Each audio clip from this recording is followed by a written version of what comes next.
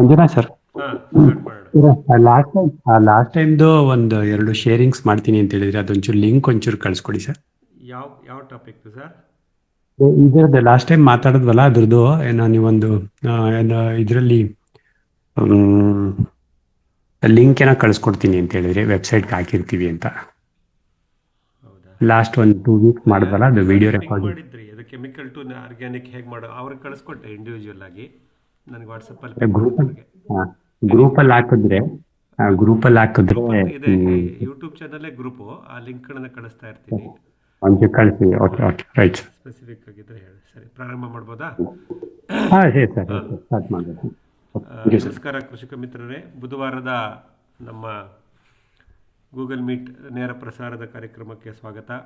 ಈ ದಿನ 18 February 2026. So ಪ್ರತಿ ಬುಧವಾರ ನಾವು ಈ ಸಮಯವನ್ನು ರಾತ್ರಿ 8:30ರಿಂದ ನಮ್ಮ ಅನುಭವ ಹಂಚಿಕೆ ಮತ್ತು ಹೊಸ ಮಾಹಿತಿಗಳೇನಾರು ಇದ್ದರೆ ಆ ಮಾಹಿತಿಗಳನ್ನು ಪಡ್ಕೊಳ್ಳೋಕ್ಕೆ ಪ್ರಯತ್ನ ಮಾಡ್ತಾ ಇರ್ತೀವಿ.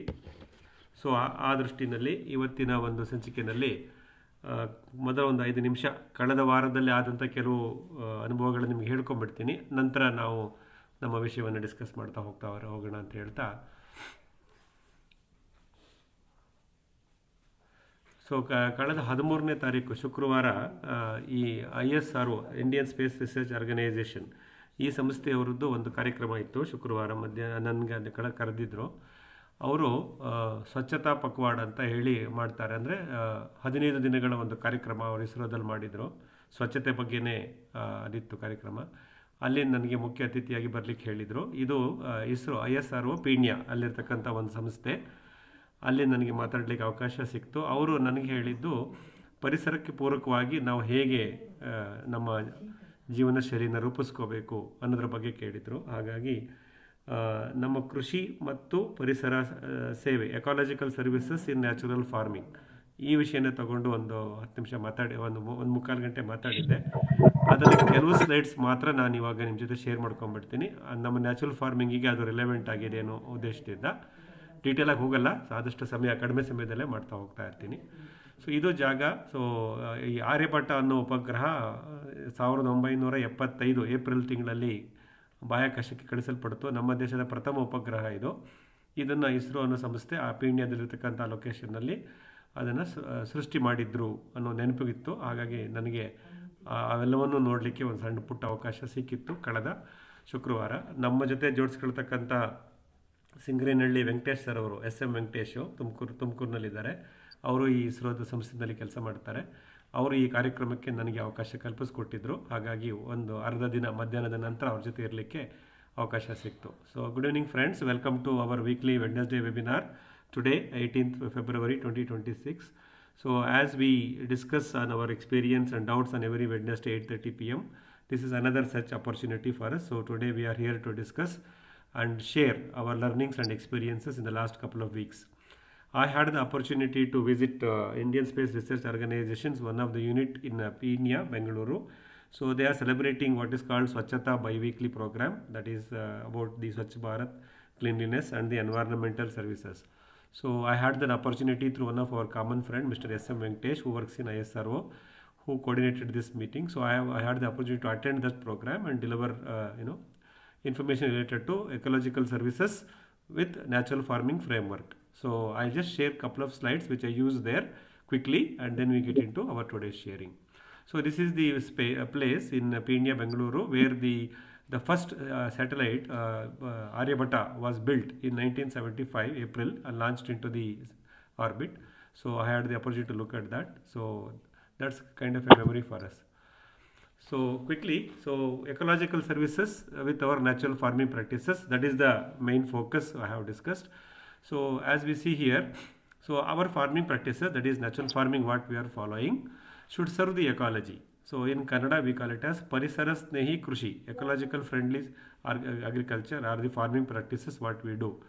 So how one can contribute towards restoration of ecology using our farm practices. So some of the key aspects are, obviously we are into zero chemical, so we have to move from we should not use any chemical inputs into our farming practices. So move completely from chemical to organic or natural, and move from monoculture to polyculture. Monoculture doesn't creates the diversity, whereas polyculture with multi-cropping design creates diversity. Thereby we can help and build the ecological services. So the first resolution is stop using any chemical inputs and don't do any monocropping. Always look at polyculture or the multi-cropping with organic or natural inputs. Next, the key aspect of natural farming is we focus on soil health. As we know, healthy soil means healthy plants and nutritional rich food grains for all of us. So again, the key focus again on soil health. So how do we manage the soil health? How do we restore the humus or the soil organic carbon in our farmland soil in the form of sustainability? So we will be discussing all those things. Essentially, once you start creating your framework of sustainable farming with a focus on soil health, obviously you will be working towards restoring ecological services in your farmland. So again, the ecological services get derived by working on healthy soil. Third thing is the create diversity. I keep always telling nature supports diversity. So create diversity, and that diversity what we create in our farmland in the principles of natural farming framework. So we'll create food and shelter for various animals, birds, reptiles, pollinators, etc., and also for soil and microorganisms. So this is a key focus of natural farming, and this again towards ecological services, restoring ecology, providing us good water, air and food. So these are all the aims. On this framework only we do natural farming. This I connected to the ecological services which the ISRO's objective on that day.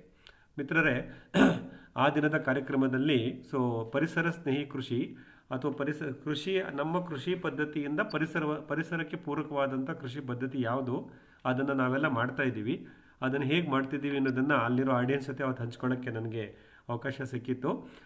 ಮುಖ್ಯವಾಗಿ ನಾವು ಗಮನಿಸಬೇಕಾಗಿರೋದು ರಾಸಾಯನಿಕ ರಹಿತ ಕೃಷಿ. ರಾಸಾಯನಿಕಗಳನ್ನು, ಯಾವುದೇ ರೀತಿಯ ರಾಸಾಯನಿಕ ಒಳಸರಿಗಳನ್ನು ಬಳಸಬಾರ್ದು. ಅದರಿಂದ ನಮ್ಮ ಮಣ್ಣಿನ ಆರೋಗ್ಯ ಹಾಳಾಗುತ್ತೆ ಮತ್ತು ಪರಿಸರಕ್ಕೆ ವಿನಾಶವಾಗುತ್ತೆ, ಅದು ನಮಗೆಲ್ಲ ಗೊತ್ತಿದೆ. ಮತ್ತು ನಾವು ಏಕಬೆಳೆ ಪದ್ಧತಿಯಿಂದ ಬಹುಬೆಳೆ ಬಹುಮಾಡಿ ಪದ್ಧತಿಗೆ ಬರ್ತೀವಿ, multi layer multi cropping. So ಇದನ್ನು ನಾವು ಒಂದು ಮುಖ್ಯ ಉದ್ದೇಶವಾಗಿ ನಮ್ಮ ನೈಸರ್ಗಿಕ ಕೃಷಿಯ ಮಜಲುಗಳಲ್ಲಿ ಜೋಡಿಸ್ಕೊಂಡಿದ್ದೀವಿ. ಅದೇ ರೀತಿ ನಮ್ಮ ಮುಖ್ಯ ಗುರಿ ಮಣ್ಣಿನ ಆರೋಗ್ಯ. ನಮಗೆ ಗೊತ್ತು, ನಮ್ಮ ಮಣ್ಣು ಆರೋಗ್ಯವಾಗಿದ್ದರೆ ನಮ್ಮ ಬೆಳೆ ಸಸ್ಯಗಳು ಆರೋಗ್ಯವಾಗಿರುತ್ತವೆ ಮತ್ತು ಫಸಲಿನ ಗುಣಮಟ್ಟ ಉತ್ತಮವಾಗಿರುತ್ತೆ. ಹಾಗಾಗಿ ನಾವು ಮಣ್ಣಿನ ಆರೋಗ್ಯದ ಕಡೆ ಗಮನ ಕೊಡಬೇಕು. ಮಣ್ಣಿನಲ್ಲಿ ಸಾವಯವ ಇಂಗಾಲ ಮತ್ತು ಹ್ಯೂಮಸ್ ಅಂತೀವಿ, ಅದನ್ನು ಜಾಸ್ತಿ ಮಾಡೋದು ಹೇಗೆ, ಇದ್ರ ಬಗ್ಗೆನೇ ನಾವು ನಮ್ಮ ನೈಸರ್ಗಿಕ ಕೃಷಿ ಪದ್ಧತಿಯಲ್ಲಿ ಹೆಜ್ಜೆಗಳನ್ನು ಇಡ್ತಾ ಇದ್ದೀವಿ. ಇದರಿಂದ ನಾವು ಪರಿಸರಕ್ಕೆ ಕೊಡುಗೆ ಕೊಟ್ಟಂಗಾಗುತ್ತೆ. ಪರಿಸರದ ಒಂದು ರಕ್ಷಣೆ ನಮ್ಮ ಕೃಷಿ ಭೂಮಿನಲ್ಲಿ ಆಗುತ್ತೆ. ಮತ್ತು ನಾವು ನಮ್ಮ ಈ ಬಹುಬೆಳೆ ಬಹುಮಾಡಿ ಪದ್ಧತಿ, ಅರಣ್ಯ ವೃಕ್ಷಗಳು, ಆಮೇಲೆ ಕೃಷಿ ಅರಣ್ಯ ಪದ್ಧತಿ, ಈ ರೀತಿ ವಿವಿಧ ಒಂದು ಜೋಡಣೆಯನ್ನು ಮಾಡಿಕೊಳ್ಳೋದ್ರಿಂದ ನಾವೊಂದು ವೈವಿಧ್ಯತೆಯನ್ನು ಸೃಷ್ಟಿ ಮಾಡ್ತೀವಿ. ಪ್ರಕೃತಿ ಯಾವಾಗಲೂ ವೈವಿಧ್ಯತೆಯನ್ನು ಇಷ್ಟಪಡುತ್ತೆ ಮತ್ತು ಪೋಷಿಸುತ್ತೆ. ಹಾಗಾಗಿ ಈ ರೀತಿ ಒಂದು ವೈವಿಧ್ಯತೆಯನ್ನು ಸೃಷ್ಟಿ ಮಾಡೋದು, ಆ ವೈವಿಧ್ಯತೆಯಿಂದ ನಮಗೆ ಮತ್ತು ನಮ್ಮ ಕೃಷಿ ಭೂಮಿಯಲ್ಲಿ ಇತರ ಪ್ರಾಣಿ ಪಕ್ಷಿಗಳಿಗೆ, ಜೇನುಹುಳುಗಳಿಗೆ ಮತ್ತು ಮಣ್ಣಿನಲ್ಲಿರ್ತಕ್ಕಂಥ ಸೂಕ್ಷ್ಮಜೀವಿಗಳಿಗೆ, ಮಣ್ಣು ಜೀವಿಗಳಿಗೆ ಒಂದು ರೀತಿಯ ನೆಲೆ ಮತ್ತು ಆಹಾರವನ್ನು ಒದಗಿಸ್ತಕ್ಕಂಥ ಒಂದು ಸಂಪೂರ್ಣವಾದಂಥ ಪ್ರಕೃತಿ ಪೂರಕವಾದಂಥ ಒಂದು ಕ್ರಿಯೆ ನಮ್ಮ ನೈಸರ್ಗಿಕ ಕೃಷಿನಲ್ಲಿ ನಡೆಯುತ್ತೆ. ಹಾಗಾಗಿ ನಾವು ಈ ಒಂದು ಮಜಲಿನಿಂದ ನಾವು ಪರಿಸರ ಸಂರಕ್ಷಣೆ ಕಡೆಗೆ ನಮ್ಮದೇ ಆದಂಥ ನೈಸರ್ಗಿಕ ಕೃಷಿಕರು ನಾವೇ ಆದಂಥ ಕೊಡುಗೆ ಕೊಡ್ತಾ ಇದ್ದೀವಿ ಅನ್ನೋ ಒಂದು ವಿಷಯವನ್ನು ನಾನು ಅವತ್ತು ನೆರೆದಿದ್ದಂಥ ಒಂದು ಇಸ್ರೋ ಸಂಸ್ಥೆಯ ಅಧಿಕಾರಿಗಳು ಮತ್ತು ಇತರ ಭಾಗವಹಿಸಿದವರಿಗೆ ನಾನು ಇದನ್ನು ಹೇಳ್ಕೊಳ್ಳಿಕ್ಕೆ ಅವಕಾಶ ಆಯಿತು.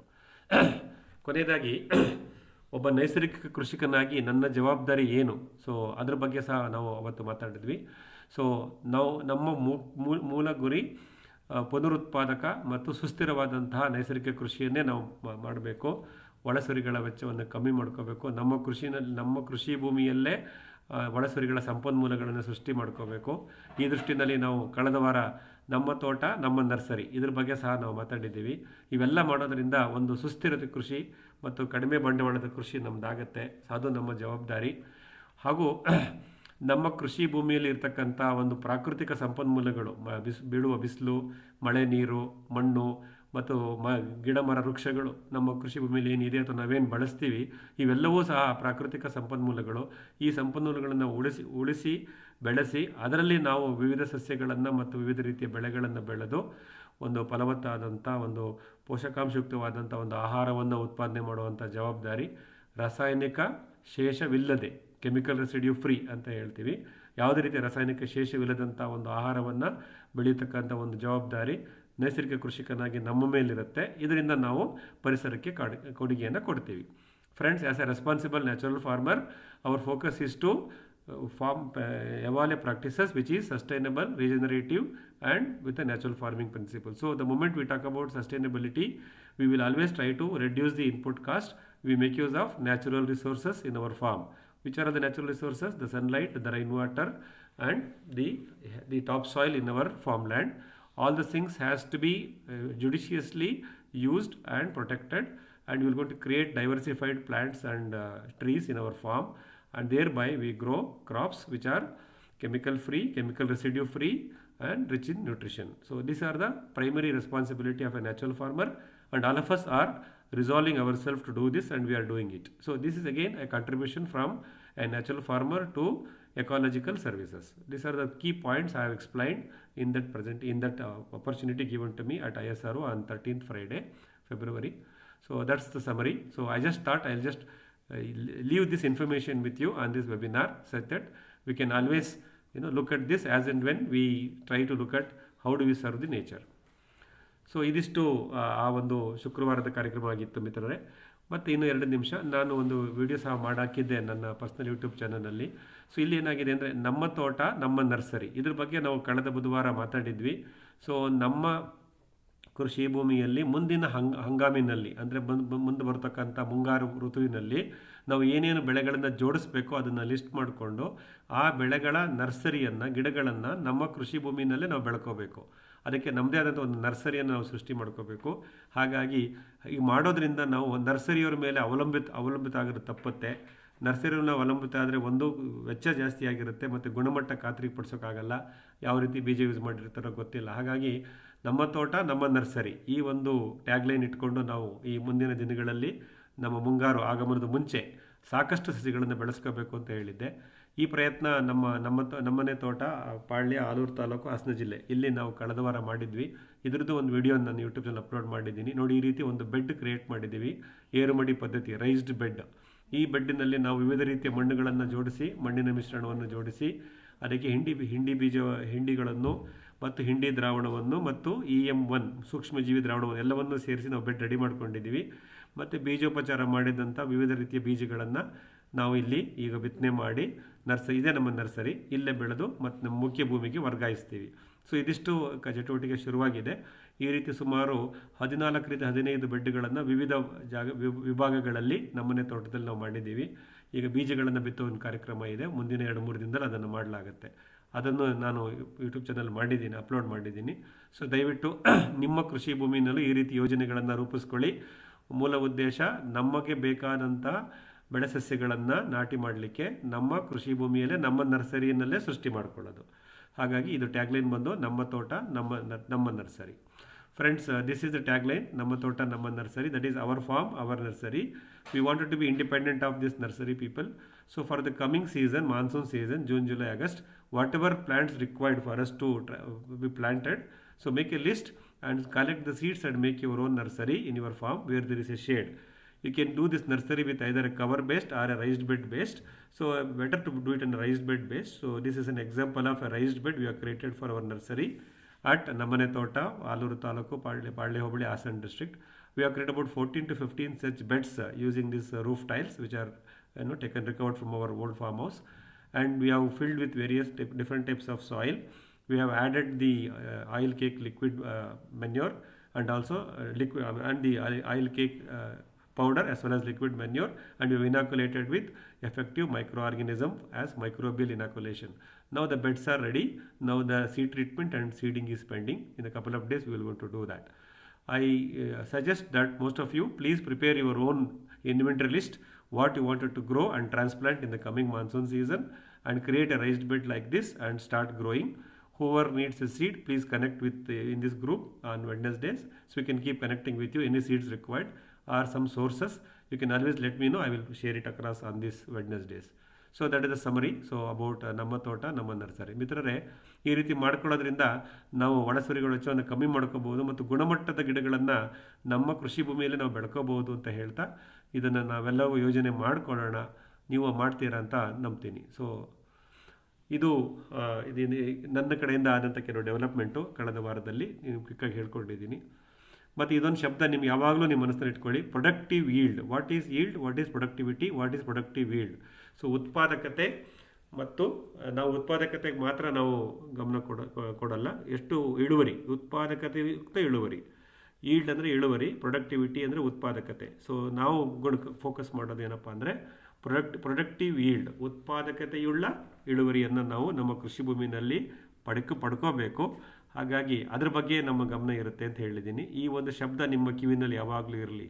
We will not focus on yield, we will focus on yield with productivity. So productivity to the nature, productivity to the soil, productivity to the environment, productivity to us and our consumers. So that is the multi-dimensional productivity.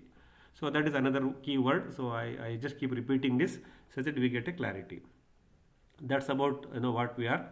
So now if you have any questions and feedback about these sharings, please let me know. And now the session is open for sharing. Yes, please. So ಈಗ ನಾವು ನೀವು ಕಳೆದ ಈ ವಾರದ 2 ವಿಷಯಗಳನ್ನ ನಾನು ಹಂಚಿಕೊಂಡಿದ್ದೀನಿ. ಇದ್ರ ಬಗ್ಗೆ ನಿಮ್ದು ಏನಾದ್ರು ಸಲಹೆ ಇದ್ದರೆ, ಫೀಡ್ಬ್ಯಾಕ್ ಇದ್ದರೆ ಕೊಡಿ.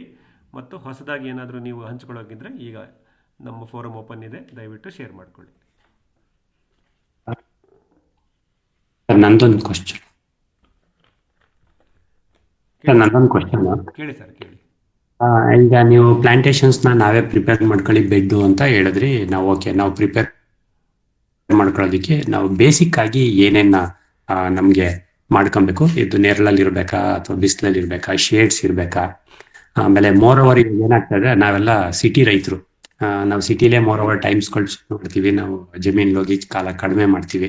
ನಮ್ಮಂತವ್ರಿಗೆ ನಿಮ್ ಸಜೆಷನ್ ಏನು?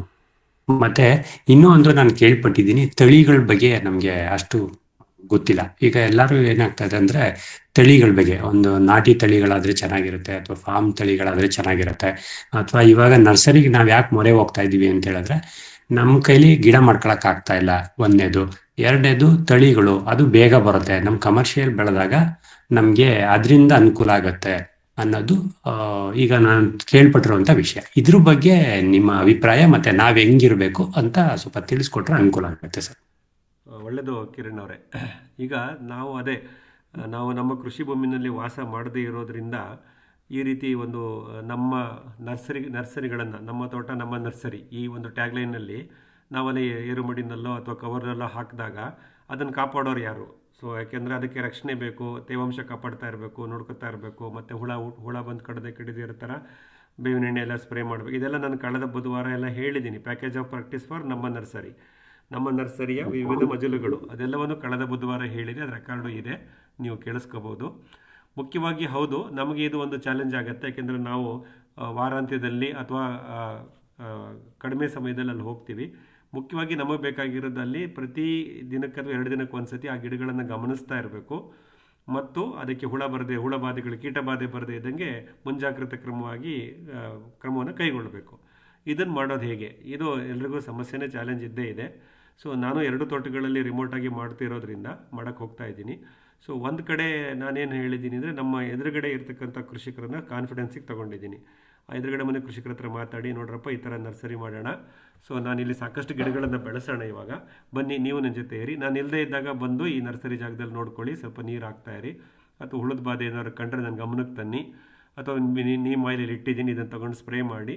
ಇದೇನು ಗಿಡಗಳು ಬೆಳಿತೀವೋ ಇದರಲ್ಲಿ ನಿಮಗೂ ಸಹ ಸೇರಿದೆ ಅಂದರೆ ನೀವು ತಗೊಂಡು ನಿಮ್ಮ ತೋಟದಲ್ಲೂ ನಾಟಿ ಮಾಡಿ ಅಂತ ಹೇಳಿ ಅವ್ರಿಗೆ ಪ್ರೇರಣೆ ಮಾಡಿದ್ದೀನಿ. ಮರತೊಗರಿ, ಆಮೇಲೆ ನುಗ್ಗೆ, ಆಮೇಲೆ ಅಗಸೆ, ಆಮೇಲೆ ಗ್ಲಿರಿಸೀಡಿಯಾ, ಆಮೇಲೆ ಹಾಲವಾಣ, ಈ ಥರದ ಬೀಜಗಳನ್ನೆಲ್ಲ ನಾನು ಕಲೆಕ್ಟ್ ಮಾಡಿ ತೊಗೊಂಡೋಗಿ ಹಾಕ್ತಾಯಿದ್ದೀನಿ. ಮತ್ತು ಅರಿಶಿಣ, ನಮ್ಮ ತೋಟದಲ್ಲೇ ಬೆಳೆದಿದ್ದ ಅರಿಶಿಣನೂ ಬೆಡ್ ಮಾಡಿ ಮಾಡಬೇಕು ಅಂತ ನಿಧಾನಕ್ಕೆ ಮಾಡ್ತೀನಿ. ಅರಿಶಿಣ ಇವಾಗ ನಾಟಿ ಮಾಡಲ್ಲ, ಮೇ 2ನೇ ವಾರದಲ್ಲಿ ನಾಟಿ ಮಾಡೋದು, ಅಷ್ಟೊತ್ತಿಗೆ ಮೊಳಕೆ ಬಂದರೆ ಸಾಕು. ಇದೆಲ್ಲವನ್ನು ನಾನು ಎದುರುಗಡೆ ಇರೋ ಕೃಷಿಕರಿಗೆ ಹೇಳಿ ಅವ್ರಿಗೊಂದು ರೀತಿ ಮೋಟಿವೇಟ್ ಮಾಡಿ, ನಾನು ಇಲ್ಲದೇ ಇದ್ದ ಸಮಯಗಳಲ್ಲಿ ಅವರು ನನ್ನ ನರ್ಸರಿ ಜಾಗಕ್ಕೆ ಹೋಗಿ ಅಬ್ಸರ್ವ್ ಮಾಡ್ತಾರೆ. ಅಲ್ಲಿ ನೀರಿನ ವ್ಯವಸ್ಥೆನೂ ಮಾಡಿಟ್ಟು ಬಂದಿರ್ತೀನಿ, ಅದನ್ನು ಅವರು ನೀರನ್ನು ಬಿಡ್ತಾರೆ. ಈ ರೀತಿ ನೀವು ಅಲ್ಲಿ ಯಾವುದೋ ಒಂದು ರೀತಿ ಒಂದು ವ್ಯವಸ್ಥೆ ಮಾಡ್ಕೋಬೇಕು.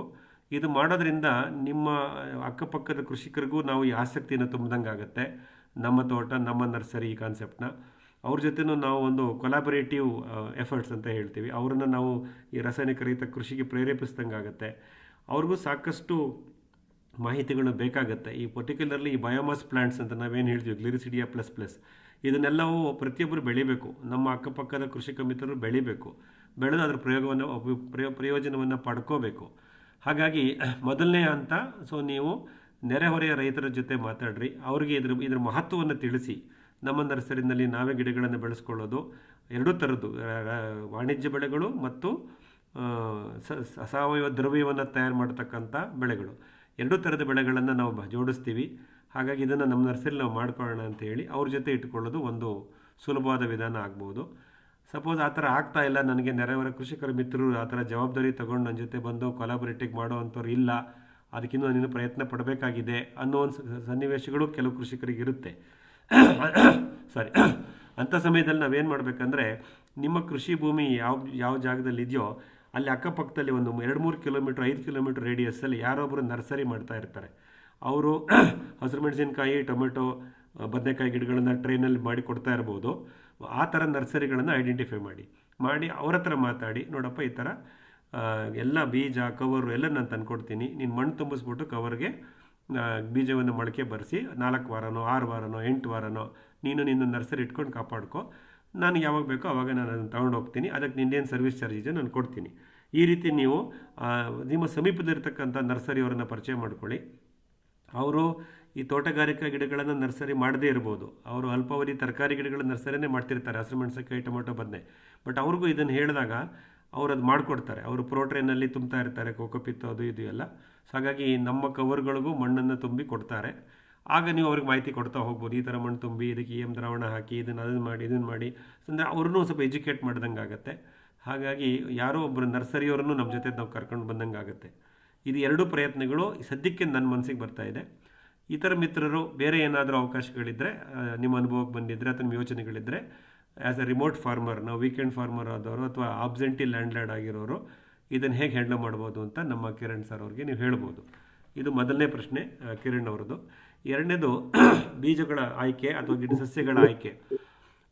ನೈಸರ್ಗಿಕ ಕೃಷಿನಲ್ಲಿ ನಾವು ಆದಷ್ಟು ಸ್ಥಳೀಯ ನೇಟಿವ್ ಸೀಡ್ಸ್, ಸ್ಥಳೀಯ ಬೀಜಗಳಿಗೆ, ಸ್ಥಳೀಯ ಸಸ್ಯಗಳಿಗೆ ಆದ್ಯತೆ ಕೊಡ್ತೀವಿ. Seeded plant rather then grafted plants, ಬೀಜದಿಂದ ಬೆಳೆಸಂಥ ಗಿಡಗಳು, ಕಸಿ ಕಟ್ಟಿದ ಗಿಡಗಳಿಗಿಂತ ಪ್ರಾಧಾನ್ಯತೆ ಕೊಡ್ತೀವಿ. ಇದು ಉದ್ದೇಶ ಏನಪ್ಪ ಅಂದರೆ, ನಮ್ಮ ನೈಸರ್ಗಿಕ ಕೃಷಿ ಪರಿಸರಕ್ಕೆ ಹತ್ತಿರವಾಗಿರೋದ್ರಿಂದ, ಅಥವಾ ನಾವು ಒಂದು ಕೃಷಿ ಅರಣ್ಯವನ್ನೇ ನಮ್ಮ ಕೃಷಿ ಭೂಮಿಯಲ್ಲಿ ನಾವು ಸೃಷ್ಟಿ ಮಾಡಬೇಕಾಗಿರೋದ್ರಿಂದ, ಈ ಒಂದು ಸ್ಥಳೀಯ ಸಸ್ಯಗಳು, ಸ್ಥಳೀಯ ಬೀಜಗಳಿಂದ ಬೆಳೆಸಿದಂಥ ಸಸ್ಯಗಳು ಆ ವಾತಾವರಣಕ್ಕೆ ಹೊಂದ್ಕೊಳ್ತವೆ. ಹಾಗಾಗಿ ಆದಷ್ಟು ನಮ್ಮ ಮೊದಲ ಪ್ರಯತ್ನ ಸ್ಥಳೀಯ ಬೀಜಗಳು ಅಥವಾ ನೇಟಿವ್ ಸೀಡ್ಸ್, ಅದರ ಕಡೆಗೆ ಗಮನ ಕೊಡ್ತಾ ಹೋಗೋಣ. ಕೆಲವು ಕಡೆ ನಾವು ಹೈಬ್ರಿಡ್ ಸೀಡ್ಸ್ನ ಯೂಸ್ ಮಾಡಬೇಕಾಗತ್ತೆ. ಅದನ್ನು ನಾವು ಯಾಕೆಂದರೆ ಸ್ಥಳೀಯ ಬೀಜಗಳು ಸಿಕ್ಕದೇ ಇದ್ದಾಗ ಅಥವಾ ಹೈಬ್ರಿಡ್ ಸೀಡ್ಸ್ನಲ್ಲಿ ನಮಗೆ ಯಾವುದೋ ಒಂದು ರೀತಿಯ ಬೆನಿಫಿಟ್ಸ್ ಸಿಗುತ್ತೆ, ಅಲ್ಪಾವಧಿನಲ್ಲಿ ಒಂದು ಸಂಪತ್ತು ಸೃಷ್ಟಿಯಾಗತ್ತೆ ಎಂದಾಗ ಅದನ್ನು ನಾವು ಪ್ರಯತ್ನ ಮಾಡ್ಬೋದಾಗತ್ತೆ. ಆದರೆ ಕುಲಾಂತರಿ ಬೀಜಗಳು, ಜೆನೆಟಿಕಲಿ ಮಾಡಿಫೈಡ್ ಸೀಡ್ಸ್, ಅದನ್ನು ದಯವಿಟ್ಟು ಉಪಯೋಗಿಸಬೇಡಿ. ಅದರಲ್ಲಿ ನಮ್ಮ ಮಣ್ಣಿಗೆ ಹೊಂದ್ಕೊಳ್ಳೋ ಶಕ್ತಿನೇ ಇರಲ್ಲ ಅದಕ್ಕೆ. ಹಾಗಾಗಿ ನಾವೇನು zero chemical, zero tilling farming ಮಾಡ್ತಿದ್ದೀವಲ್ಲ, ಇದು ಹೊಂದ್ಕೊಳ್ಳಲ್ಲ. ಹಾಗಾಗಿ ನಮಗೆ ಬೀಜಗಳ ಆಯ್ಕೆ 3. ಮೊದಲನೇದು ಸ್ಥಳೀಯ ಬೀಜಗಳು, ಅದಕ್ಕೆ 80% ಪ್ರಿಫರೆನ್ಸ್ ಕೊಡಿ. ಮತ್ತು ಹೈಬ್ರಿಡ್ ಬೀಜಗಳು, ಇದು ಸಿಗದೇ ಇದ್ದಾಗ, ಅವಶ್ಯಕತೆ ಇದ್ದಾಗ ಸ್ವಲ್ಪ ಮಾತ್ರ ಅದನ್ನು ಉಪಯೋಗಿಸೋಕ್ಕೆ ಪ್ರಯತ್ನ ಮಾಡಿ. ಮತ್ತು ಜೆನೆಟಿಕಲಿ ಮಾಡಿಫೈಡ್ ಸೀಡ್ಸ್, ಕುಲಾಂತರಿ ಬೀಜಗಳು, ದಯವಿಟ್ಟು ಅದನ್ನು ಹತ್ತಿರನೂ ಸೇರಿಸಬೇಡಿ ನಮ್ಮ ನೈಸರ್ಗಿಕ ಕೃಷಿನಲ್ಲಿ. ಇದು ಬೀಜಗಳ ಆಯ್ಕೆ ವಿಷಯದಲ್ಲಿ ನಾವು ಗಮನಿಸಬೇಕಾದಂಥ ಮುಖ್ಯ ಅಂಶಗಳು. ಕಿರಣ್ ಅವರೇ ಸರ್, ಅದರಲ್ಲಿ ಒಂದು ಕ್ವಶನ್. ಈಗ ನಾನು ಕೇಳ್ಪಟ್ಟಂಗೆ ಬಾಳೆಹಣ್ಣು ಒಂದಕ್ಕೆ ನಾನು ಬರ್ತೀನಿ. ಬಾಳೆ ಸಸಿಗಳು ಇವಾಗ ಏನು ಟಿಶ್ಯೂ ಕಲ್ಚರ್ ಅಲ್ಲಿ ಬರ್ತಾ ಇದೆ, ನಮ್ದು ಗೆಡ್ಡೆಗಳಲ್ಲೂ ಬರ್ತಾ ಇದೆ. ಈಗ ನಾವು ಎಲ್ಲರೂ ಜಾಸ್ತಿ ಸಾಮಾನ್ಯ ನಾನು ಕೇಳ್ಪಟ್ಟಿರಂಗೆ ಟಿಶ್ಯೂ ಕಲ್ಚರ್ ಬಾಳೆಗಳು ಕಾಯಿಲೆ ಬರಲ್ಲ ಅಥವಾ ಅದಕ್ಕೇನು ತೊಂದರೆ ಇರಲ್ಲ ಅಂತ. ಬಟ್ ನಾವು ನಾಟಿ ಅಂತ ಬಂದಾಗ ನಾವು ಗೆಡ್ಡೆನೆ ತಂದು ಹಾಕ್ಬೇಕು. ಇದರಲ್ಲಿ ನಿಮ್ಮ ಅಭಿಪ್ರಾಯ ಏನು, ನಮ್ಗೆ ಸಲಹೆ ಏನು? ಇಲ್ಲ, ಈ ಟಿಶ್ಯೂ ಕಲ್ಚರ್ ಯೂಸ್ ಮಾಡ್ಬೋದು, ಅವ್ರು ಹೇಳೋದು ಕರೆಕ್ಟ್. ಅಂದರೆ ನಾವು ಗೆಡ್ಡೆಯನ್ನು ತಂದಾಗ ನಮ್ಮ ಪಕ್ಕದ ರೈತ, ನಮ್ಮ ಕೃಷಿ ಮಿತ್ರರ ತೋಟದಿಂದ ಗೆಡ್ಡೆ ತರ್ತೀವಲ್ವಾ, ಸೊ ಸೊ ಆ ಗೆಡ್ಡೆ ತಂದಾಗ ಆ ಗೆಡ್ಡೆನಲ್ಲಿ, ಬೇರಿನಲ್ಲಿ ಅಥವಾ ಮಣ್ಣಿನಲ್ಲಿ ಯಾವುದೇ ರೀತಿ ಹಾನಿಕಾರಕ ಸೂಕ್ಷ್ಮಜೀವಿಗಳಿದ್ದರೆ ಅದು ನಮ್ಮ ಭೂಮಿಗೂ ವರ್ಗಾಯಿಸಲ್ಪಡುತ್ತೆ. ಅದು ಮೊದಲನೇ ಕಾಳಜಿ. ಎರಡನೇ ಕಾಳಜಿ, ಆ ಗೆಡ್ಡೆ ಮೊಳಕೆ ಏನು ಬಂದಿದೆ ಅದರ ತಾಯಿ ವೃಕ್ಷ ಏನಿದೆ ಅಥವಾ ಬೇರಿನಲ್ಲಿ ಏನಿದೆ, ಯಾವುದಾದ್ರೂ ಹಾನಿಕಾರಕ ಸೂಕ್ಷ್ಮಜೀವಿಗಳಿದ್ದರೆ ಅದ್ರ ಬರೋ ಸಾಧ್ಯತೆಗಳಿದೆ. ಇದನ್ನು ನಾವು ಕಡಿಮೆ ಮಾಡಲಿಕ್ಕೆ ಅಥವಾ ರೂಲ್ ಔಟ್ ಮಾಡಲಿಕ್ಕೆ ಟಿಶ್ಯೂ ಕಲ್ಚರ್ ಪ್ಲಾಂಟ್ಸ್ ಅಂತ ಯೂಸ್ ಮಾಡ್ತೀವಿ. ಟಿಶ್ಯೂ ಕಲ್ಚರ್ ಗಿಡಗಳನ್ನ ತಂದು ಹಾಕ್ಬೋದು, ಖಂಡಿತ ತೊಂದರೆ ಇಲ್ಲ. ಸೊ ನಾವು ಬೆಳೀತಕ್ಕಂಥ ಏಲಕ್ಕಿ ಬಾಳೆ, ಆಮೇಲೆ ನಂಜನಗೂಡಿನ ರಸಬಾಳೆ ಮತ್ತು ಪಚ್ಚಬಾಳೆ, ಅದಕ್ಕೆ ಅವರು G9 ಅಂತ ಹೇಳ್ತಾರೆ, ಇನ್ನೊಂದೇನೋ ಹೇಳ್ತಾರೆ, ಆ ಥರ ಗಿಡಗಳೆಲ್ಲ ಸಿಗುತ್ತವೆ. ಸೊ ನಾವು ಟಿಶ್ಯೂ ಕಲ್ಚರ್ ಗಿಡ ತೊಗೊಂಬಂದು ಹಾಕ್ಬೋದು, ತೊಂದರೆ ಇಲ್ಲ. ಆಮೇಲೆ ನಾವು ಅಥವಾ ಬೇರೆ ತೋಟದಲ್ಲಿ ನಮ್ಮ ಕೃಷಿಕ ಮಿತ್ರರು, ನೈಸರ್ಗಿಕ ಕೃಷಿಕರು, ಸಾವಯವ ಕೃಷಿಕರು ಇದ್ದು ಅವರಲ್ಲಿ ರೋಗರಹಿತ ಗಿಡಗಳಿದ್ದರೆ ಅವರ ಬೊಡ್ಡೆಗಳನ್ನು ಕೊಟ್ಟರೆ ಖಂಡಿತ ಅದನ್ನು ಪ್ರಯತ್ನ ಮಾಡ್ಬೋದು. ಸೊ ಯಾರಿಗೆ ಆ ಒಂದು ಖಾತ್ರಿ ಇರಲ್ವೋ, ನಾನು ಯಾವ ತೋಟದಿಂದ ಬಾಳೆಗೆಡ್ಡೆ ತರ್ತೀನಿ, ಅದರದೇ ಆದಂಥ ಸಮಸ್ಯೆಗಳಿದೆ ಅನ್ನೋ ಒಂದು ಅನುಮಾನ ಇರುತ್ತೋ ಅಂಥ ಪ್ರದೇಶದಿಂದ ತರೋದು ಬೇಡ. ಆವಾಗ ಟಿಶ್ಯೂ ಕಲ್ಚರೇ ನಮಗೆ ಸೂಕ್ತವಾಗುತ್ತೆ. ಆದರೆ ಖಾತ್ರಿ ಇದ್ದರೆ ನಮ್ಮ ಕೃಷಿಕ ಮಿತ್ರರು ಸಂಪೂರ್ಣವಾಗಿ ನೈಸರ್ಗಿಕ ಕೃಷಿ, ಸಾವಯವ ಕೃಷಿ ಮಾಡ್ತಾ ಇದ್ದು ರೋಗರಹಿತ ಗಿಡಗಳನ್ನು ಅವ್ರು ಬೆಳೆದಿದ್ದರೆ ಅಲ್ಲಿಂದ ನಾವು ತಗೊಂಡು ಬಂದ ನಂತರ ಕೆಲವು ಸಿಸ್ಟಮ್ಗಳಿದೆ. ನಾವು ಅದನ್ನು ಬೀಜೋಪಚಾರ ಮಾಡೋದಾಗ್ಬೋದು, ಮತ್ತು ಗಿಡ ನಾಟಿ ಮಾಡೋ ಜಾಗದಲ್ಲಿ ಸೂಕ್ಷ್ಮಜೀವಿಗಳನ್ನು EM1 ದ್ರಾವಣವನ್ನು ಸೇರಿಸೋದಾಗ್ಬೋದು. ಈ ರೀತಿ ಪ್ರಿಕಾಷನ್ನ ತಗೊಂಡು ಹಾನಿಕಾರಕ ಬ್ಯಾಕ್ಟೀರಿಯಾಗಳು, ಸೂಕ್ಷ್ಮಜೀವಿಗಳು, ಫಂಗಸ್ಗಳು ಏನಾದ್ರು ಬರ್ತಾ ಇದ್ದರೆ ಆ ಗೆಡ್ಡೆ ಜೊತೆ ಅದನ್ನು ನಾವು ನಮ್ಮ ಕೃಷಿ ಭೂಮಿಗೆ ನಾಟಿ ಮಾಡುವ ಸಮಯದಲ್ಲಿ ಅಥವಾ ಮುಂಚಿತವಾಗಿ ನಾವು ಕೆಲವು ಮುಂಜಾಗ್ರತಾ ಕ್ರಮವನ್ನು ತಗೋಬೋದು. ಎಲ್ಲಿ ಸಾಧ್ಯವೋ ಅಲ್ಲಿ ಟ್ರೇಸಬಿಲಿಟಿ ನಿಮಗೆ ಖಾತ್ರಿ ಇದ್ದರೆ ಬೊಡ್ಡೆ ತೊಗೊಂಬನ್ನಿ, ಇಲ್ಲ ಅಂದರೆ ಟಿಶ್ಯೂ ಕಲ್ಚರ್ ಪ್ಲಾಂಟ್ಸ್ನ ತೊಗೊಂಬಂದು ಹಾಕೋದು ಸೂಕ್ತ ಅಂತ ಅನಿಸುತ್ತೆ. ನನಗೇನಾಯ್ತು ಅಂದರೆ ನಂಜನಗೂಡಲ್ಲಿ ಯಾರೋ ಪರಿಚಯ ಆಗಿ ನನಗೆ ಒಂದಷ್ಟು ರಸಬಾಳೆ ಇದೆ ಕೊಡ್ತೀನಿ ಅಂತ ಅಂದರು. ಸೊ ಅವರು ಒಂದು 10-11 ಗೆಡ್ಡೆ ತಂದುಕೊಟ್ಟಿದ್ದಾರೆ ನನಗೆ. ಓಕೆ, ಅದನ್ನ ನಾನು ಇವಾಗ ಡೈರೆಕ್ಟು ಟ್ರಾನ್ಸ್ಫರ್ ಮಾಡ್ಬೋದಾ ಅಥವಾ ಯಾವ್ದ್ರಲ್ಲಾದ್ರೂ ದ್ರಾವಣದಲ್ಲಿ ಹಜ್ಜಿ ಅದನ್ನ ನಾನು ಪ್ಲಾಂಟ್ ಮಾಡಬೇಕಾ? ಖಂಡಿತ ಅದು ಮಾಡಲೇಬೇಕು, ಆ ಮುನ್ನೆಚ್ಚರಿಕೆ ತಗೋಬೇಕು. ಸೊ ನೀವು ಒಂದು ಉಪಕಾರಿ ಸೂಕ್ಷ್ಮಜೀವಿಗಳನ್ನು ದ್ರಾವಣವನ್ನು ತಯಾರು ಮಾಡಿಕೊಂಡು ಅದರಲ್ಲಿ ಅದ್ಬಿಟ್ಟು ಹಾಕಿ, ಮತ್ತು ನೀವು ಬಾಳೆ ಗುಂಡಿ ತೆಗೆದು ಗಿಡ ನೆಡ್ತೀರಲ್ಲ, ಅಲ್ಲೂ ನಮ್ಮ ಬೇವಿನ ಹಿಂಡಿ ಅಥವಾ ಬೇವು ಮಿಶ್ರಿತ ಇದರ ಹಿಂಡಿಗಳನ್ನೆಲ್ಲ ಹಾಕಿ ಮಣ್ಣಿಗೆ ರೋಗ ನಿರೋಧತೆಯನ್ನು ತಂದು ನಂತರ ಈ ಉಪಚರಿಸಿದ ಬೊಡ್ಡೆಗಳನ್ನು ಅಲ್ಲಿ ನಾಟಿ ಮಾಡಿ, ಆಮೇಲೆ ಹಿಂಡಿ ದ್ರಾವಣ ಮತ್ತು EM ದ್ರಾವಣ ಮತ್ತು ಮುಚ್ಚಿಗೆ ನಮ್ಮದೇನು ಪ್ಯಾಕೇಜ್ ಪ್ರಾಕ್ಟೀಸ್ ಅದನ್ನು ಮಾಡ್ತಾ ಬನ್ನಿ. ಖಂಡಿತ ಆ ಸಮಸ್ಯೆಗಳು ಇದ್ರೂ ಕಮ್ಮಿ ಆಗುತ್ತೆ. Okay okay, thank you sir. Tissue culture ನಂಜನಗೂಡಿನ ರಸಬಾಳೆ ಮೈಸೂರು ಹತ್ರ ತೋಟಗಾರಿಕೆ ಇಲಾಖೆ ಪಕ್ಕ ಒಂದು ಪ್ರೈವೇಟ್ ನರ್ಸರಿ ಇದೆ ಅಂತ ಕೇಳ್ಪಟ್ಟೆ. ಇದೆ ಸರ್, ಅದನ್ನು ವಿಚಾರಿಸ್ತಾ ಅಲ್ಲಿ ಆಕ್ಚುಲಿ ಟಿಶ್ಯೂ ಕಲ್ಚರ್ದು ಏನಾಗಿದೆ ತುಂಬಾ ಚೆನ್ನಾಗಿ ಅವರು ಮಾಡಿದ್ದಾರೆ. ಬಟ್ ಏನ್ ನಂಗೆ ಡೌಟ್ ಇತ್ತು ಅಂದ್ರೆ ಕೆಲವರು ಭಿನ್ನಾಭಿಪ್ರಾಯ ಇತ್ತು, ಅದಕ್ಕೆ ನಿಮ್ಮ ಹತ್ರ ಡಿಸ್ಕಷನ್ ಮಾಡಿದೆ. ಕೆಲವರು ಹೇಳ್ತಾರೆ ಗುಡ್ ಅಂತ, ಕೆಲವರು ಹೇಳ್ತಾರೆ ಗೆಡ್ಡೆನೆ ಗುಡ್ ಅಂತ. That's what we are little bit confusion, ಏನೋ ಯಾವ್ದು ಸರಿ ಯಾವ್ದು ತಪ್ಪು ಅಂತ ಗೊತ್ತಿರ್ಲಿಲ್ಲ. ಹಂಗಾಗಿ ನಾನು ಯಾರ ಜೊತೆ ಮಾತಾಡ್ಬೇಕಾದ್ರೆ ನಿಮ್ಗೇನು ರಸಬಾಳೆ ಎಷ್ಟು ಬೇಕಾರೆ ಹೇಳಿ, ನಾನು ನಂಜನಗೂಡಲ್ಲೇನೆ ಪರ್ಟಿಕ್ಯುಲರ್ ಆಗಿ ಕೊಡ್ತೀನಿ ಅಂತ ಹೇಳಿ ಯಾರೋ ಒಂದಷ್ಟು ತಂದ್ಕೊಟ್ರು ಸ್ಯಾಂಪಲ್ಗೆ ಅಂತ. ಸರಿ ಸರಿ. ಮತ್ತೆ ಇನ್ನೊಂದು, ನಾನು ಈ ಟಿಶ್ಯೂ ಕಲ್ಚರ್ ಬಗ್ಗೆನೆ ನಾನು ಯಾರೋ ಒಬ್ರು ನನ್ಗೆ ಪರಿಚಯದವರೊಬ್ಬರ ಹತ್ರ ರಸಾಲ ಅಂದ್ಬಿಟ್ಟು ಒಂದು ಜ್ಯೂಸ್ ಮಾಡ್ತಾರೆ. ಅವ್ರು ಆಕ್ಚುಲಿ ಈ ಟಿಶ್ಯೂ ಕಲ್ಚರ್ನೇ ಬೆಳೆಸಿದ್ದಾರೆ. ಬಿಲೀವ್ ಆರ್ ನಾಟ್, ಒಂದು ಬಾಳೆ ಗೊನೆ ಇದು ಮಾಮೂಲಿ ಯಾವುದು ಏಲಕ್ಕಿ ಬಾಳೆ, it's weighing of 18 to 20 kgs, 18ರಿಂದ 20 kg ಬರ್ತಾ ಇದೆ ಒಂದೊಂದು ಗೊನೆ ಅವ್ರದ್ದು. ಅವ್ರ ಬಾಳೆಹಣ್ಣು ಆ ಸೈಜ್ಗಳು ನೋಡ್ಬೇಕು, ಬಹಳ ಖುಷಿ ಆಗುತ್ತೆ. ಅವರು ನಂಗೆ ತಂದ್ಕೊಡ್ತಾರೆ ಬಾಳೆಹಣ್ಣು ಅವ್ರು ತಂದಾಗ. ಅದಕ್ಕೆ ಅವ್ರ ಹತ್ರ ಕೇಳಿದ್ದೆ, ನನ್ಗೊಂದಷ್ಟು ಗೆಡ್ಡೆಗಳು ಕೊಡಿ ಸ್ಯಾಂಪಲ್ಗೆ ಅಂತ. ಒಂದಷ್ಟು ಕೊಟ್ಟಿದ್ದಾರೆ. ನಾನು ಇದನ್ನೆಲ್ಲ ಏನ್ ಮಾಡ್ತಾ ಇದ್ದೀನಿ, ಬೇರೆ ಬೇರೆ ಕಡೆಯಿಂದ ನಾನು ಬೇರೆ ಬೇರೆ ಮೂಲಗಳಿಂದ ಕಲೆಕ್ಟ್ ಮಾಡ್ತಾ ಇದ್ದೀನಿ. ಒಂದೇ ಕಡೆ ತಗೊಳ್ಳೋದು ಬೇಡ ಅನ್ನೋದು ನನ್ನ ಇಂಟೆನ್ಷನ್ಸ್ ಇತ್ತು.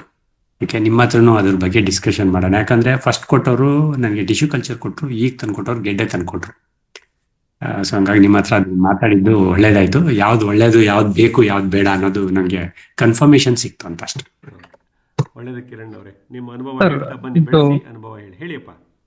ಸರ್, ಒಂದು ಒಪಿನಿಯನ್ ಇತ್ತು. ಸೊ ಇದೇ ಸೇಮ್ ರಿಲೇಟೆಡ್ ಟಾಪಿಕ್ ಅಲ್ಲಿ ನಾನ್ ಕೇಳಿರೋ ಪ್ರಕಾರ ಸರ್, ಇದು ಈಗ ಕಂದು ಯೂಸ್ ಮಾಡಿದ್ರೆ, ಬಾಳೆ ಕಂದು ಯೂಸ್ ಮಾಡಿದ್ರೆ ಅದರಲ್ಲಿ ಈಗ ಕ್ರಾಸ್ ಪಾಲಿನೇಷನ್ ಆಗಿರೋ ಚಾನ್ಸಸ್ ಇರುತ್ತೆ ಅಂತ ಹೇಳ್ತಾರೆ. ಫಾರ್ ಎಕ್ಸಾಂಪಲ್, ನಮ್ಮ ತೋಟದಲ್ಲಿ ಒಂದು ವೆರೈಟಿ ಬೆಳೆದಿರ್ತೀವಿ, ಪಕ್ಕದ ತೋಟದಲ್ಲಿ ಅದು ಕ್ರಾಸ್ ಪಾಲಿನೇಷನ್ ಆಗಿ ಇಡೀ ಬಾಳೆ ಹಣ್ಣು ಅಲ್ದೇನೆ ಇಡೀ ಮರನೇ ಜೀನ್ಸ್ ಪೂರಾ ಚೇಂಜ್ ಆಗುತ್ತೆ.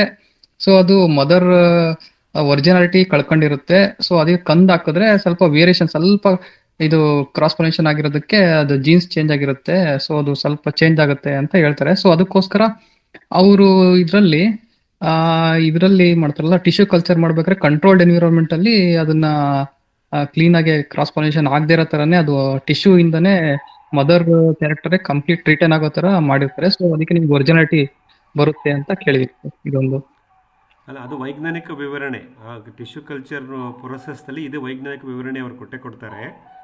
ಅದು ವೈಜ್ಞಾನಿಕವಾಗಿ ಅವ್ರು ಹೇಳೋದು ಸತ್ಯ ಸಹ. ಆದರೆ ಈ ನಾವು ಆಲ್ರೆಡಿ ಮಾತಾಡಿದ ಹಾಗೆ ಈ ನಮ್ಮ ಆಯ್ಕೆ ಸಬ್ಜೆಕ್ಟಿವ್. ಆ ಒಂದು ಸನ್ನಿವೇಶಕ್ಕೆ ತಕ್ಕ ಹಾಗೆ ನಾವು ನಿರ್ಧಾರ ತಗೊಂಡು ಮುಂದೆ ಹೋಗಬೇಕಾಗತ್ತೆ. ಹಾಗಾಗಿ ನಾವು ನೈಸರ್ಗಿಕ ಕೃಷಿನಲ್ಲಿ ಮೂಲ ಗುಣಗಳಿರ್ತಕ್ಕಂಥ ಗಿಡಗಳನ್ನು ಹುಡುಕಿ ಹಾಕೋದು ಭಾಳ ಒಳ್ಳೆಯದು. ಆ್ಯಕ್ಚುಲಿ ಬಡ್ಡೆ ತಗೊಂಬಂದು ಹಾಕಿದ್ರೂ ತೊಂದರೆ ಇಲ್ಲ. ನಮ್ಮ ಮಣ್ಣು ಆರೋಗ್ಯವಾಗಿದ್ದರೆ ಎಲ್ಲ ಸಮಸ್ಯೆಗಳು ಕಮ್ಮಿ ಆಗ್ತಾ ಹೋಗುತ್ತೆ. ಹಾಗಾಗಿ ಅದೇನು ತೊಂದರೆ ಇಲ್ಲ ಅಂತ ಅನ್ಸುತ್ತೆ. ಆಮೇಲೆ ಇನ್ನೊಂದು ಸರ್, ಎಕನಾಮಿಕ್ಸ್ ನೀವು ನೋಡಿದ್ರೆ, ನಾನು ಟಿಶ್ಯೂ ಕಲ್ಚರ್ ಏಲಕ್ಕಿ ಬಾಳೆ ಗಿಡಗಳು ಹಾಸನದ ಹತ್ರ 22 ರೂಪಾಯಿಗೆ ಸಿಗ್ತವೆ ಒಂದು ಗಿಡಗಳು. ನಾನು ಒಂದು ಬಡ್ಡೆನ ನನ್ನ ತಿಪ್ಟೂರಿನಲ್ಲೋ ಅರಸೀಕೆರೆನಲ್ಲೋ ಅಥವಾ ಒಳನರಸೀಪುರದಲ್ಲೋ ನಮ್ಮ ರೈತ ಮಿತ್ರರ ತೋಟಕ್ಕೆ ಹೋಗಿ ಆ ಬಡ್ಡೆಗಳನ್ನು ಕೀಳಿಸ್ಕೊಂಡು ಟ್ರಾನ್ಸ್ಪೋರ್ಟ್ ತೊಗೊಂಬಂದು ಅದನ್ನು ಸಿ ಟ್ರೀಟ್ಮೆಂಟ್ ಮಾಡಿ ಅಗಲವಾದ ಗುಂಡಿ ತೆಗೆದು ನೆಟ್ಟು ಎಲ್ಲ ಮಾಡೋಷ್ಟೊತ್ತಿಗೆ ಇನ್ನೂ ಜಾಸ್ತಿ ಖರ್ಚು ಬರುತ್ತೆ ನನಗೆ. ಸೊ ನೀವು ಎಕನಾಮಿಕ್ಸ್ ಪಾಯಿಂಟ್ ಆಫ್ ವ್ಯೂ ನೋಡಿದಾಗ, ಒಳಸುರಿಗಳ ವೆಚ್ಚವನ್ನು ಗಮನಿಸಿದಾಗ ಟಿಶ್ಯೂ ಕಲ್ಚರ್ ಪ್ಲ್ಯಾಂಟ್ಸ್ಗಳನ್ನು ತೊಗೊಂಬಂದು ಹಾಕೋದು ಕಡಿಮೆ ವೆಚ್ಚದಲ್ಲಿ ಆಗೋ ನಿರ್ವಹಣೆ ಮಾಡ್ದಂಗೆ ಆಗಿಬಿಡುತ್ತೆ ಕೆಲವು ಸಲ. ಸೊ ನೀವು ಎಲ್ಲಿಂದ ಬಡ್ಡೆ ತರ್ತೀರಾ ಅದರ ಮೇಲೆ ಅವಲಂಬಿಸಿರುತ್ತೆ. ಮತ್ತು ಅಗೇನ್ ಮತ್ತೆ ನಾವು ಕಾರ್ಮಿಕರ ಮೇಲೆ ಅವಲಂಬಿಸಬೇಕಾಗತ್ತೆ. ಅಲ್ಲಿ ಕೀಳೋಕ್ಕೆ ಕಾರ್ಮಿಕರು ಬೇಕು, ಇಲ್ಲ ಅಗಲವಾದ ಗುಂಡಿ ತೆಗಿಲಿಕ್ಕೆ ಕಾರ್ಮಿಕರು ಬೇಕು, ಮತ್ತು ಈ ಪ್ರೊಸೆಸ್ ಎಲ್ಲ ಮಾಡಬೇಕು. ಹಾಗಾಗಿ ನಾವು ನಮ್ಮ ತ್ರಿವಿಧ ಶೂನ್ಯ ನೈಸರ್ಗಿಕ ಕೃಷಿನಲ್ಲಿ ಕಡಿಮೆ ಹಸ್ತಕ್ಷೇಪ ಮತ್ತು ಕಡಿಮೆ ಕೃಷಿ ಕಾರ್ಮಿಕರ ಅವಲಂಬನೆ, ಇದೊಂದು ಫಾರ್ಮುಲಾ ಇಟ್ಕೊಂಡಿದ್ದೀವಿ. ಹಾಗಾಗಿ ನೇರವಾಗಿ ಟಿಶ್ಯೂ ಕಲ್ಚರ್ ಗಿಡಗಳನ್ನು ತಂದು ಹಾಕೋದ್ರಿಂದ ಏನು ಸಮಸ್ಯೆ ಇಲ್ಲ. ಆಮೇಲೆ ನಮಗೆ ಎಕನಾಮಿಕಲಿ ಆಲ್ಸೋ, ನಮಗೆ ನಮ್ಮ investment point of view also ನಮಗೆ ಕಡಿಮೆ ವೆಚ್ಚದಲ್ಲಿ ನಾವು ಇದನ್ನು ನಿರ್ವಹಣೆ ಮಾಡ್ದಂಗೆ ಆಗುತ್ತೆ ಅಂತ ಅನ್ಕೋತೀನಿ. ಸರ್, ಇನ್ನೊಂದು ಅದರಲ್ಲಿ ಒಂದು ಕ್ವಶನ್. ಈಗ ನಾವು ಟಿಶ್ಯೂ ಕಲ್ಚರು ಮತ್ತೆ ನಾವು ಬಡ್ಡೆ ತಂದು ಹಾಕೋದ್ರಲ್ಲಿ ವಾಟ್ ಅಬೌಟ್ ಟೇಸ್ಟು ಅಥವಾ ಬೇರೆ ಅದರದ್ದು ಬೆಳವಣಿಗೆ ಏನು ವ್ಯತ್ಯಾಸ ಏನಾದ್ರು ಕಾಣಿಸುತ್ತಾ ಅಥವಾ ಎರಡು ಒಂದೇ ಇರುತ್ತಾ? ಸರ್, ಯಾವುದೇ ಗಿಡ ತನ್ನ ಅನುವಂಶೀಯ ತತ್ವದ ಮೇಲೆ, ಜೆನೆಟಿಕಲ್ ಪೊಟೆನ್ಷಿಯಲ್ ಅದರ ಮೇಲೆ ತನ್ನ ಫಸಲನ್ನು ಕೊಡುತ್ತೆ. ಆದರೆ ಆ ಅನುವಂಶೀಯತೆಯ ಒಂದು ಪಕ್ವತೆ ಅದು ಬರಬೇಕಾದ್ರೆ ನಮ್ಮ ಮಣ್ಣು ಮತ್ತು ನಮ್ಮ ಪರಿಸರ ಎರಡೂ ಮುಖ್ಯವಾಗುತ್ತೆ. ಹಾಗಾಗಿ ನಾವು ಮಣ್ಣನ್ನು ಚೆನ್ನಾಗಿ ಇಟ್ಕೊಂಡು ನೈಸರ್ಗಿಕ ಕೃಷಿನಲ್ಲಿ ನಮ್ಮದು ಪ್ಯಾಕೇಜ್ ಆಫ್ ಪ್ರಾಕ್ಟೀಸ್ ಚೆನ್ನಾಗಿ ಮಾಡ್ತಾ ಇದ್ದರೆ, ಸೊ ಎಲ್ಲವೂ ಸಹ ಗುಣಮಟ್ಟದಿಂದನೇ ಕೂಡಿರುತ್ತೆ, ರುಚಿಯಾಗಿ ಬಂದಿರುತ್ತೆ. ಉತ್ತಮ ಗುಣಮಟ್ಟದ ನೀವು ಅನುವಂಶೀಯ ಗುಣ ಇರತಕ್ಕಂಥ ಹಣ್ಣಿನ ಗಿಡ ತಂದು ಹಾಕಿ ನಮ್ಮ ಪ್ಯಾಕೇಜ್ ಆಫ್ ಪ್ರಾಕ್ಟೀಸೇ ಸರಿ ಇಲ್ಲ ಅಂದಾಗ ಅದು ಎಕ್ಸಿಬಿಟ್ ಮಾಡೋಕ್ಕಾಗಲ್ಲ ತನ್ನ ಪ್ರಾಪರ್ಟೀಸ್ನ. ಹಾಗಾಗಿ ನಾವು ಹೇಗೆ ನಿರ್ವಹಣೆ ಮಾಡ್ತೀವಿ ಅನ್ನೋದ್ರ ಮೇಲೂ ಅವಲಂಬಿಸಿರುತ್ತೆ. It's function of both. It's function of genetical property and the nourishment or the package of practice. Okay, thank you. ಬಾಳೆ ಬಗ್ಗೆ ಸಾಕಷ್ಟು ಮಾತಾಡಿದ್ವಿ. ಇನ್ನೇನಾದ್ರು ವಿಷಯ ಯಾರು ಹೇಳಂಗಿದ್ರೆ ಹೇಳಿ, ಇಲ್ಲಾಂದರೆ ಮುಂದಿನ ವಿಷಯಗಳಿದ್ರೆ ಹೇಳಿ. ಧನ್ಯವಾದ ಕಿರಣ್ ಮತ್ತು ಮನೋಹರ್ ಅವರೇ ಭಾಗವಹಿಸಿದ್ದಕ್ಕೆ. ಸರ್ ನಮಸ್ತೆ ಸರ್. ನೀವು 13ನೇ ತಾರೀಕು ಕಾರ್ಯಕ್ರಮದಲ್ಲಿ ಮುಖ್ಯ ಅತಿಥಿಗಳಾಗಿ ಭಾಗವಹಿಸಿದ್ದಕ್ಕೆ ತಮ್ಗೆ ಅಭಿನಂದನೆಗಳು. ಅದು ನಮಗೆಲ್ಲ ಹೆಮ್ಮೆ ವಿಚಾರ ಆಗಿದೆ. ಆಮೇಲೆ ಒಂದು ಪ್ರಶ್ನೆ ಇದೆ ಸರ್. ಅದೇ ರೈಸಿಂಗ್ ಬೆಡ್ ಅಲ್ಲಿ ಈಗ ಸಸಿಗಳನ್ನು ಬೆಳೆಸಿದ್ರೆ ಮತ್ತೆ ಅದನ್ನ ಟ್ರಾನ್ಸ್ಫರ್ ಮಾಡುವಾಗ ಯಾವ ರೀತಿ ನಾವು ಕ್ರಮ ವಹಿಸ್ಬೇಕು ಸರ್? ಅದೇ ನಮ್ಮ ಕೃಷಿ ಭೂಮಿನಲ್ಲೇ, ಅಂದರೆ ನಮ್ಮ ತೋಟದಲ್ಲೇ ಒಂದು ಜಾಗದಿಂದ ಇನ್ನೊಂದು ಜಾಗಕ್ಕೆ ನಾವು ಟ್ರಾನ್ಸ್ಪ್ಲಾಂಟ್ ಮಾಡುವಾಗ ರೈಸ್ಡ್ ಬೆಡ್ಡಲ್ಲಿ ತಗೊಂಡೋಗ್ಬೋದು. ಬಟ್ ನಮ್ಮ ಇನ್ನೊಂದು ಕೃಷಿ ತೋಟಕ್ಕೆ, ಅಂದರೆ ಒಂದು ಜಾಗದಿಂದ ಇನ್ನೊಂದು ಜಾಗಕ್ಕೆ ಅಥವಾ ನಮ್ಮ ಮಿತ್ರರ ತೋಟಕ್ಕೆ ನಾವು ಕಳಿಸ್ಕೊಡ್ಬೇಕು ಅಂದಾಗ ಈ ನರ್ಸರಿ ಕವರ್ಗಳಲ್ಲಿ ಮಾಡ್ಕೊಳ್ಳೋದು ಭಾಳ ಸೂಕ್ತ. ಅದನ್ನು ಕಳೆದ ಬುಧವಾರ ನಾವು ಹೇಳಿದ್ದೀವಿ. ಇನ್ನು ನಮ್ಮ ಕೃಷಿ ಭೂಮಿನಲ್ಲೇ ನಾವು ಮಾಡಿಕೊಂಡಾಗ ಸೊ ನೀವು ಬೆಡ್ಡಿಂದ ನಿಧಾನವಾಗಿ ಬೇರೆಗೆ ತೊಂದರೆ ಆಗದೇ ರೀತಿ ನಿಧಾನಕ್ಕೆ ಕಿತ್ಕೋಬೇಕು. ಅದಕ್ಕೆ ನಾನು ಬೆಡ್ ಪ್ರಿಪೇರ್ ಮಾಡಬೇಕಾದ್ರೆ ಮರಳನ್ನು ಸೇರಿಸಿ ಅಂತ ಹೇಳ್ತೀನಿ. ಸಾರಿ, ನಾನು ಕಳೆದ ವಾರದಲ್ಲಿ ಇದು ನಾನು ಹೇಳಿರಲಿಲ್ಲ. ಸೊ ನಿಮ್ಮ ಮಣ್ಣು ಜಿಗುಟು ಮಣ್ಣಾಗಿದ್ದರೆ, ಅಂಟು ಮಣ್ಣಾಗಿದ್ದರೆ ಸ್ವಲ್ಪ ಮರಳನ್ನು ಸೇರಿಸಿ. ನಾನು ಕವರ್ ಮಿಕ್ಸ್ ಬಗ್ಗೆ ಮಾತಾಡುವಾಗ ಹೇಳಿದ್ದೆ, ಮರಳು ಸೇರಿಸಬೇಕು 10% ಅಂತ. ಹಾಗೆ ನಾವು ರೈಸ್ಡ್ ಬೆಡ್ಡಲ್ಲೂ ನಾವು ಮರಳು ಸೇರಿಸೋಣ. ನಮ್ಮ ಸ್ಥಳೀಯ ಮಣ್ಣು, ನೇಟಿವ್ ಸಾಯಿಲು, ಮರಳು ಮಿಶ್ರಿತ ಮಣ್ಣು ಆಗಿಲ್ಲದೆ ಇದ್ದರೆ. ಈಗ ನಾವು ಮರಳು ಸೇರಿಸೋದ್ರಿಂದ ನಮ್ಮ ನರ್ಸರಿ ಗಿಡಗಳ ಬೇರುಗಳು ಸರಾಗವಾಗಿ ಬೆಳ್ಕೊಂಡಿರುತ್ತೆ. ಮತ್ತು ನಾನು ವರ್ಗಾವಣೆ ಮಾಡುವಾಗ, ಟ್ರಾನ್ಸ್ಪ್ಲಾಂಟ್ ಮಾಡುವಾಗ ಸಹ ಬೇರುಗಳು ಕಟ್ಟಾಗದಾಗೆ, ಬೇರುಗಳಿಗೆ ತೊಂದರೆ ಆಗದಾಗೆ ನಿಧಾನವಾಗಿ ನಾವು ಗಿಡನ ಎತ್ಕೋಬೋದು. ಹಾಗಾಗಿ ಇದೊಂದು ಸೂಕ್ಷ್ಮವಾದಂಥ ವಿಷಯ. ಸೊ ಗಿಡಗಳನ್ನು ನಾವು ನರ್ಸರಿ ಬೆಡ್ಡಲ್ಲಿ, ರೈಸ್ಡ್ ಬೆಡ್ಡಲ್ಲಿ ಬೆಳೆಸಿ ಮುಖ್ಯ ಭೂಮಿಗೆ ವರ್ಗಾಯಿಸುವಾಗ ತೊಂದರೆ ಆಗೋ ರೀತಿ ಗಿಡಗಳನ್ನು ಕಿತ್ತು ನಾವು ವರ್ಗಾಯಿಸಬೇಕಾಗತ್ತೆ.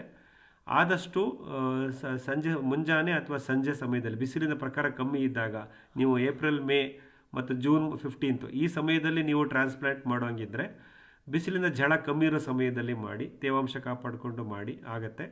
ಸೊ ಬೇರೆ ತೊಂದರೆ ಆಗದೆ ಇರೋ ಥರ ಕಿತ್ತು ಮಾಡಬೇಕು. ಆಮೇಲೆ ಗಿಡದ ಬೆಳವಣಿಗೆ ಸಹ ನಾವು ಗಮನಿಸಬೇಕು. ನಾನು ಹೇಳಿದೆ ಸ್ಟೆಮ್ ಸೈಜಿಂಗು, ರೂಟ್ ಎಸ್ಟಾಬ್ಲಿಷ್ಮೆಂಟು, ಕಾಂಡ ಚೆನ್ನಾಗಿ ಬಂದಿರಬೇಕು ಮತ್ತು ಬೇರುಗಳ ರಚನೆ ಚೆನ್ನಾಗಿರಬೇಕು, ಎಲೆಗಳು ಆರೋಗ್ಯಕರವಾಗಿರಬೇಕು. ಇದೆಲ್ಲವನ್ನು ಗಮನಿಸಿ ನಂತರ ನೀವು ಮುಖ್ಯ ಭೂಮಿಗೆ ವರ್ಗಾಯಿಸೋ ಯೋಜನೆಗಳನ್ನು ಮಾಡಿಕೊಳ್ಳಿ. ಮುರಳೀಧರ್ ಅವರೇ, ಮಾಹಿತಿ ತಲುಪ್ತಾ? ಹೌದು ಸರ್, ಥ್ಯಾಂಕ್ ಯು ಸರ್. ಇದನ್ನು ಮತ್ತೆ ಮಾತಾಡೋಣ. ನಾವು ಟ್ರಾನ್ಸ್ಪ್ಲಾಂಟ್ ಮಾಡೋದು ಮೇ 2nd ವೀಕ್ ಆದಮೇಲೆ ತಾನೇ. ಈಗ ನರ್ಸರಿ ಗಿಡ ಬೆಳೆಸ್ತಾ ಹೋಗೋಣ. ಟ್ರಾನ್ಸ್ಪ್ಲಾಂಟ್ ಮಾಡೋ ಟೈಮಲ್ಲಿ ನಮ್ಮ ಅನುಭವಗಳನ್ನು ಹೇಳ್ತಾ ಬರೋಣ. ಆಮೇಲೆ ಇನ್ನೂ ಒಂದು ವಿಧಾನ ಇದೆ ಸರ್. ಈ ನಾವು ಬೀಜಗಳನ್ನು ತಂದಾಗ, ಕಳೆದ ವಾರ ನಮ್ಮ ಮಿತ್ರೊಬ್ಬರು ಕೇಳಿದರು, ಸರ್ ಇದು ಪರ್ಸೆಂಟೇಜ್ ಆಫ್ ಜರ್ಮಿನೇಷನ್, ಶೇಕಡಾವಾರು ಮೊಳಕೆ ಪ್ರಮಾಣ ಹೇಗೆ ನಾವು ಗುರುತಿಸ್ಕೋಬೋದು ಅಂತ, ಅದಕ್ಕೆ ಒಂದು ಸ್ಯಾಂಪಲ್ ಮಾಡಿ ಅಂತೆಲ್ಲ ಹೇಳಿದ್ವಲ್ಲ. ಅದೇ ರೀತಿ ಈಗ ನೋಡಿ, ಆ ಪ್ರೋಟ್ರೇಗಳಂತ ಅದಕ್ಕೆ ಪ್ರೋಟ್ರೇ ಅಂತಾರೆ. ಅದೇ ಹಸಿರು ಮೆಣಸಿನಕಾಯಿ, ಕ್ಯಾಬೇಜು ಅದೆಲ್ಲ ಬೆಳೆಸ್ಕೊಡ್ತಾರಲ್ಲ ನರ್ಸರಿನಲ್ಲಿ, ಆ ಪ್ರೋಟ್ರೇಗಳು ಸಿಗುತ್ತೆ. 80-90 ಸ್ಲಾಟ್ಗಳಿರುತ್ತೆ. ಕೋಕೋಪಿತ್ ಹಾಕಿ ಅವ್ರು ಬೆಳೆಸ್ತಾರೆ.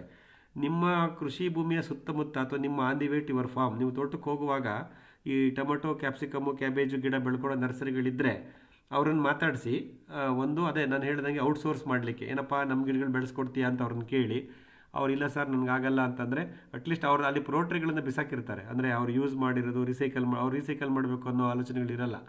ಆದಷ್ಟು ಪ್ರೋಟ್ರೇಗಳನ್ನು ಕಲೆಕ್ಟ್ ಮಾಡಿ. ನಾನು ಈ ಪ್ರಯತ್ನ ಮಾಡಿದ್ದೆ ನಮ್ಮ ದೊಡ್ಡಬಳ್ಳಾಪುರ ತೋಟಕ್ಕೆ ಹೋಗುವ ಆನ್ ದಿ ವೇನಲ್ಲಿ. ಆ ಪ್ರೋಟ್ರೇಗಳನ್ನು ತರಿಸ್ಕೊಳ್ಳಿ, ಕಲೆಕ್ಟ್ ಮಾಡ್ಕೊಳ್ಳಿ. ಸೊ ನಾವು ಏನು ಬೀಜಗಳನ್ನು ನಾವು ರೈಸ್ಡ್ ಬೆಡ್ಗೆ ಹಾಕಬೇಕು ಅಥವಾ ಪಾಲಿಥೀನ್ ಕವರ್ಗೆ ಹಾಕಬೇಕು ಅಂತ ಯೋಜನೆ ಮಾಡ್ಕೊಂಡಿರ್ತೀವಲ್ಲ, ಆ ಬೀಜಗಳನ್ನು ಮೊದಲು ಪ್ರೋಟ್ರೇನಲ್ಲಿ ಈ ಕೋಕೋಪಿತ್ತು ಅಥವಾ ಮರಳು ಮಿಶ್ರಿತ ಮಣ್ಣನ್ನು ಹಾಕಿ ಮೊಳಕೆ ಬರೆಸ್ಕೊಳ್ಳೋಣ. ಸೀಡ್ಲಿಂಗ್ಸ್ ಅಂತೀವಿ. ಮೊಳಕೆ ಬಂದಂಥ ಗಿಡಗಳು ತಯಾರಾಗಲಿ, 2 ಇಂಚು, 1.5 ಇಂಚು, 2 ಇಂಚು, 3 ಇಂಚು ಬೆಳೀಲಿ.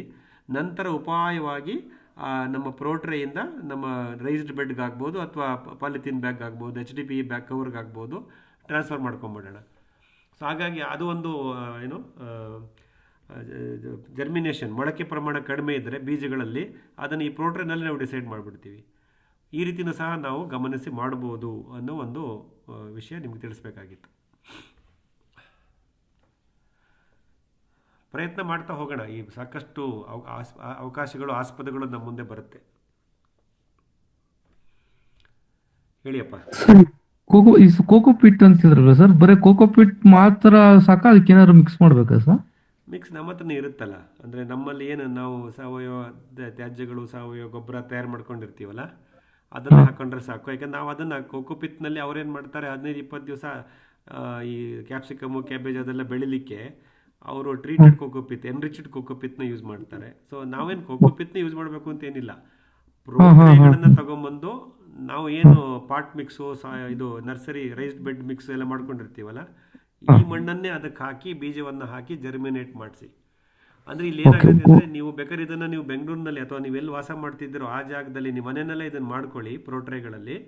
ನಂತರ ವೀಕೆಂಡಲ್ಲಿ ಅಥವಾ ನೀವು ಯಾವಾಗ ತೋಟಕ್ಕೆ ಹೋಗ್ತೀರೋ ಅವಾಗ ತಗೊಂಡೋಗಿ, ನಿಮ್ಮ ಜೊತೆ ತಗೊಂಡೋಗಿ ಅಲ್ಲಿ ನೀವು 2 ಮಡಿ ಮಾಡ್ಕೊಂಡಿರ್ತಿಲ್ಲ ರೈಸ್ಡ್ ಬೆಡ್ಡು, ಅಲ್ಲಿಗೆ ಅದನ್ನು ಟ್ರಾನ್ಸ್ಫರ್ ಮಾಡಿ. ಸೊ ಆವಾಗ ನಿಮ್ಮ ಒಂದು ಜಾಗರೂಕತೆಯಿಂದಲೇ ನೀವೇ ಮಾಡ್ದಂಗೆ ಆಗುತ್ತೆ, ಆ ಅನುಭವನೂ ನಿಮ್ಗಾಗತ್ತೆ. ಇಲ್ಲ ತೋಟದಲ್ಲೇ ಮಾಡುವಾಗಿದ್ರೂ ಕೃಷಿ ಭೂಮಿನಲ್ಲಿ ಸೊ ಪ್ರೋಟ್ರೇನಲ್ಲಿ ಬೆಳೆಸ್ಕೊಂಡು ನಂತರ ಪಾಲಿಥೀನ್ ಕವರ್ಗೆ ಅಥವಾ ರೈಸ್ಡ್ ಬೆಡ್ಗೆ ಟ್ರಾನ್ಸ್ಫಾರ್ಮ್ ಮಾಡ್ಕೊಳ್ಳಿ. ಇದು ಇನ್ನೊಂದು ಹಂತ ಆಗುತ್ತೆ. ಇದರಲ್ಲಿ ನಾವು ಜರ್ಮಿನೇಷನ್ ಫೇಲ್ಯೂರ್ನ ರೂಲ್ ಔಟ್ ಮಾಡ್ದಂಗೆ ಆಗುತ್ತೆ.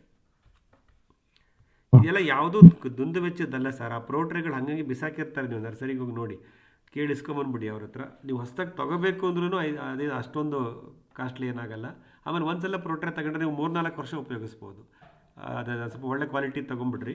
ಪ್ರತಿ ಸಲ ನೀವು ಏನೇ ಬೀಜ ಬೆಳಿಬೇಕಾದ್ರೂ ಅದಲ್ಲಿ ನರ್ಸರಿ ಮಾಡ್ಕೊಂಡು ಆಮೇಲೆ ಬೆಳೆಸಿ.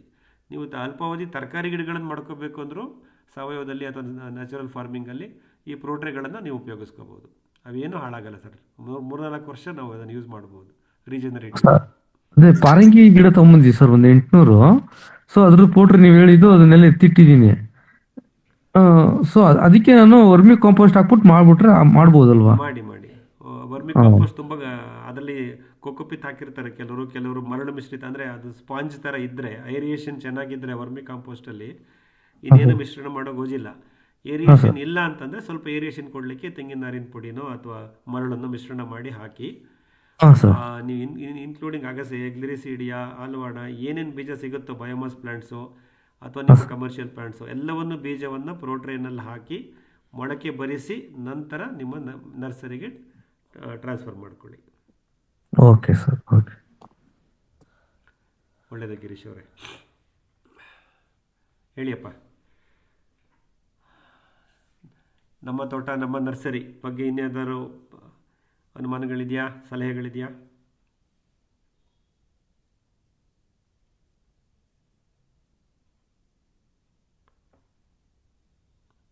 ಹಲೋ ಸರ್, ಈಗ ಈಗ ಪ್ರೋಟ್ರೇ ಅಂತ ಹೇಳಿದ್ರಲ್ಲ, ಸೊ ಅಲ್ಲಿಂದ ಮತ್ತೆ ಗ್ರೋ ಬ್ಯಾಗ್, ಸಾರಿ ಪಾಲಿಥಿನ್ ಬ್ಯಾಗಿಗೆ ಹಾಕಿ ಮತ್ತೆ ಅಲ್ಲಿಂದ ಮತ್ತೆ ಮಣ್ಣಿಗೆ ಹಾಕೋದು ಸರ್. ಇಷ್ಟೊಂದು ಸ್ಟೆಪ್ಸ್ ಏನಕ್ಕೆ ಸರ್? ಏನು ಅಂದ್ರೆ ಕೇರ್ ತಗೊಳಕ್ಕೆ ಅಂತನಾ? ಸಣ್ಣದಿದ್ದಾಗ ಜಾಸ್ತಿ ಕೇರ್ ಬೇಕಾಗುತ್ತೆ, ಸೊ ಅದನ್ನ ರೀಸನ್? ಮತ್ತೆ ಇಲ್ಲ ಮನೋಹರ್, ಒಂದು ನಾನು ಹೇಳ್ದಂಗೆ ನಾವು ಬೆಂಗಳೂರಿನಲ್ಲಿ ನಮ್ಮ ಮಲ್ಲೇಶ್ವರ ಮನೇಲಿ ಇದೆಲ್ಲ ನಾನು ಮಾಡ್ಕೋಬೋದಾ? ನನ್ನ ಕಣ್ಣೆದ್ರಿಗೆ ಆಗ್ತಾ ಇರುತ್ತಾ? ಯಾವಾಗ ದೊಡ್ಡಬಳ್ಳಾಪುರಕ್ಕೆ ಹೋಗ್ತೀವಿ ಅವಾಗ ತೊಗೊಂಡು ಹೋಗ್ಬೋದಾ? ಒಂದು ವೀಕೆಂಡಲ್ಲಿ ನಾವು ಹೋಗೋರಿಗೆ. ಸೊ ನಮ್ಮ ಕಣ್ಣು ಮುಂದೆ ಇದು ನಡೀತಾ ಇರುತ್ತೆ. ಸೊ ಒಂದು ಅವಕಾಶ. ಎರಡನೇದು ಅವಕಾಶ ಏನಂತಂದರೆ, ನಾವೇನು ಬೀಜಗಳಿಂದ ತಂದು ನರ್ಸರಿ ಮಾಡೋಕ್ಕೆ ಪ್ರಯತ್ನ ಮಾಡ್ತೀವಲ್ಲ, ಅದರದ್ದು ಪರ್ಸೆಂಟೇಜ್ ಆಫ್ ಜರ್ಮಿನೇಷನ್, ಮೊಳಕೆಯ ಪ್ರಮಾಣ ಗೊತ್ತಿರಲ್ಲ. ಸೊ ನಾವು ರೈಸ್ಡ್ ಬೆಡ್ಡಲ್ಲೋ ನರ್ಸರಿ ಕವರ್ನಲ್ಲೋ ಹಾಕಿದಾಗ ಅದು ಜರ್ಮಿನೇಷನ್ ಆಗಲಿಲ್ಲ ಅಂದರೆ we lose those many days. ಅಷ್ಟು ಸಮಯ ನಮ್ಮದು ವ್ಯರ್ಥ ಆಗಿಬಿಡುತ್ತೆ. ಹಾಗಾಗಿ ಇದನ್ನು ಒಂದು ಕಡೆ ಮೊಳಕೆ ಬರೆಸಿ, ಇದೊಂದು ಸ್ಟೇಜಿಂಗ್ ಏರಿಯಾ ಅಂತ ಅಂದ್ಕೊಳ್ಳೋಣ. ಈ ಪ್ರೋಟ್ರೇನಲ್ಲಿ ಮೊಳಕೆ ಬರೆಸಿ ನಂತರ ಸೀಡ್ಲಿಂಗ್ಸ್ನ ಟ್ರಾನ್ಸ್ಫರ್ ಮಾಡೋದ್ರಿಂದ ನಮ್ಮ ನರ್ಸರಿ ಕವರಲ್ಲಿ ಆಗ್ಬೋದು, ರೈಸ್ಡ್ ಬೆಡ್ಡಲ್ಲಿ ಆಗ್ಬೋದು, ಅದು ಎಸ್ಟಾಬ್ಲಿಷ್ ಆಗುತ್ತೆ. ಓಕೆ. ಈಗ ನರ್ಸರಿ ಬ್ಯಾಗ್ ಅಲ್ಲೇನೆ ಮಾಡೋದು ಸ್ವಲ್ಪ ಕ್ವಾಂಟಿಟಿ ಜಾಸ್ತಿ ಇರುತ್ತೆ ಮತ್ತು ವೇಸ್ಟ್ ಆಗೋ ಚಾನ್ಸಸ್ ಜಾಸ್ತಿ ಇರುತ್ತೆ ಅಂತ ಸರ್? ನರ್ಸರಿ ಬ್ಯಾಗ್ದ ಅವಶ್ಯಕತೆ ಇಲ್ಲ. ಮತ್ತೆ ಪ್ಲಾಸ್ಟಿಕ್ ಯೂಸ್ ಮಾಡಬೇಕು? ಈಗ ನಮ್ಮ ಕೃಷಿ ಭೂಮಿನಲ್ಲಿ ನಾವು ಬೀಜಗಳಿಂದ ಸಸ್ಯಗಳನ್ನು ಉತ್ಪಾದನೆ ಮಾಡಿ ನಮ್ಮ ಅದೇ ಕೃಷಿ ಭೂಮಿನಲ್ಲೇ ಅದನ್ನು ನಾವು ನಮ್ಮ ಯೋಜನೆ ಪ್ರಕಾರ ಟ್ರಾನ್ಸ್ಪ್ಲಾಂಟ್ ಮಾಡೋಂಗಿದ್ರೆ, ವರ್ಗಾಯಿಸೋಂಗಿದ್ರೆ, ಈ ಕವರೆಲ್ಲ ತಂದು ಯಾಕೆ ತೋಟ ತುಂಬ ಪ್ಲಾಸ್ಟಿಕ್ ಹಾಕಬೇಕು?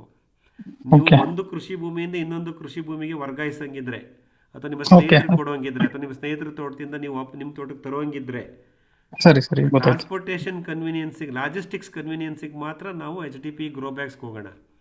ಓಕೆ. ನಮ್ದು ಕ್ಯಾಪ್ಟಿವ್ ರಿಕ್ವೈರ್ಮೆಂಟು, ನಮ್ಮ ಸ್ಥಳೀಯ ಅದಕ್ಕೆ ನಾವು ರೈಸ್ಡ್ ಬೆಡ್ಡಲ್ಲೇ ಮಾಡ್ಕೊಳ್ಳೋಣ. Okay sir. ಓಕೆ, ಗೊತ್ತಾಯ್ತು ಸರ್. ಥ್ಯಾಂಕ್ ಯು ಹೇಳಿ ಸರ್. ಇನ್ನೊಂದು, ಅರಿಶಿನ ಇದು ಬೀಜನ ಅದು ಮೇ ಸೆಕೆಂಡ್ ವೀಕ್ ಅಲ್ಲಿ ಇದು ಸೋಯಿಂಗ್ ಮಾಡ್ತೀವಿ ಅಂತ ಹೇಳಿದ್ರಿ. ಹೌದು. ಸೊ ಹಾರ್ವೆಸ್ಟ್ ಮಾಡೋದು ನಾವು ಜನವರಿನೋ ಅಥವಾ ಫೆಬ್ರವರಿಲಿ ಹಾರ್ವೆಸ್ಟ್ ಮಾಡ್ತೀವಿ ಅಂತ ಅನ್ಸುತ್ತೆ. ಸೊ ಅದು ಒಂದು ಗ್ಯಾಪ್ ಆಗುತ್ತಲ್ಲ, ಹೆಂಗೆ ಸ್ಟೋರ್ ಮಾಡ್ತೀರಾ ಸರ್? ಅದು 2 ಲೀಟರ್ ಇರುತ್ತೆ ಸರ್, ಅದು ತೇವಾಂಶ. ಇದು ನೀವು ಅರಿಶಿನ ಹಾರ್ವೆಸ್ಟ್ ಮಾಡಿದ್ಮೇಲೆ ಅದು ಬೀಜದ ಅರಿಶಿನ ಅಂತ ಏನು ಇವಾಗ ನೀವು ಕಲೆಕ್ಟ್ ಮಾಡ್ತಿರೋ ಅದನ್ನು ನೆರಳಲ್ಲಿ ಇಟ್ಬಿಡ್ರಿ.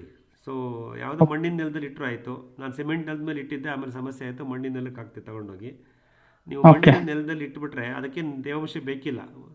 ಸೊ ನೆರಳಿರೋ ಜಾಗದಲ್ಲಿ, ಮಣ್ಣಿನ ನೆಲದಲ್ಲಿ ಮಣ್ಣಿನ ಮೇಲೆ ಇಟ್ಬಿಡ್ರಿ, ಯಾವುದೋ ಮರದ ಕೆಳಗಡೆ ಗಿಡ ತೆಗಿ. ಸೊ ಸ್ವಲ್ಪ ಯಾವ್ದಾದ್ರು ಮಳೆ ಬಂದಾಗ ತೇವಾಂಶ ಆಗುತ್ತೆ, ಸ್ವಲ್ಪ ಅದು ಮೊಳಕೆ ಬರೋಕ್ಕೂ ಶುರು ಆಗುತ್ತೆ. ನಾವು ಯಾಕೆ ಅರಿಶಿನವನ್ನು ನೀವು ನಮ್ಮ ಬೆಂಗಳೂರು ಸುತ್ತಮುತ್ತ ಅಥವಾ ಈ ಪ್ರದೇಶಗಳಲ್ಲಿ ನಾವು ರೋಹಿಣಿ ಮಳೆ ಅಂತೀವಿ, ಮೇ 2ನೇ ವಾರದಲ್ಲಿ ಹಾಕಿ ಅಂತ ಹೇಳ್ತೀವಿ ಅಂದರೆ, ನಂತರ ಅದಕ್ಕೆ ಸಾಕಷ್ಟು ಪೂರಕ ವಾತಾವರಣ ಸಿಗುತ್ತೆ, ಗಿಡದ ಬೆಳವಣಿಗೆ ಚೆನ್ನಾಗಿರುತ್ತೆ, ಗೌರಿ ಗಣೇಶನ ಹಬ್ಬದಷ್ಟೊತ್ತಿಗೆ ಒಳ್ಳೆ ಎಲೆಗಳು ಸೃಷ್ಟಿಯಾಗಿರುತ್ತೆ. ಆ ಎಲೆಗಳನ್ನು ಕತ್ತರಿಸಿ ನೀವು ಗಣೇಶನ ಹಬ್ಬದ ದಿವಸ ಕಡುಬು ಮಾಡ್ಕೊಂಡು ತಿನ್ಬೋದು. ಮತ್ತು ನಮಗೆ ಡಿಸೆಂಬರ್ ಜನವರಿಗೆ ಎಲ್ಲ ಹಾರ್ವೆಸ್ಟಿಂಗ್ ಟೈಮ್ ಕರೆಕ್ಟಾಗಿ ಬಂದಿರುತ್ತೆ. ಯಾವುದೇ ಬೆಳೆಯನ್ನು ನಾವು ಚಳಿಗಾಲದ ನಂತರ ಡಿಸೆಂಬರ್ ಜನವರಿನಲ್ಲಿ ಹಾರ್ವೆಸ್ಟ್ ಮಾಡ್ತೀವಿ, ಸುಗ್ಗಿ ಕಾಲದಲ್ಲಿ ಹಾರ್ವೆಸ್ಟ್ ಮಾಡ್ತೀವಲ್ಲ, ಆ ಥರ ಬೆಳೆಗಳು ಆರೋಗ್ಯವಾಗಿ ಬೆಳೆದಿರ್ತವೆ. ಕೀಟಬಾಧೆಗಳು, ಪೀಡೆಬಾಧೆಗಳು ಕಮ್ಮಿ ಇರುತ್ತೆ. ಅದು ನಾನು ಇವಾಗಲೇ ತಗೊಂಡೋಗಿ ಹಾಕಿದ್ರೆ ಫೆಬ್ರವರಿನಲ್ಲೇ ಅರಿಶಿನ, ಅದು ಬೆಳವಣಿಗೆಗೆ ತೊಂದರೆ ಆಗುತ್ತೆ, ಕೀಟಬಾಧೆಗಳಿಗೆ ಒಳಪಡುತ್ತೆ. ಹಾಗಾಗಿ ಅದರ ಪ್ಲಾಂಟಿಂಗ್ ಸೈಕಲ್ ಅಂತಲೇ ಹೇಳ್ತೀವಿ. ಪ್ಲಾಂಟಿಂಗ್ ಸೈಕಲ್ ಬಂದು ಮೇ ಟು ಡಿಸೆಂಬರ್.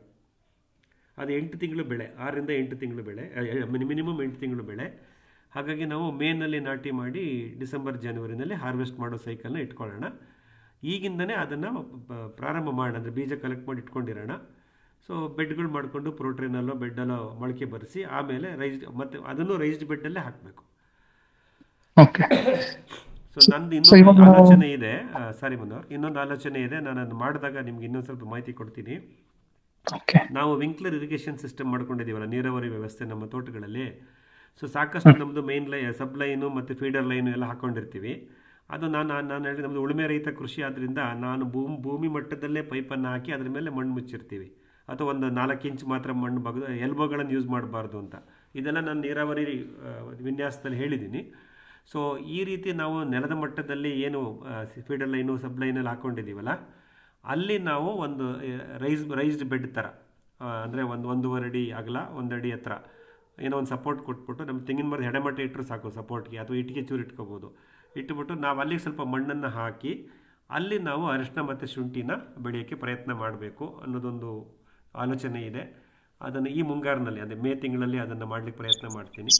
ಪ್ರಯೋಗ ಮಾಡೋದನ್ನು ಹೇಳಿ ನೀವು ಸಾಧ್ಯವಾದರೆ ಇದನ್ನು ಮಾಡಿರಿ. ಯಾಕೆಂದರೆ ರೈಸ್ಡ್ ಬೆಡ್ಡಲ್ಲಿ ನೀವು ಮಾಡೋದ್ರಿಂದ ಶುಂಠಿ ಮತ್ತು ಅರಿಶಿಣ ಅದರ ಬೆಳವಣಿಗೆ ಚೆನ್ನಾಗಾಗುತ್ತೆ. ಹಾಗಾಗಿ ಆ ಜಾಗನೂ ನಮಗೆ ಸೇಫ್ ಆಗಿರುತ್ತೆ. ಬ್ರಷ್ ಕಟ್ರ್ ಮಾಡೋರಿಗೆ ಗೊತ್ತಾಗುತ್ತೆ ಅಲ್ಲಿ ನಮ್ಮ ಪೈಪ್ಲೈನ್ ಹೋಗಿದೆ ಅಂತ, ಅವ್ರು ಹೊಡೆದಾಕಲ್ಲ. ಸೊ ಹಾಗಾಗಿ ಮತ್ತೆ ನಮ್ಗೆ ಆ ಜಾಗನೂ ಉಪಯೋಗ ಆಗುತ್ತೆ. ಮತ್ತು ಇದು ಅರಿಶಿನ ಮತ್ತು ಶುಂಠಿ 8-9 ತಿಂಗಳು ಬೆಳೆ ಆದ್ರಿಂದ ಅದು ಪೈಪ್ಲೈನ್ ಡ್ಯಾಮೇಜ್ ಮಾಡಲ್ಲ, ಆಳವಾಗೇನು ಬೇರೆ ಬಿಟ್ಕೊಂಡಿರಲ್ಲ, ನಮ್ಮ PVC ಪೈಪು ಸೇಫ್ ಆಗಿರುತ್ತೆ. ಇದು ಒಂದು ಜಾಗದ ಒಂದು ಸದ್ಬಳಕೆ ಆಗ್ತಾ ಹೋಗುತ್ತೆ ಅಂತ ಅನ್ಕೋಬೋದು. ಇದು ನನಗೆ ಆಲೋಚನೆ ಇದೆ, ಇದನ್ನು ಮಾಡೋಕ್ಕೆ ಪ್ರಯತ್ನ ಮಾಡ್ತೀನಿ.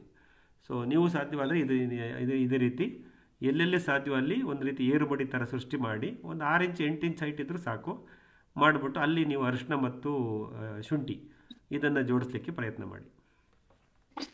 Okay sir. ಮಂಜುನಾಥ್ ಸರ್, ಈಗ ನಿಮ್ಮ ಈ ದೊಡ್ಡಬಳ್ಳಾಪುರದ್ದು ಫಾರ್ಮ್ ಹೌಸ್ ನಲ್ಲಿ ಅದು ಅರಿಶಿನ ನೋಡಕ್ಕೆ ಇದೆಯಾ ಸರ್? ಹಾಕಿದ್ದೀರಾ ಅಲ್ಲಿ? ಇದೆ, ಹಾರ್ವೆಸ್ಟ್ ಆಗಿದೆ. ಅದು ನಾನು ಹೇಳ್ದಂಗೆ ಸಿಮೆಂಟ್ ನೆಲದಲ್ಲಿ ಹಾಕಿಟ್ಟಿದ್ದಾರೆ ಒಳಗಡೆ. ಈಗ ನಾನು ಮುಂದಿನ ವಾರ ಹೋಗಿ ಅದೆಲ್ಲ ತೆಗೆದು ಯಾವುದೋ ಒಂದು ಹಾಲ್ವಾಣದ ಗಿಡದ ಬಿಡದಲ್ಲೋ ಬಿಡದಲ್ಲೋ ಹಾಕಬೇಕು. ಪ್ರಾರಂಭದಲ್ಲಿ ಮನೆ ಒಳಗಡೆನೆ ಹಾಕಿರಿ ಅಂತ ಹೇಳಿದ್ದೆ, ಯಾಕಂದರೆ ಬಿಸಿಲು ಜಾಸ್ತಿ ಬೀಳುತ್ತೆ ಅನ್ನೋ ಉದ್ದೇಶಕ್ಕೆ. ಅದು ಸ್ವಲ್ಪ ಕುಗ್ಗಿರುತ್ತೆ. ಸಿಗುತ್ತೆ ಸರ್, ನಮ್ಮಲ್ಲಿ ಇದೆ. ನಾನು ಈ ಸಲ ಹೋದಾಗ ತುಂಬ ದಿವಸ ಆಯಿತು ಹೋಗಿ, ಮುಂದಿನ ವಾರದಲ್ಲಿ ಹೋಗ್ತೀನಿ. ಹೋದಾಗ ನೋಡಿ ವಿಡಿಯೋ ಮಾಡಿ ನಿಮ್ಗೆ ಅದನ್ನು ಶೇರ್ ಮಾಡ್ತೀನಿ. ಆಸಕ್ತಿ ಇರೋರಿಗೆ ಸ್ವಲ್ಪ ಕಳಿಸ್ಲಿಕ್ಕೆ ವ್ಯವಸ್ಥೆ ಮಾಡ್ತೀನಿ ಸರ್. ಇದು ಗುಂಡಿ ತೋಡಾಕ್ತೀರಾ ಹೆಂಗೆ ಸರ್ ಮಣ್ಣಲ್ಲಿ? ರೈಸ್ಡ್ ಬೆಡ್ಡಲ್ಲೇ ಹಾಕಬೇಕು. ಅರಿಶಿನ ನಾಟಿ ಮಾಡುವಾಗ ರೈಸ್ಡ್ ಬೆಡ್ ಮಾಡಿ ಹಾಕಬೇಕು. ಅಲ್ಲ, ಇದು ಸೇವಿಂಗ್ ಇದು ಮೇ ತನಕ ನೀವು ವೇಟ್ ಮಾಡ್ತೀರಲ್ಲ, ಅಲ್ಲಿ ತನಕ ಅದನ್ನ? ಇಲ್ಲ ಸರ್, ಹಂಗೆ ಒಂದು ಗ್ಲಿರಿಸಿಡಿಯ ಗಿಡದ ಬುಡದಲ್ಲಿ ಹಾಕ್ಬಿಟ್ಟಿರ್ತೀನಿ. ಮಲ್ಚಿಂಗ್ ಎಲ್ಲ ಚೆನ್ನಾಗಿರುತ್ತಲ್ವಾ, ಮಣ್ಣು ಒಳಗಡೆ ಸೇರಬೇಕು ಅಂತಿದ್ದಿಲ್ಲ. ಸ್ವಲ್ಪ ಅದಕ್ಕೆ ನೇರವಾಗಿ ಬಿಸಿಲು ಬೀಳದೇ ಇರಬಾರ್ದು, ಬೀಳಬಾರ್ದು, ಮತ್ತೆ ತೇವಾಂಶ ಇದ್ರೆ ಸಾಕು, ಸ್ವಲ್ಪ ತೇವಾಂಶ ಇದ್ರೆ ಸಾಕು. ಅದೇನಾಗಲ್ಲ ಸರ್. ಟರ್ಮೈಟ್ಸ್ ಸಮೇತ ಟರ್ಮೈಟ್ಸ್ ಯಾವುದು ತಿನ್ನಲ್ಲ ಅರಿಶಿನ, ಅದು ಔಷಧೀಯ ಬೆಳೆ ಅಲ್ವಾ. ಬಿಸಿಲು ಕಾಲ ಒಣಗೋಗ್ಬಿಡುತ್ತೇನೋ ಅಂತ ಅನ್ಕೊಂಡೆ. ಒಣಗಿದ್ರು ಮತ್ತೆ ನಾವು ಬೀಜಾಮೃತದಲ್ಲಿ ನೆನೆಸಿದ್ರೆ ಮತ್ತೆ ರೆಸ್ಟೋರ್ ಆಗುತ್ತೆ, ಮೊಳಕೆ ಬಂದೇ ಬರುತ್ತೆ. ಅದೇ ಸುಡು ಬಿಸಿಲಲ್ಲಿ ಒಣಗಿಸ್ಬೇಡಿ, ನೆರಳಲ್ಲಿ ಇಟ್ಕೊಳ್ಳಿ. ಸರಿ sir, okay sir, thank you. ಹೇಳಿಯಪ್ಪ, ಇನ್ಯಾವ್ದಾರ ಮಾಹಿತಿ ಇದ್ರೆ ಹೇಳಿ, ಕೇಳಿ.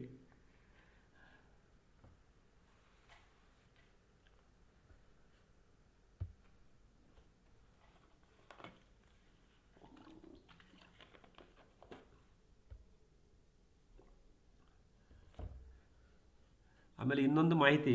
ಸೊ ಈಗ ನಮ್ಮಲ್ಲಿ ಈ ರೈಸ್ಡ್ ಬೆಡ್ ಮಾಡ್ಕೊಂಡಿದ್ದೀವಲ್ಲ, ನಾನು ಫೋಟೋದಲ್ಲಿ ತೋರಿಸಿದ್ನಲ್ಲ, ಈ ಥರ ಬೆಡ್ಗಳು ನೀವು ಮಾಡ್ಕೊಳ್ಳಿ.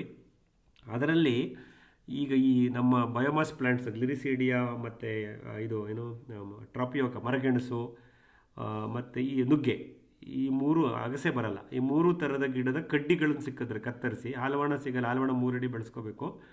ಈ 3 ಥರದ ಕಡ್ಡಿಗಳನ್ನು ಈ ಏರುಮಡಿನಲ್ಲಿ ಚುಚ್ಚಿ, ಅಲ್ಲಿ ಅದು ಬೇರು ಬಿಟ್ಟು ಒಂದು 4-5 ಎಲೆಗಳನ್ನು ಕೊಡುತ್ತೆ. ಅದಕ್ಕೆ ಹೆಚ್ಚು ಕಮ್ಮಿ ನಮಗೆ ಒಂದು 2 ಮಂತ್ಸ್ ಆಗುತ್ತೆ ಅವೆಲ್ಲ ಆಗೋ ಅಷ್ಟೊತ್ತಿಗೆ. ನಂತರ ನೀವು ಮೇ ಮೊದಲನೇ ವಾರದಲ್ಲಿ ಮುಂಗಾರು ಪೂರ್ವ ಮಳೆ ಬಂದ ತಕ್ಷಣ ನೀವು ಕಂಪೆನಿಯನ್ ಪ್ಲಾಂಟ್ ಆಗೋ, ಬಯೋಮಾಸ್ ಪ್ಲಾಂಟ್ ಆಗೋ, ಇಂಟರ್ಬಂಡ್ ಮೇಲೋ ಬೇಕಲ್ಲ ಇವೆಲ್ಲ, ಅದಕ್ಕೆ ಹಾಕೋಬೋದು. ಸೊ ಈಗ ನೀವು ಈ ಕಡ್ಡಿಗಳನ್ನು ಗ್ಲಿರಿಸಿಡಿಯಾ, ನುಗ್ಗೆ ಮತ್ತು ಮರಗೆಣಸು ಈ ಥರ ಕಡ್ಡಿಗಳನ್ನು ನಮ್ಮ ತೋಟಕ್ಕೆ ಬಂದರೆ ಸಿಗುತ್ತೆ, ದೊಡ್ಡಬಳ್ಳಾಪುರ ತೋಟದಲ್ಲಿ ನೀವು ಭೇಟಿ ಮಾಡಿ ತೊಗೊಂಡೋಗ್ಬೋದು. ಅಥವಾ ಬೇರೆ ಕಡೆ ಸಿಕ್ಕಿದ್ರು ಕಲೆಕ್ಟ್ ಮಾಡ್ಕೊಳ್ಳಿ. ಕಲೆಕ್ಟ್ ಮಾಡಿ ಈ ರೈಸ್ಡ್ ಬೆಡ್ಡಲ್ಲಿ ಅದನ್ನು 1.5 ಅಡಿ 2 ಅಡಿ ಎತ್ತರಕ್ಕೆ ಕತ್ತರಿಸಿ ಚುಚ್ಚಿಬಿಟ್ಟಿರಿ. ಚುಚ್ಚಿಬಿಟ್ಟು ಅದ್ರ ತಲೆ ಮೇಲೆ ಅದೇ ಮಣ್ಣನ್ನೇ ಟೋಪಿ ಹಾಕಿಟ್ಟಿರಿ. ಸೊ ಅಲ್ಲಿ ಮೊಳಕೆ ಬರಲಿ, ಅದು ಬೇರು ರಚನೆ ಆಗಿರುತ್ತೆ. ಈ ಬೇರು ರಚನೆ ಆಗಿರ್ತಕ್ಕಂಥ ಗಿಡವನ್ನು ನಾವು ಮೇ ಜೂನಲ್ಲಿ ಸಂಗಾತಿ ಗಿಡವಾಗಿ ನಮ್ಮ ಮುಖ್ಯ ಬೆಳೆ ಪಕ್ಕದಲ್ಲಿ ನೆಟ್ಕೋಬೋದು. ಯಾಕೆ ಆವಾಗ ನಾವು ಮೇ ಜೂನಲ್ಲಿ ಮಳೆ ಬಂದಾಗ ಗ್ಲಿರಿಸಿಡಿಯಾ, ಹಾಲವಾಣ ಕಡ್ಡಿ ತೊಗೊಂಬಂದು ಅದನ್ನು ನೆಟ್ಟು ಅದು ಬೇರು ಕೊಡೋಕ್ಕೆ 5ರಿಂದ 6 ವಾರ ತೊಗೊಳುತ್ತೆ. ಅಷ್ಟರೊಳಗಡೆ ನಮ್ಮ ಸಂಗಾತಿ ಗಿಡ ಎಸ್ಟಾಬ್ಲಿಷ್ ಆಗಿಬಿಡುತ್ತೆ ಮುಖ್ಯ ಬೆಳೆ ಜೊತೆಗೇನೆ. ಹಾಗಾಗಿ ಇದು ಒಂದು ಮಾಡಿ, ಏರುಮಡಿ ಪದ್ಧತಿನಲ್ಲಿ ಈ ಬಯೋಮಾಸ್ ಪ್ಲಾಂಟ್ಸ್, ಸೊ ಸಾರ್ವಜನಿಕ ಸ್ಥಿರೀಕರಣ ಸಸ್ಯಗಳ ಕಾಂಡಗಳನ್ನು ತಂದು ಅದನ್ನು ಅಲ್ಲಿ ಏರುಮಡಿನಲ್ಲಿ ನೆಟ್ಟು ಬೆಳೆಸಿ ನಂತರ ಸೂಕ್ತ ಸಮಯದಲ್ಲಿ ಸಂಗಾತಿ ಗಿಡವಾಗಿ ವರ್ಗಾಯಿಸ್ಕೊಳ್ಳಿ. ಸಾಕಷ್ಟು ಸಾಧ್ಯತೆಗಳಿರುತ್ತೆ ಸರ್ ಇವೆಲ್ಲ ಮಾಡೋದ್ರಿಂದ. Hello sir. ಹಲೋ ಹೇಳಿ. ಚೆನ್ನಾಗಿ ಸರ್ ನಾ ಮಂಡ್ಯದಿಂದ. Hello sir. ಹೇಳಿ ಹೇಳಿ, ಕೇಳಿಸ್ತಿದೆ ಹಾ ಗೌಡ್ರೆ. ಏನಿಲ್ಲ ಸರ್, ಈಗ ಏರುಮಡಿನಲ್ಲಿ ನಾನು ಅದೇ ಮೊದಲೇ ಹೇಳಿದ್ರಿ ಅನ್ಬಿಟ್ಟು ನಾನು ಅದಕ್ಕೆ ಕೇಳಿರ್ಲಿಲ್ಲ. ಈಗ ಶುಂಠಿ ಮತ್ತೆ ಅರ್ಶಿಣಕ್ಕೋಸ್ಕರವಾಗಿ ಏರುಮಡಿ ಮಾಡ್ಬಿಟ್ಟು ಬಯೋಮಾಸ್ ಇವುಗಳನ್ನ ನಡಿ ಅಂತಂದ್ರಲ್ಲ, ಅದನ್ನ ಸರ್ ನಾನು ಈಗ ಈಗ ಈಗ ಮಳೆಗಾಲಕ್ಕೆ ಅಂದ್ರೆ ಮೇ ಜೂನು ಜುಲೈನಲ್ಲಿ ಈ ಕಾಫಿ ಮಾಡೋಣ ಅಂತಿದ್ದೀನಿ, ಈ ರೀತಿ ಮಾಡೋಣ ಅಂತಿದ್ದೀನಿ ಸರ್. ಸರಿ ಅಲ್ವಾ? ಮಾಡ್ಬೋದು ಸರ್? ಖಂಡಿತ ಖಂಡಿತ. ಕಾಫಿ ಬೀಜನ ಇವಾಗ ನಾಟಿ ಏರುಮಡಿನಲ್ಲಿ ಬೆಳೆಸ್ಕೊಂಡು ನಂತರ ಮುಂಗಾರಿನಲ್ಲಿ ಟ್ರಾನ್ಸ್ಪ್ಲಾಂಟ್ ಮಾಡ್ತೀರಾ? ಅಂದ್ರೆ ಅಕಸ್ಮಾತ್ ನನಗೆ ಇದು ಕಾಫಿ ಬೀಜ ಆಗ್ಲಿಲ್ಲ ಅಂತಂದ್ರೆ ಬೇರೆ ತಂದು ಸಸಿ ತಂದು ಮಾಡಿ ಬಳಸ್ಬೋದಲ್ವಾ ಸರ್? ಖಂಡಿತ ಖಂಡಿತ. ಆಮೇಲೆ ಸರ್ ಇದು ಕೂಡ ಶುಂಠಿ ಅಲ್ಲ, ಇದು ಹೇಳಿದ್ರಲ್ಲ ಸರ್ ಅರಿಶಿಣ, ಹೌದು. ಅದ್ ನಮ್ಮ ಮನೆ ಹತ್ರ ಸುಮ್ಮನೆ ಟ್ರಯಲ್ಸ್ಗೆ ನಮ್ಮ ರಿಲೇಟಿವ್ ಆ ಕಡೆ ಪಂಜಾಬ್ ಕಡೆ ಯಾವ್ದೋ ಒಂದು ಅವ್ರ ಮಗಳ ಕಾಂಪಿಟೇಷನ್ ಕರ್ಕೊಂಡು ಹೋಗಿದ್ರು ಸ್ಕೇಟಿಂಗ್ದು. ಅವ್ರು ಯಾವ್ದೋ ಮನೆಯಲ್ಲಿ ಇದ್ ಮಾಡಿದಾಗ ಅದು ಕೊಟ್ಟಿದ್ರಂತೆ ಸರ್. ಅವ್ರು ಬಂದು ತಂದು ಹಾಕಿದ್ರು ಅವರು ಜಮೀನಲ್ಲಿ. ಅವ್ರು ನನ್ಗೊಂದಷ್ಟು ಕೊಟ್ಟಿದ್ರು. ನಾನ್ ಮನೆ ಹತ್ರ ಇದೀಗ ಕಟಾವ್ ಬಂದಿದೆ ಸರ್. ಅದು ಈಗ ಬಂದಿದೆ ಸರ್. ಈಗ ಅದನ್ನ ಮಾಮೂಲಿ ಪೀಸ್ ಮಾಡಿ ನೀವು ಹೇಳ್ದಂಗೆ ಏರುಮಡಿನಲ್ಲಿ ಹಾಕಿ ನೆರಳು ಮಾಡ್ಕೊಂಡ್ರೆ ಒಳ್ಳೇದಲ್ಲ ಸರ್? ನೆರಳು ಆದ್ಮೇಲೆ ಹಾಕ್ಲಾ ಸರ್ ಮೇನಲ್ಲಿ? ಈಗ ಹಾರ್ವೆಸ್ಟ್ ಮಾಡಿ ನೆರಳಲ್ಲಿ ಇಟ್ಬಿಡಿ. ಅದೇನೆ ಮೇ ತಿಂಗಳಲ್ಲಿ ಏರುಮಡಿನಲ್ಲಿ ನಾಟಿ ಮಾಡಾರಂತೆ. ಆಮೇಲೆ ಸರ್ ಶುಂಠಿನ ಓಪನ್ ಫೀಲ್ಡ್ ಅಲ್ಲೇ ಬೆಳಿತಾರಲ್ಲ ಸರ್, ಕೆರಳಿಯನ್ನು ಆ ಕಡೆ ಎಲ್ಲ ಒಂದು ಮಾಡ್ತಾರಲ್ಲ ಸರ್. ಹೌದು. ಈಗ ನೆರಳೇನ್ ಇರಲ್ವಲ್ಲ, ಹೆಂಗೆ ಸರ್ ಅದು? ಅಲ್ಲ, ಅವರು ರಾಸಾಯನಿಕ ಕೃಷಿ, ಅವರು ಕೇರಳದವರು. ಸರಿ ಸರ್. ಹಾಗಾಗಿ ನಮ್ಮ ಪದ್ಧತಿಗೆ ಅವ್ರಿಗೂ ಒಂದಲ್ಲ. ಅವ್ರು ತುಂಬಾ ಕೆಮಿಕಲ್ ಹಾಕ್ತಾರಂತೆ ಸರ್. ನೋಡಿ ನಾನು ಅದನ್ನ ಕೇಳೋಣ ಅಂತಿದ್ದೆ, ಮರ್ತ್ಬಿಟ್ಟೆ ಸರ್. ಆಕ್ಚುಲ್ ಆಗಿ ನಮ್ಮ ಒಂದು ಪದ್ಧತಿಯಲ್ಲೇನೆ ಬರೀ ಈ ನ್ಯಾಚುರಲ್ ಆಗಿ ಪ್ರಕೃತಿ ದತ್ತವಾಗೇನೆ ಮಾಡ್ಕೊಂಡು ಹೋದ್ರೆ ಅದು ಏನ್ ತೊಂದ್ರೆ ಇಲ್ವಾ ಸರ್? ಚೆನ್ನಾಗ್ ಬರ್ತದ? ಖಂಡಿತ ಬರುತ್ತೆ. ಅಂದ್ರೆ ನಾವು ಬಹುಬೆಳೆ ಪದ್ಧತಿನಲ್ಲಿ ಶುಂಠಿ ಒಂದು ಬೆಳೆ, ನಮ್ಗೆ ಶುಂಠಿನೇ ಏಕ ಬೆಳೆ ಮಾಡೋದಲ್ಲ ಅವ್ರ ತರ. ಇಲ್ಲ ರಾಸಾಯನಿಕ ಕೃಷಿ ಏಕಬೆಳೆ ಪದ್ಧತಿ, ನೈಸರ್ಗಿಕ ಕೃಷಿ ಬಹುಬೆಳೆ ಪದ್ಧತಿ. ಶುಂಠಿ ಇರುತ್ತೆ ಅಷ್ಟೇ. ಹಾಗಾಗಿ ನಾವು ಬೆಳೆದಾಗ ತುಂಬಾ ಚೆನ್ನಾಗಿ ಬರುತ್ತೆ ನಮ್ಮಲ್ಲಿ.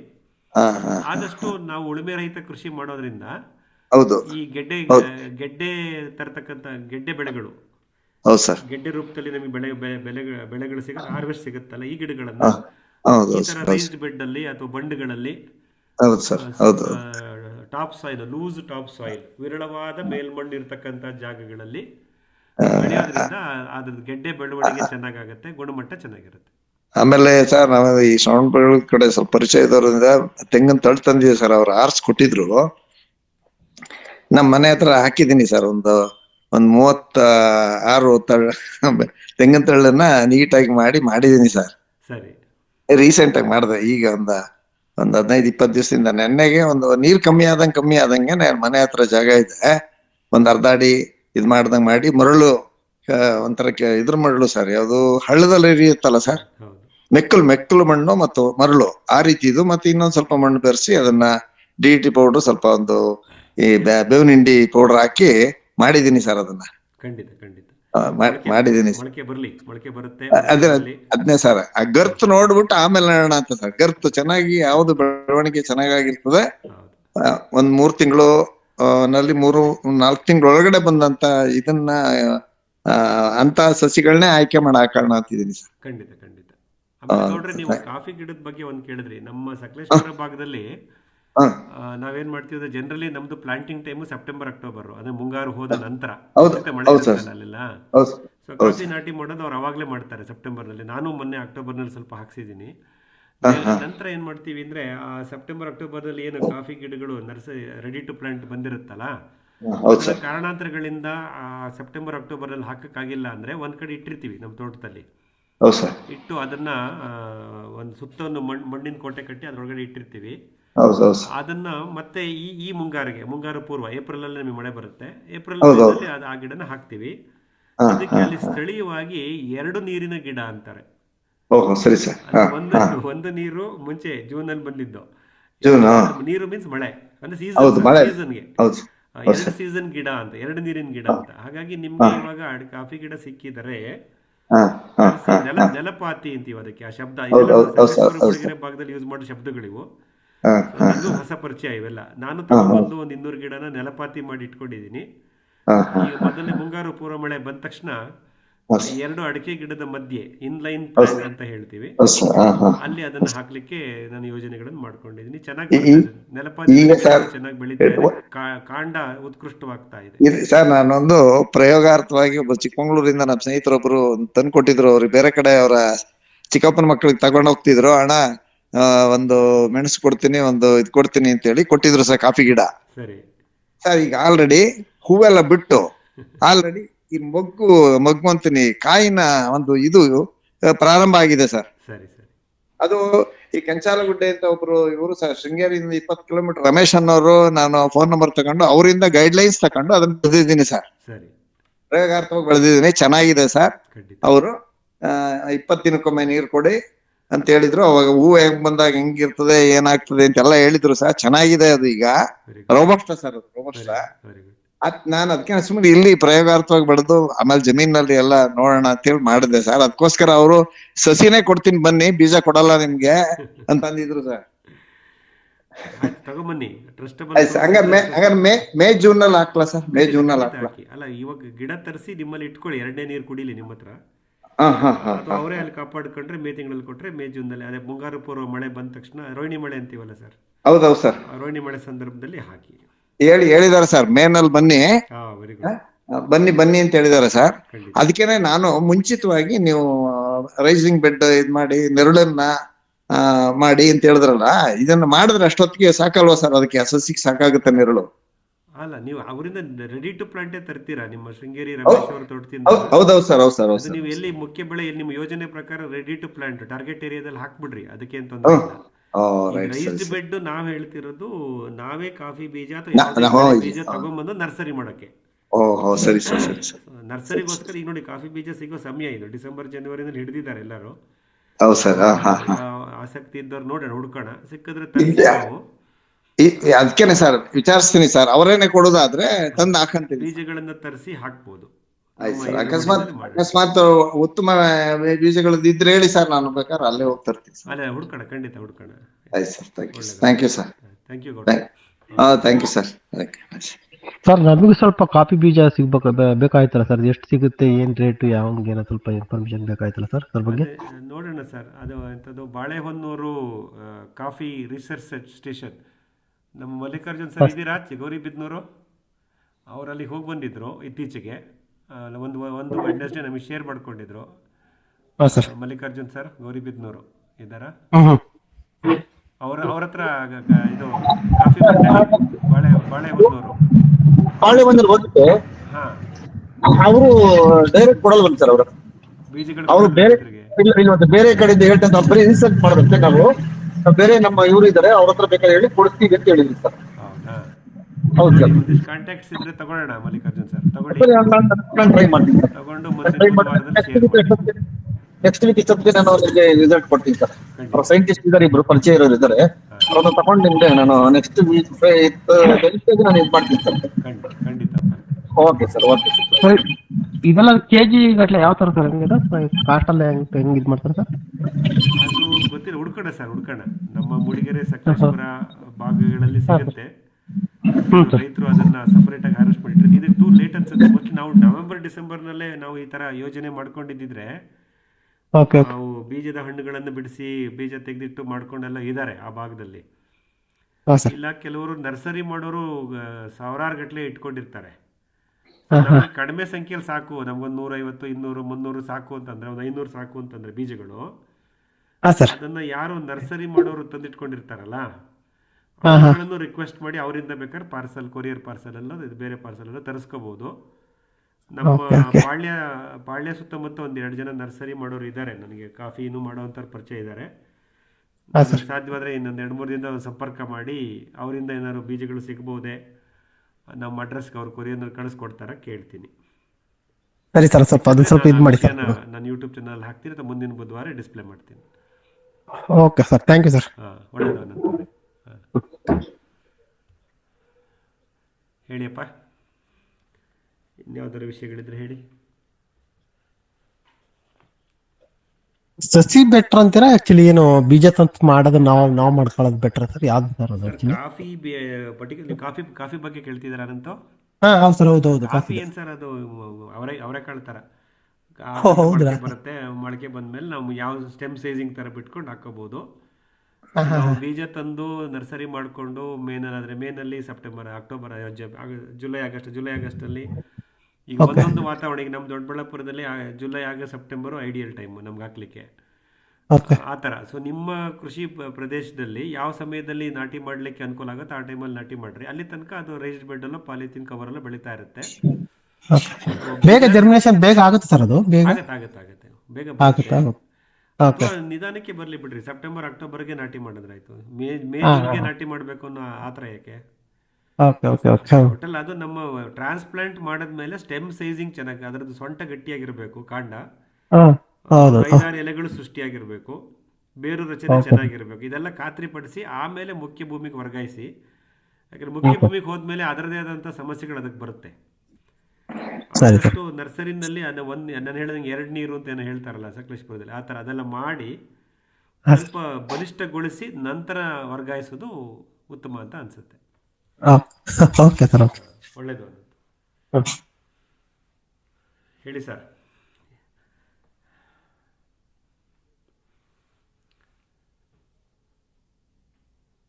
ನೋಡಿ, ಸಾಕಷ್ಟು ವಿಷಯಗಳು ನಾವು ಡಿಸ್ಕಸ್ ಮಾಡಿದ್ವಿ. ಬಾಳೆ ಬಗ್ಗೆ ಆಯಿತು, ಕಾಫಿ ಬಗ್ಗೆ ಆಯಿತು. ಗುಡ್ ಈವ್ನಿಂಗ್ ಮದುವೆ ನಮಸ್ಕಾರ. ಹರೀಶ್ ಪಾಟೀಲ್ ಮಾತಾಡ್ತಿರೋದು. ಸಾರಿ, ನಾನು ಲೇಟ್ ಆಗಿ ಜಾಯ್ನ್ ಆದೆ. ಎಲ್ಲರಿಗೂ ಗುಡ್ ಈವ್ನಿಂಗ್. ಹೇಳಿ ಪಾಟೀಲ್ ಅವರೇ, ನಿಮ್ಮ ಹಂಚಿಕೆ ಹೇಳಿ. ಶೇರಿಂಗ್ ಇನ್ ದ ಸೆನ್ಸ್, ಒಂದು ಲಾಸ್ಟ್ ವೀಕ್ ನಾವು ವೆಬಿನಾರ್ ಅಲ್ಲಿ ನಾವು ಒಂದು ಕ್ವಶನ್ ಕೇಳಿದ್ದೆ, ಅದಕ್ಕೆ ನೀವು ಶೇರ್ ಮಾಡಿದ್ರಿ ಲಿಂಕ್, ನ್ಯಾಚುರಲ್ ವೇ ಟ್ರಾನ್ಸಿಷನ್ ಬಗ್ಗೆ from chemical base to organic ಅಂತ. ಸೊ ನಾನು ಕಂಪ್ಲೀಟ್ ಆಗಿ ನೋಡಿ ಡೀಟೇಲ್ಸ್ ಚೆಕ್ ಮಾಡಿ ಆಮೇಲೆ ಅನಲೈಸ್ ಮಾಡಿದೆ. ನೀವು ಹೇಳಿದ ಎಲ್ಲ ಸರಿಯಾಗಿದೆ. ಒಂದ್ ಥಿಂಗ್ ಅಂತ, ನಮ್ದು ಕ್ಯಾಶ್ ಕ್ರಾಪ್ ಇದೆಲ್ಲ, ಸೊ ನಾವು ನಾರ್ತ್ ಕರ್ನಾಟಕ ನಮ್ದು ಜಮೀನು. ಸೊ ನಮ್ದು ಪರ್ಮನೆಂಟ್ ಯಾವ ಇದು ಇಲ್ಲ, ಗಿಡ ಈಗ ಸ್ಟಾರ್ಟ್ ಮಾಡ್ಬೇಕು ಆಕ್ಚುಲಿ. ಸೊ ಈ ಮುಚ್ಚಿಗೆ ಈ ಸದ್ಯ ನಮ್ದು ಕುಸುಬಿ ಇದೆ, ನಿಮ್ಗೆ ಫೋಟೋ ಕಳಿಸಿದೆ ಇರುತ್ತೆ ಇವತ್ತು. ಸೊ ನೆಕ್ಸ್ಟ್ ಮಂತ್ ಹಾರ್ವೆಸ್ಟಿಂಗ್ ಇದೆ. ಆಮೇಲೆ ಈಗ ಆಫ್ಟರ್ ದ್ಯಾಟ್ ಈಗ ಪೋಸ್ಟ್ ಹಾರ್ವೆಸ್ಟಿಂಗ್ ನಂದೇನ್ ಪ್ಲಾನ್ ಮಾಡ್ತಿದ್ದೆ ಅಂತಂದ್ರೆ, ಲೈಕ್ ಕವರ್ ಕ್ರಾಪಿಗೆ ನಾನು ಬ್ರಾಡ್ಕಾಸ್ಟ್ ಮಾಡ್ಬೇಕಂತ ಪ್ಲಾನ್ ಮಾಡ್ತಿದ್ದೀನಿ. ಆಮೇಲೆ ನೆಕ್ಸ್ಟ್ ಅದು ಅದಾದ್ಮೇಲೆ ಒಂದು ಕ್ವಶನ್ ಏನಿದೆ ಅಂತಂದ್ರೆ, ಆಫ್ಟರ್ 45 days ಆಮೇಲೆ ನಾನು ಅದನ್ನ ಇದು ಮಾಡ್ತೀನಿ, ಜಸ್ಟ್ ಕಟ್ ಮಾಡ್ಬಿಡ್ತೀನಿ. ರೋಟಾವೇಟರ್ ಹೊಡೆಯೋದು ಬೇಡ ಅಂತ ಅನಿಸ್ತದೆ. ಯಾಕಂತಂದ್ರೆ 45 days ಅಂತಂದ್ರೆ may be around till May mid ಅಥವಾ ಮೇ ಫಸ್ಟ್ ವೀಕ್ ತನ ಆಗ್ಬಿಡುತ್ತೆ. ಸೊ ಆಮೇಲೆ ಒಂದು 20 days ಅದಾಗ ಏನಾಗ್ಬಿಡುತ್ತೆ, ಬಿಸಿಲು ಜಾಸ್ತಿ ಇರುತ್ತಲ್ಲ. ಸೊ ಹಂಗಾಗಿ ಮೋಸ್ಟ್ಲಿ ನಾನು ಸುಮ್ಮನೆ ಗ್ರೀನ್ ಮುಚ್ಚಿಗೆ ಮಾಡೋ ಪ್ಲಾನ್ ವಿಚಾರ ಮಾಡ್ತಿದ್ದೀನಿ. ಬಟ್ ಏನಂತಂದ್ರೆ, ಕೆಳಗಡೆ ರೂಟ್ಸ್ ಇರ್ತಾವೆ, ಎಸ್ಪೆಷಲಿ ಕುಸುಬೆ ಸಾಫ್ಲವರ್ ಸೀಡ್ ಪ್ಲಾಂಟ್ದು. ಸೊ ಅದ್ ಹೆಂಗೆ ನಾವು ಅದು ಹಾಗೆ ಇಟ್ಟರೆ ನಡೀತದ, ನಾವು ಮತ್ತೆ ಅದನ್ನ ಕೀಳಿಸ್ಬೇಕಾ ಭೂಮಿಯಿಂದ ಅಂತ ಒಂದು ಕ್ವಶನ್. ಆಮೇಲೆ ನೆಕ್ಸ್ಟ್ ಅಂಡ್ ಸೆಕೆಂಡ್ ಒನ್, ಈಗ ನೆಕ್ಸ್ಟ್ ಮಾನ್ಸೂನ್ ಟೈಮಲ್ಲಿ ಮತ್ತೆ ಬಿತ್ತನೆ ಮಾಡ್ತೇವಲ್ಲ. ಸೊ ಆ ಟೈಮಲ್ಲಿ ಸೀಡಿಂಗ್ ಮಾಡ್ಬೇಕಾರೆ ನಾವು ಯೂಶಲಿ ನಮ್ದು ನಾರ್ಮಲ್ ಆಗಿ ಎಡೆ ಕುಂಟೆ ಹೊಡಿತಾರಲ್ಲ. ಸೊ ಅದನ್ನ ಅದರಲ್ಲಿ ಬೀಜ ಇದು ಮಾಡ್ತಾರೆ. ಸೊ ಆ ಟೈಮಲ್ಲಿ ಮತ್ತೆ ಟಿಲ್ಲಿಂಗ್ ಮಾಡೇ ಮಾಡ್ತಾರೆ. ಸೊ ಜೀರೋ ಟೆಲ್ಲಿಂಗ್ ಬರೀ ಶಾಲೋ ಟೆಲ್ಲಿಂಗ್ ಮಾಡ್ಬೋದಾ ಇಲ್ಲ ಹೇಗೆ ಅಂತ ಒಂದು ಕ್ವಶನ್ ಇತ್ತು. ಮೊದಲನೇದಾಗಿ ಯಾವುದೇ ಗಿಡವನ್ನ ಬೇರು ಸಮೇತ ತೆಗೆಯೋ ಅವಶ್ಯಕತೆ ಇಲ್ಲ. ಅಂದರೆ ಆದಷ್ಟು ನಾವು ಮೇಲ್ಭಾಗವನ್ನು ಮಾತ್ರ ಕತ್ತರಿಸಿ ಮುಚ್ಚಿಗೆ ಮಾಡಿ ಬೇರನ್ನು ಹಾಗೆ ಬಿಡಬೇಕು. ಯಾಕೆಂದರೆ ಸೂಕ್ಷ್ಮಜೀವಿಗಳು ಸಸ್ಯದ ಬೇರು ವಲಯದಲ್ಲಿ ಆಶ್ರಯ ಪಡ್ಕೊಂಡಿರುತ್ತವೆ. ಯಾಕೆಂದರೆ ಅಲ್ಲಿ ತೇವಾಂಶ ಇರುತ್ತೆ ಮತ್ತು ಅಲ್ಲಿ ಅವಕ್ಕೆ ಆಹಾರ ಸಿಗುತ್ತೆ. ಸಸ್ಯಗಳು ಆಹಾರವನ್ನು ಉತ್ಪಾದನೆ ಮಾಡಿ ಬೇರು ವಲಯಕ್ಕೆ ಕಳಿಸುತ್ತವೆ. ಆ ಬೇರು ವಲಯದಲ್ಲಿರ್ತಕ್ಕಂಥ ಸೂಕ್ಷ್ಮಜೀವಿಗಳಿಗೆ ಅದು ಆಹಾರವಾಗುತ್ತೆ ಮತ್ತು ಅಲ್ಲಿ ತೇವಾಂಶವೂ ಇರುತ್ತೆ. ಹಾಗಾಗಿ ಯಾವತ್ತೂ ಯಾವುದೇ ಗಿಡದಲ್ಲಿ, ಅದು ಕಳೆ ಗಿಡ ಆಗ್ಬೋದು, ಬೆಳೆ ಗಿಡ ಆಗಿರ್ಬೋದು, ಅಲ್ಪಾವಧಿದಾಗಿರ್ಬೋದು, ದೀರ್ಘಾವಧಿದಾಗಿರ್ಬೋದು, ಯಾವುದೇ ಗಿಡದ ಬೇರಿನಲ್ಲಿ ಸೂಕ್ಷ್ಮಜೀವಿಗಳಿಗೆ ಆಶ್ರಯ ಇರುತ್ತೆ. ನಾವು ಯಾವುದನ್ನು ನಾವು ಬೇರು ಸಮೇತ ಕೀಳ್ತೀವೋ ಆವಾಗ ಆ ಸೂಕ್ಷ್ಮಜೀವಿಗಳಿಗೆ ತೊಂದರೆ ಆಗುತ್ತೆ ಅಥವಾ ಅವುಗಳ ಕಾರ್ಯಚಟುವಟಿಕೆಗೆ ನಿಂತು ಹೋಗುತ್ತೆ. ಹಾಗಾಗಿ ದಯವಿಟ್ಟು ಯಾವುದನ್ನು ಬೇರು ಸಮೇತ ತೆಗಿಬೇಕು ಅನ್ನೋ ಒಂದು ಕಲ್ಪನೆ ಬೇಡ ನಮ್ಮಲ್ಲಿ. ಅದು ಮೊದಲನೇ ಮುಖ್ಯದು. ಆದರೆ ಈ ರೀತಿ ನೀವು ಬೆಳೆ ಪರಿವರ್ತನೆ ಮಾಡುವಾಗ ಸೀಸನಲ್ ಕ್ರಾಪ್ಸ್ ಮಾನ್ಸೂನು, ವಿಂಟರು, ಸಮ್ಮರು ಈ 3 ಋತುಮಾನಗಳಲ್ಲಿ ನೀವೇನು ಅಲ್ಪಾವಧಿ ಆಹಾರ ಬೆಳೆಗಳನ್ನು, ಎಣ್ಣೆಕಾಳು ಬೆಳೆಗಳನ್ನು ಬೆಳಿತೀರಲ್ಲ, ಆವಾಗ ನಿಮಗೆ ಭೂಮಿ ಸಿದ್ಧತೆ ಮಾಡ್ಕೋಬೇಕಾಗತ್ತೆ. ಭೂಮಿ ಸಿದ್ಧತೆ ಮಾಡ್ಕೊಳ್ಳೋಕ್ಕೆ ಒಂದು ಉಳುಮೆ ನೀವು ಮಾಡ್ತೀರಾ, ಆವಾಗ ಅದು ಅಪ್ರೂಟ್ ಆಗೇ ಆಗುತ್ತೆ. ಸೊ ಯಾವತ್ತು ನೀವು ಮುಂದಿನ ಹಂಗಾಮಿಗೆ ಭೂಮಿ ಸಿದ್ಧತೆ ಮಾಡ್ಕೋತೀರೋ ಆ ಸಮಯದಲ್ಲಿ ಅದನ್ನು ಉಳುಮೆ ಮಾಡಿ ಅಥವಾ ಅದನ್ನು ಬೇರನ್ನ ಡಿಸ್ಟರ್ಬ್ ಮಾಡಿ. ಅಷ್ಟೊತ್ತಿಗೆ ಅದೇನಾಗಿರುತ್ತೆ ಅಂದರೆ ಅಲ್ಲಿರ್ತಕ್ಕಂಥ ಸೂಕ್ಷ್ಮಜೀವಿಗಳು ಇನ್ಯಾವುದೋ ಬೇರೆ ಗಿಡಕ್ಕೆ ವರ್ಗಾಯಿಸಲ್ಪಟ್ಟಿರುತ್ತವೆ. ಯಾವಾಗ ಈ ಗಿಡ ಸಾಯ್ತಾ ಬರುತ್ತೋ ಹಾಗಾಗಿ ಅದು ನ್ಯಾಚುರಲ್ ಆಗಿ ಪ್ರೊಸೆಸ್ ಆಗಿರುತ್ತೆ. ಹಾಗಾಗಿ ಭೂಮಿ ಸಿದ್ಧತೆ ಮುಂದಿನ ಹಂಗಾಮಿನ ಬೆಳೆಗೆ ಭೂಮಿ ಸಿದ್ಧತೆ ಮಾಡ್ಕೊಳ್ಳೋ ಸಮಯದಲ್ಲಿ ಮಾತ್ರ ಉಳುಮೆ ಮಾಡಿ. ಬಾಕಿ ಅಂತ ಈಗ ನೋಡಿ, ಕುಸುಬಿ ಬೀಜದ ಹಾರ್ವೆಸ್ಟು ಫೆಬ್ರವರಿನಲ್ಲಿ ಮಾಡ್ತೀರಾ, ಮಾರ್ಚಿನಲ್ಲಿ ಅನಾವಶ್ಯಕವಾಗಿ ಮಾಗಿ ಉಳುಮೆ, ಆ ಉಳುಮೆ, ಈ ಉಳುಮೆ ಅಂತ ಮಾಡಿ ತೆಗೆದಿಡಬೇಡಿ ಭೂಮಿನ ಆಕಾಶಕ್ಕೆ. ಬೇರೆ ಸಮೇತ ಯಾವುದನ್ನೂ ತೆಗಿಬೇಡಿ. ಅವಷ್ಟು ಸೂಕ್ಷ್ಮಜೀವಿಗಳು ನಿಮ್ಮ ಕುಸುಬೆ ಗಿಡದ ಬೇರು ವಲಯದಲ್ಲಿ ಪ್ರವರ್ಧಮಾನಕ್ಕೆ ಬರ್ತಾ ಇರ್ತವೆ, ಕೆಲಸ ಮಾಡ್ತಾ ಇರ್ತವೆ. ಹಾಗಾಗಿ ತೇವಾಂಶ ಇದ್ರಂತೂ ಇನ್ನೂ ಚೆನ್ನಾಗಿ ಕೆಲಸ ಮಾಡ್ತಿರುತ್ತವೆ. ಹಾಗೆ ದಯವಿಟ್ಟು ಯಾವುದನ್ನು ಬೇರೆ ಸಮೇತ ತೆಗೆಯೋದು ಬೇಡ. ನೀವು ಮುಂದಿನ ಬೆಳೆಗೆ ಭೂಮಿ ಸಿದ್ಧತೆ ಮಾಡ್ಕೊಳ್ಳೋವರೆಗೆ. ಇದು ಉಳುಮೆ ಬಗ್ಗೆ ಬೇಕಾದಂಥ ಕ್ಲಾರಿಟಿ. ನೆಕ್ಸ್ಟು ನೀವು ಈ ಬಯೋಮಾಸ್ ಪ್ಲಾಂಟ್ಸ್ ಅಥವಾ ಕವರ್ ಕ್ರಾಪ್ಸ್ ಅಂತ ಹೇಳ್ತೀವಿ, ಮುಚ್ಚಿಗೆ ಬೆಳೆಗಳನ್ನು ಈ ಒಂದು ಬೇಸಿಗೆ ಋತುವಿನಲ್ಲಿ ನಿಮ್ಮ ಕೃಷಿ ಭೂಮಿನಲ್ಲಿ ಬೆಳಿತೀವಿ, ಕುಸುಬಿ ಬೆಳೆ ಹಾರ್ವೆಸ್ಟ್ ಆದಮೇಲೆ ಅಂತ ಹೇಳಿದ್ರಿ, ಭಾಳ ಉತ್ತಮವಾದ ಆಲೋಚನೆ ಇದು.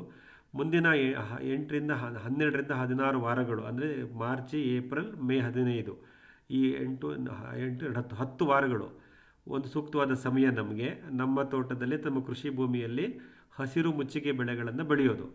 ಹಾಗಾದರೆ ಅದನ್ನು ಬೆಳೆಯೋದು ಯಾವುದು, ಅದು ಯಾವ ಬೆಳೆ 8ರಿಂದ 10 ವಾರ ಇರುತ್ತೆ, ಅಗಲವಾಗಿ ಬೆಳೆದಿರುತ್ತೆ, ಮತ್ತು ಅಗಲವಾದ ಎಲೆಗಳನ್ನು ತಗೊಂಡು ನಮಗೆ ಮುಚ್ಚಿಗೆ ಮಾಡ್ಕೊಂಡಿರುತ್ತೆ. ಇದನ್ನು ನೀವು ಗಮನಿಸ್ತಾ ಬರಬೇಕಾಗತ್ತೆ. ನಾನು ಆಲ್ರೆಡಿ ಹೇಳಿದ್ದೀನಿ, ಈ ಸಮಯದಲ್ಲಿ ನಾವು ಹುರುಳಿ, ಸೆಣಬು, ಡಯಂಚ ಹಾಕೋದು ಬೇಡ. ಅಗಲ ಎಲೆ ಇರತಕ್ಕಂಥ ಅವರೆ ಆಗ್ಬೋದು, ಅಲಸಂದೆ ಆಗ್ಬೋದು, ಆಮೇಲೆ ನಸುಗುನ್ನಿ, ವೆಲ್ವೆಟ್ ಬೀನ್ಸಿಗೆ ಸಮಯ ಸಾಕಾಗಲ್ಲ, ಅದು 8 ತಿಂಗಳು ಬೆಳೆ. ಅವರೆ ಮತ್ತು ಅಲಸಂದೆ ಈ ಥರದ ಗಿಡಗಳನ್ನು ಅಥವಾ ನೀವು ಇನ್ಯಾವುದಾದ್ರು ಒಂದು ದ್ವಿದಳ ಬೀಜಗಳನ್ನು, ಅಗಲ ಎಲೆ ಇರುವಂಥ ಗಿಡಗಳನ್ನು ಹಾಕ್ತಾ ಬನ್ನಿ. ಈಗ ಫೆಬ್ರವರಿ, ಮಾರ್ಚ್, ಏಪ್ರಿಲ್, ಮೇ ತಿಂಗಳುಗಳಲ್ಲಿ ನಿಮಗೆ ನೀರಾವರಿ ವ್ಯವಸ್ಥೆ ಇದ್ದರೆ ತೇವಾಂಶವನ್ನು ನಿರ್ವಹಣೆ ಮಾಡಿ ಇವುಗಳನ್ನು ಬೆಳೆಸಿ. ಆದ ನಂತರ ನೀವು ಮೇ 2ನೇ ವಾರದಲ್ಲಿ ಭೂಮಿ ಸಿದ್ಧತೆಗೆ ಮಲ್ಚ್ ಮಾಡ್ಕೊಳ್ಳಿ, ಅಥವಾ ಅದನ್ನು ಮಣ್ಣಿಗೆ ಸೇರಿಸೋದು, ಭೂಮಿ ಸಿದ್ಧತೆ ಆ ಕಾರ್ಯಕ್ರಮ ಮಾಡ್ಕೊಳ್ಳಿ. ಹಾಗೆ ಆದಷ್ಟು ಈ ರೀತಿ ಬೆಳೆಗಳನ್ನು ಈ ಬೇಸಿಗೆಯಲ್ಲಿ ಹಸಿರು ಹೊದಿಕೆ ಬೆಳೆಗಳಿಗೆ ಆಯ್ಕೆ ಮಾಡ್ಕೊಳ್ಳೋದು ಸೂಕ್ತ ಅಂತ ಅನಿಸುತ್ತೆ. ಸೊ ಈಗ land preparation before May end ಅಲ್ಲಿ ರೋಟಾವೇಟರ್ ಹೊಡೆಯೋದು ಬೇಡಲ್ಲ, ಜಸ್ಟ್ ನಾರ್ಮಲ್ ಶಾಲೋ ಟೆಲಿಂಗ್ ಹೊಡೆಯೋದು ಬೆಟರ್ ಅಂತ ಅನ್ಸುತ್ತೆ. ಯಾಕಂದ್ರೆ ನೀವು ಹೇಳಿದ್ದು ರೋಟಾವೇಟ್ರು ಏನಕ್ಕೆ ಅಂತ ಗೊತ್ತಿಲ್ಲ. ಯಾಕೆಂದ್ರೆ ರೋಟಾವೇಟ್ರ್ ಮಾಡೋ ಉದ್ದೇಶ ನಮ್ಮ ಕಳೆ ಸಸ್ಯಗಳು ಅಥವಾ ನಮ್ಮ ಕೃಷಿ ಭೂಮಿಯಲ್ಲಿ ಸಸ್ಯಗಳು ಎತ್ತರವಾಗಿದ್ದು, ಕಾಂಡ ಬಲ್ತಿದ್ದು, ದಪ್ಪಾಗಿದ್ದರೆ ಅದನ್ನೆಲ್ಲ ಕತ್ತರಿಸಿ ಪುಡಿ ಮಾಡಿ ಮಣ್ಣಿಗೆ ಸೇರಿಸಲಿ. ಯಾಕೆಂದರೆ ಮುಂದಿನ ಹಂಗಾಮಿಗೆ ಅದು ಬೇಗ ಸಾವಯವ ಗೊಬ್ಬರವಾಗಿ ಪರಿವರ್ತನೆ ಆಗಲಿ ಅನ್ನೋದಕ್ಕೆ ಆ ರೋಟಾವೇಟರ್ನ ಬಳಸ್ತಾರೆ.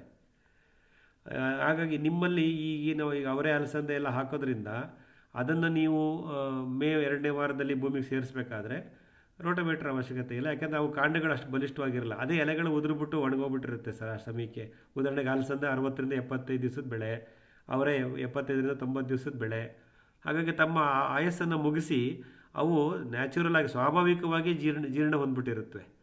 ಹಾಗಾಗಿ ರೋಟಾವೇಟ್ರದ್ದು ಅವಶ್ಯಕತೆ ಇಲ್ಲ. ಆದಷ್ಟು ರೋಟಾವೇಟ್ರನ್ನ ಕಮ್ಮಿ ಮಾಡಿ. ಆಮೇಲೆ ಯಾವುದೇ ಹಸಿರೆಲೆ ಗೊಬ್ಬರದ ಗಿಡಗಳನ್ನು, ಅಲ್ಪಾವಧಿ ಹಸಿರೆಲೆ ಗೊಬ್ಬರದ ಗಿಡಗಳನ್ನು ಬೆಳೆದು ನಾವು ಮಣ್ಣೊಳಗೆ ತುರುಕಿಡ್ತೀವಿ, ಅದು ಮಾಡೋಕ್ಕೆ ಹೋಗಬಾರ್ದು.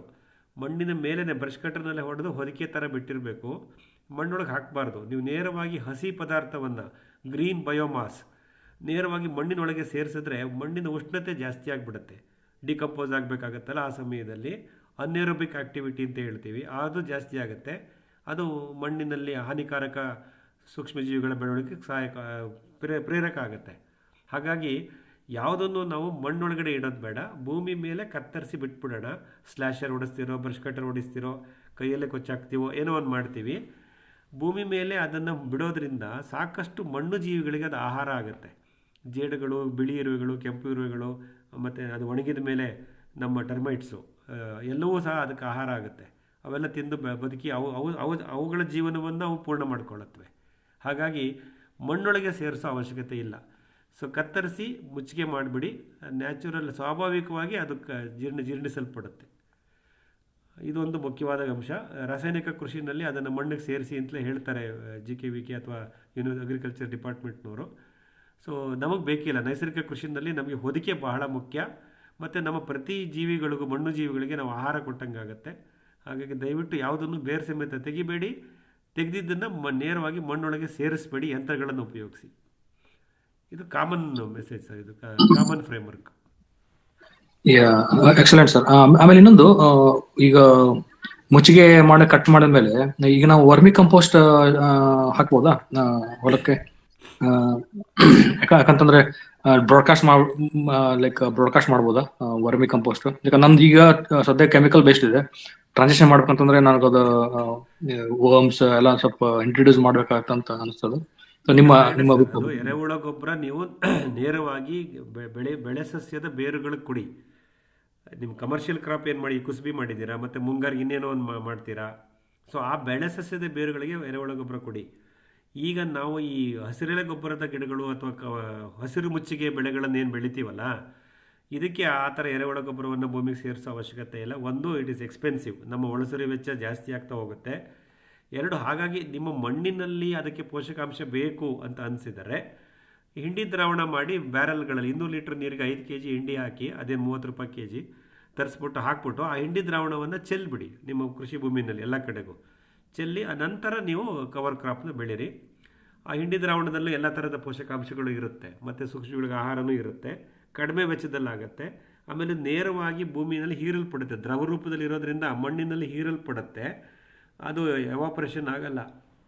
ನೀವು ವರ್ಮಿ ಕಾಂಪೋಸ್ಟ್ನ ತಂದು ಎರಚಿದ್ರೆ ಅದು ಬಿಸಿಲಿಗೆ ಬಾಡಿ ಹೋಗುತ್ತೆ.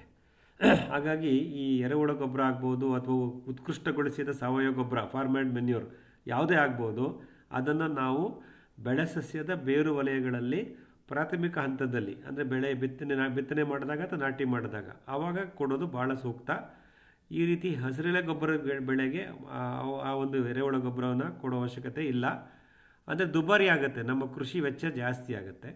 ಅದರ ಬದಲು ಈ ರೀತಿ ಕಡಿಮೆ ವೆಚ್ಚದ 70 ಪೈಸೆ 1 ಲೀಟ್ರ್ ಸರ್, 30 ರೂಪಾಯಿ 1 kg, 5 kg 150 ರೂಪಾಯಿ, 200 ಲೀಟ್ರ್ ದ್ರಾವಣ ಮಾಡ್ಕೊತೀವಿ. ಸೊ 70 ಪೈಸೆ ಆಯಿತು 1 ಲೀಟ್ರಿಗೆ.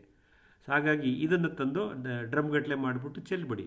ಚೆಲ್ಲಿ ನಂತರ ನಿಮ್ಮ ಕವರ್ ಕ್ರಾಪ್ಸ್ನ ಬೆಳೀರಿ. ಚಲೋದಂದ್ರೆ ಸ್ಪ್ರೇ ಮಾಡ್ಬೋದಾ? ಸ್ಪ್ರೇ ಏನು ಕುಸುಬೆ ಹಾರ್ವೆಸ್ಟ್ ಮಾಡ್ತೀರಾ, ಆ ಜಾಗದಲ್ಲಿ ಏನೂ ಇರಲ್ಲ.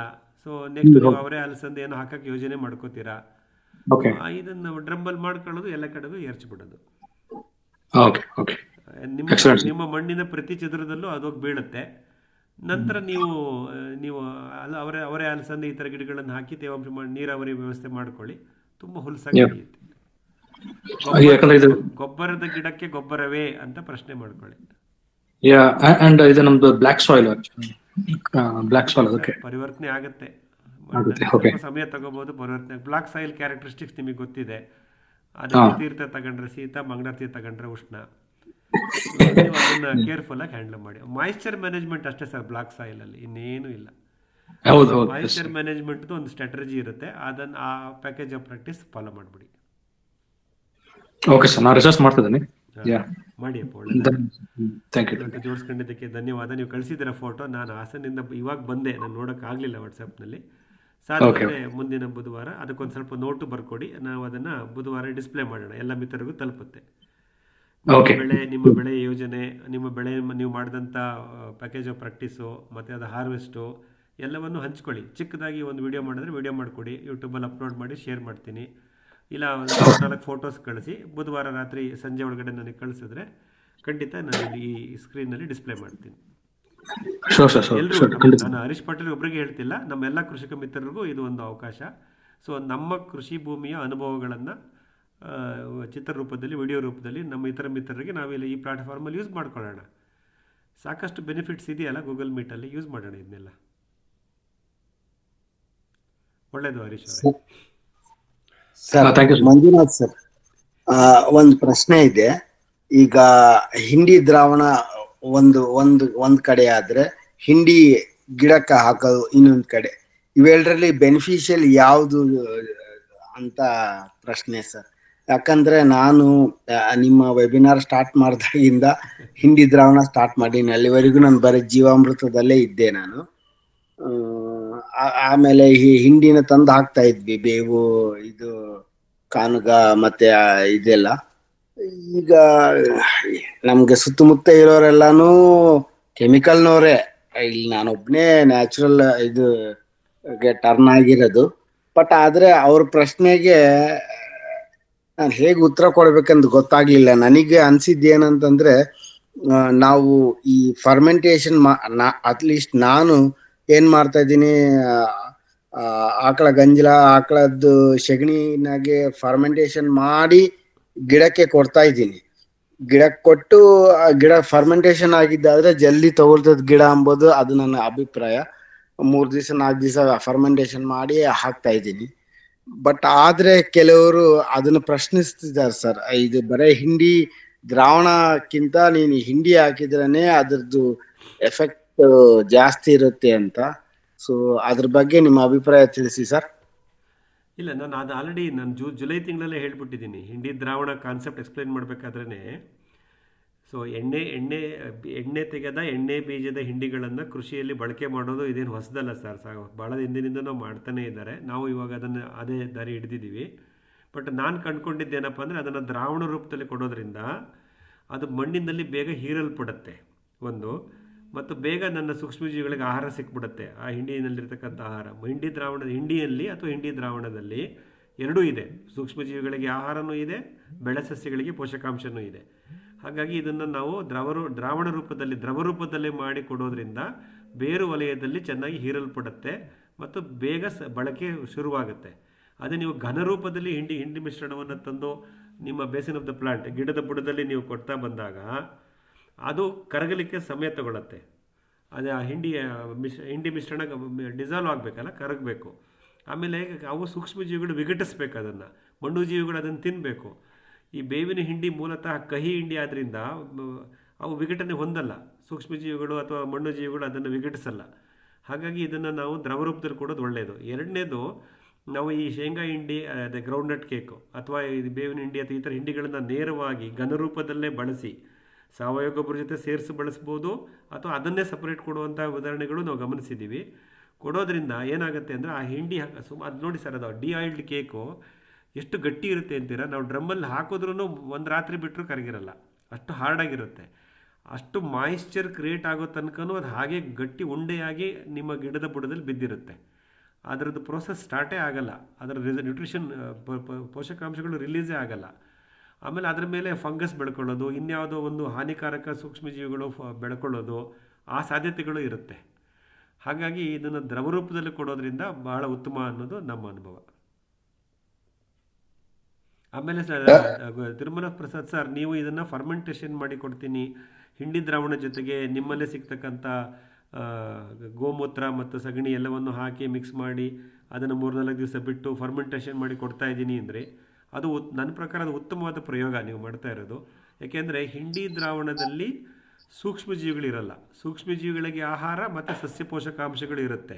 Food for microbes, nutrition for plants ಮಾತ್ರ ಇರುತ್ತೆ. ಬಟ್ ನೀವು ಗೋಮೂತ್ರ ಅಥವಾ ಬೇರೆ ಇನ್ಯಾವುದಾದ್ರು ಮಾರ್ಗದಲ್ಲಿ ಸೂಕ್ಷ್ಮಜೀವಿಗಳ ಮೂಲವನ್ನು ತಂದು ಸೂಕ್ಷ್ಮಜೀವಿಗಳ ದ್ರಾವಣವನ್ನು ಮತ್ತು ಹಿಂಡಿಯನ್ನು ಜೊತೆಯಲ್ಲೇ ನೀವು ದ್ರಾವಣ ಮಾಡೋದ್ರಿಂದ ಈ ಒಂದು ರಿಸಲ್ಟೆಂಟು, ನೀವೇನು ಒಂದು ದ್ರವರೂಪದ ಒಂದು ಒಳಸುರಿನ ತಯಾರು ಮಾಡ್ಕೋತಿದ್ದೀರಾ, ಅದರಲ್ಲಿ ಎರಡೂ ಇರುತ್ತೆ.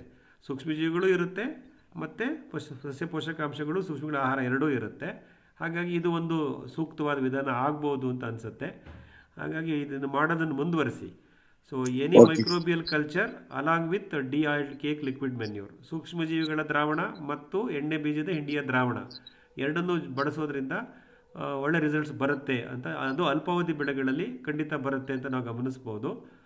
ಆದರೆ ನಾನು ಇನ್ನೊಂದು ಸ್ಟೇಟ್ಮೆಂಟ್ ಯಾವಾಗಲೂ ಹೇಳ್ತಾ ಇರ್ತೀನಿ, don't feed the microbes with the soil every time, feed the microbes which are already there in the soil. ಅಂದರೆ ಮಣ್ಣಿಗೆ ಸೂಕ್ಷ್ಮಜೀವಿಗಳನ್ನು ಪ್ರತಿ ಸಲ ಸೇರಿಸುವಂಥ ವ್ಯವಸ್ಥೆ ನಮಗೆ ಬೇಕಿಲ್ಲ, ಅದು ಸಾವಯವ ಕೃಷಿಯವರು ಮಾಡ್ತಾರೆ.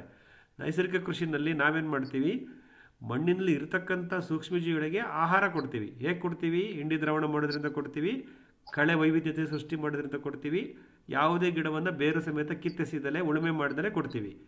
ಹಾಗಾಗಿ ನಮ್ಮ ಕೃಷಿ ಪದ್ಧತಿ, ನೈಸರ್ಗಿಕ ಕೃಷಿ ಪದ್ಧತಿಯಲ್ಲಿ ಸೂಕ್ಷ್ಮಜೀವಿಗಳ ದ್ರಾವಣವನ್ನು ಪ್ರತಿ ಸಲ ಫರ್ಮೆಂಟೇಷನ್ ಮಾಡಿ ಭೂಮಿಗೆ ಸೇರಿಸುವಂಥ ಅವಶ್ಯಕತೆ ಇರಲ್ಲ.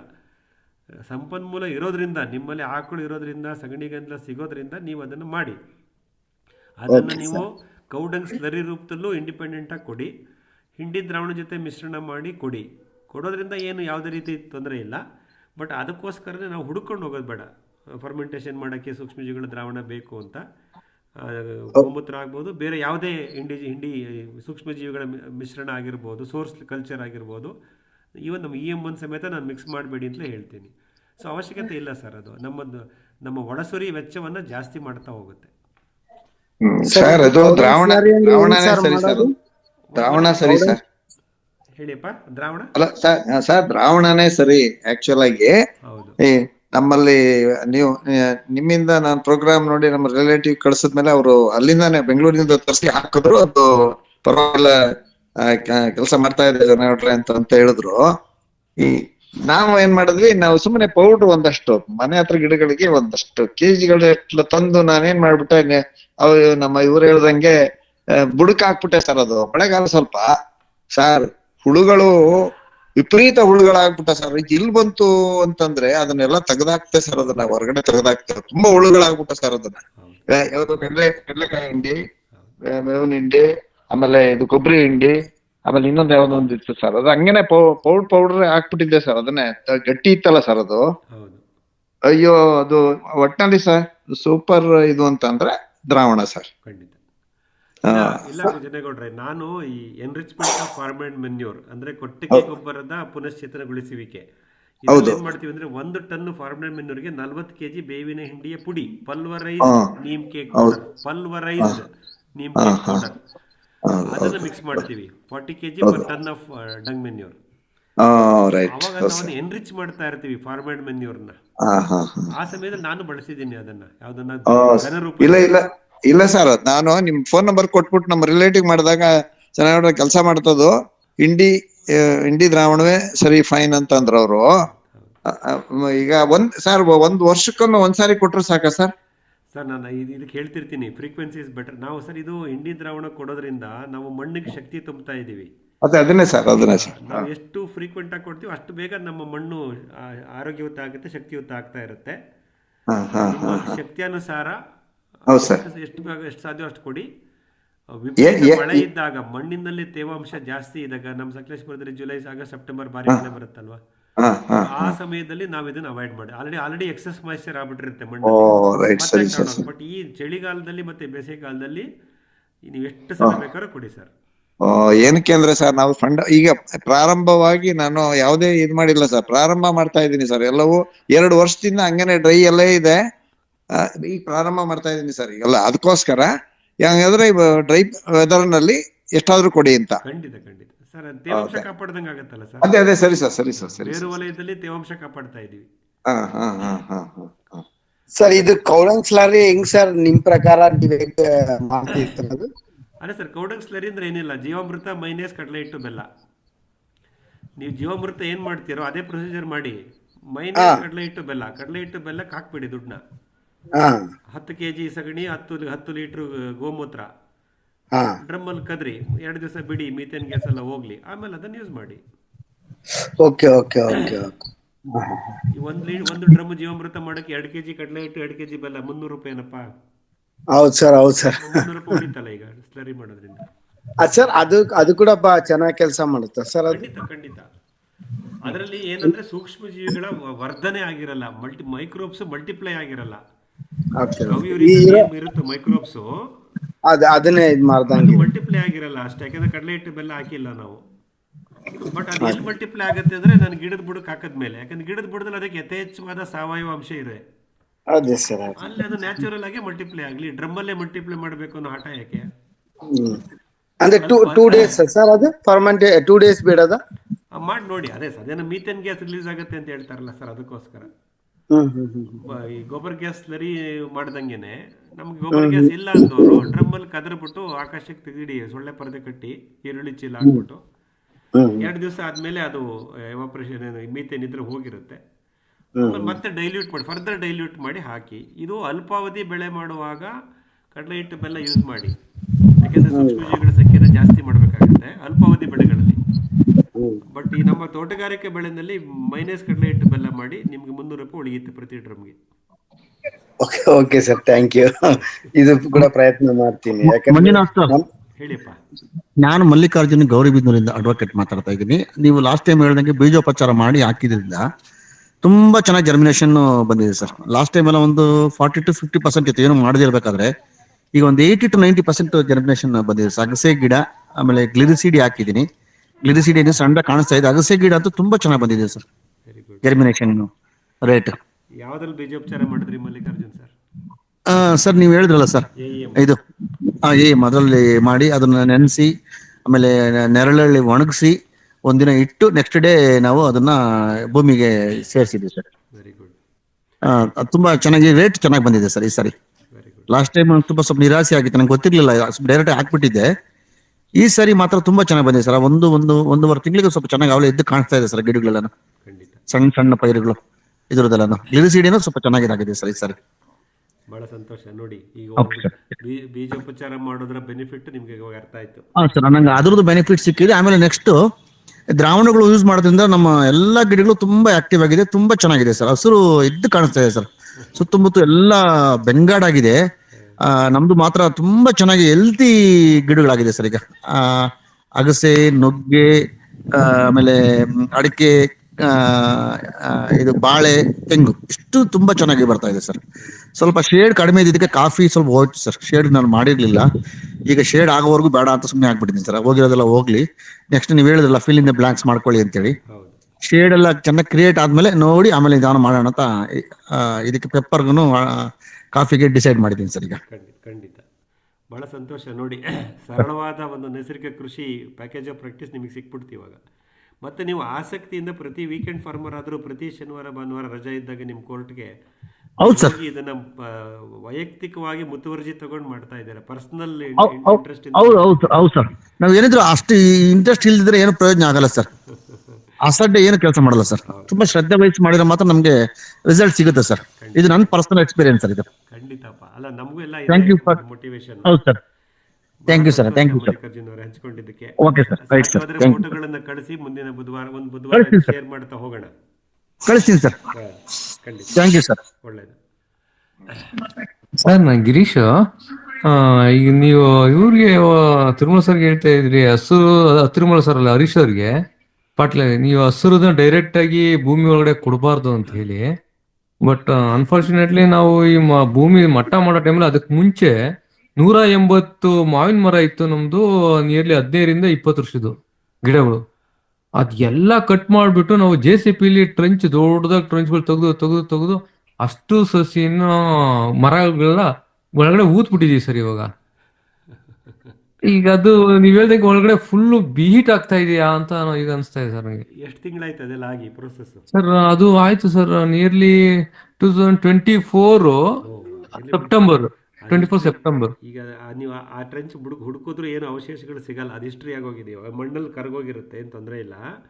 ಹೌದ್ರಾ ಸರ್? ನಾನು ಪಾಟೀಲ್ ಸರ್ಗೆ ಹೇಳಿದ ಕಾಂಟೆಕ್ಸ್ಟ್ ಏನಂದ್ರೆ, ನಾವು ಈ ಸೆಣಬು ಅಲ್ಪಾವಧಿ ಹಸಿಳೆ ಗೊಬ್ಬರದ ಗಿಡಗಳನ್ನು ಬೆಳಿತೀವಲ್ಲ, ಅದನ್ನ ರೋಟರಿ ಹೊಡಿರಿ ಅಂತ ರಾಸಾಯನಿಕ ಕೃಷಿ ಪದ್ಧತಿನಲ್ಲಿ ಹೇಳ್ತಾರೆ.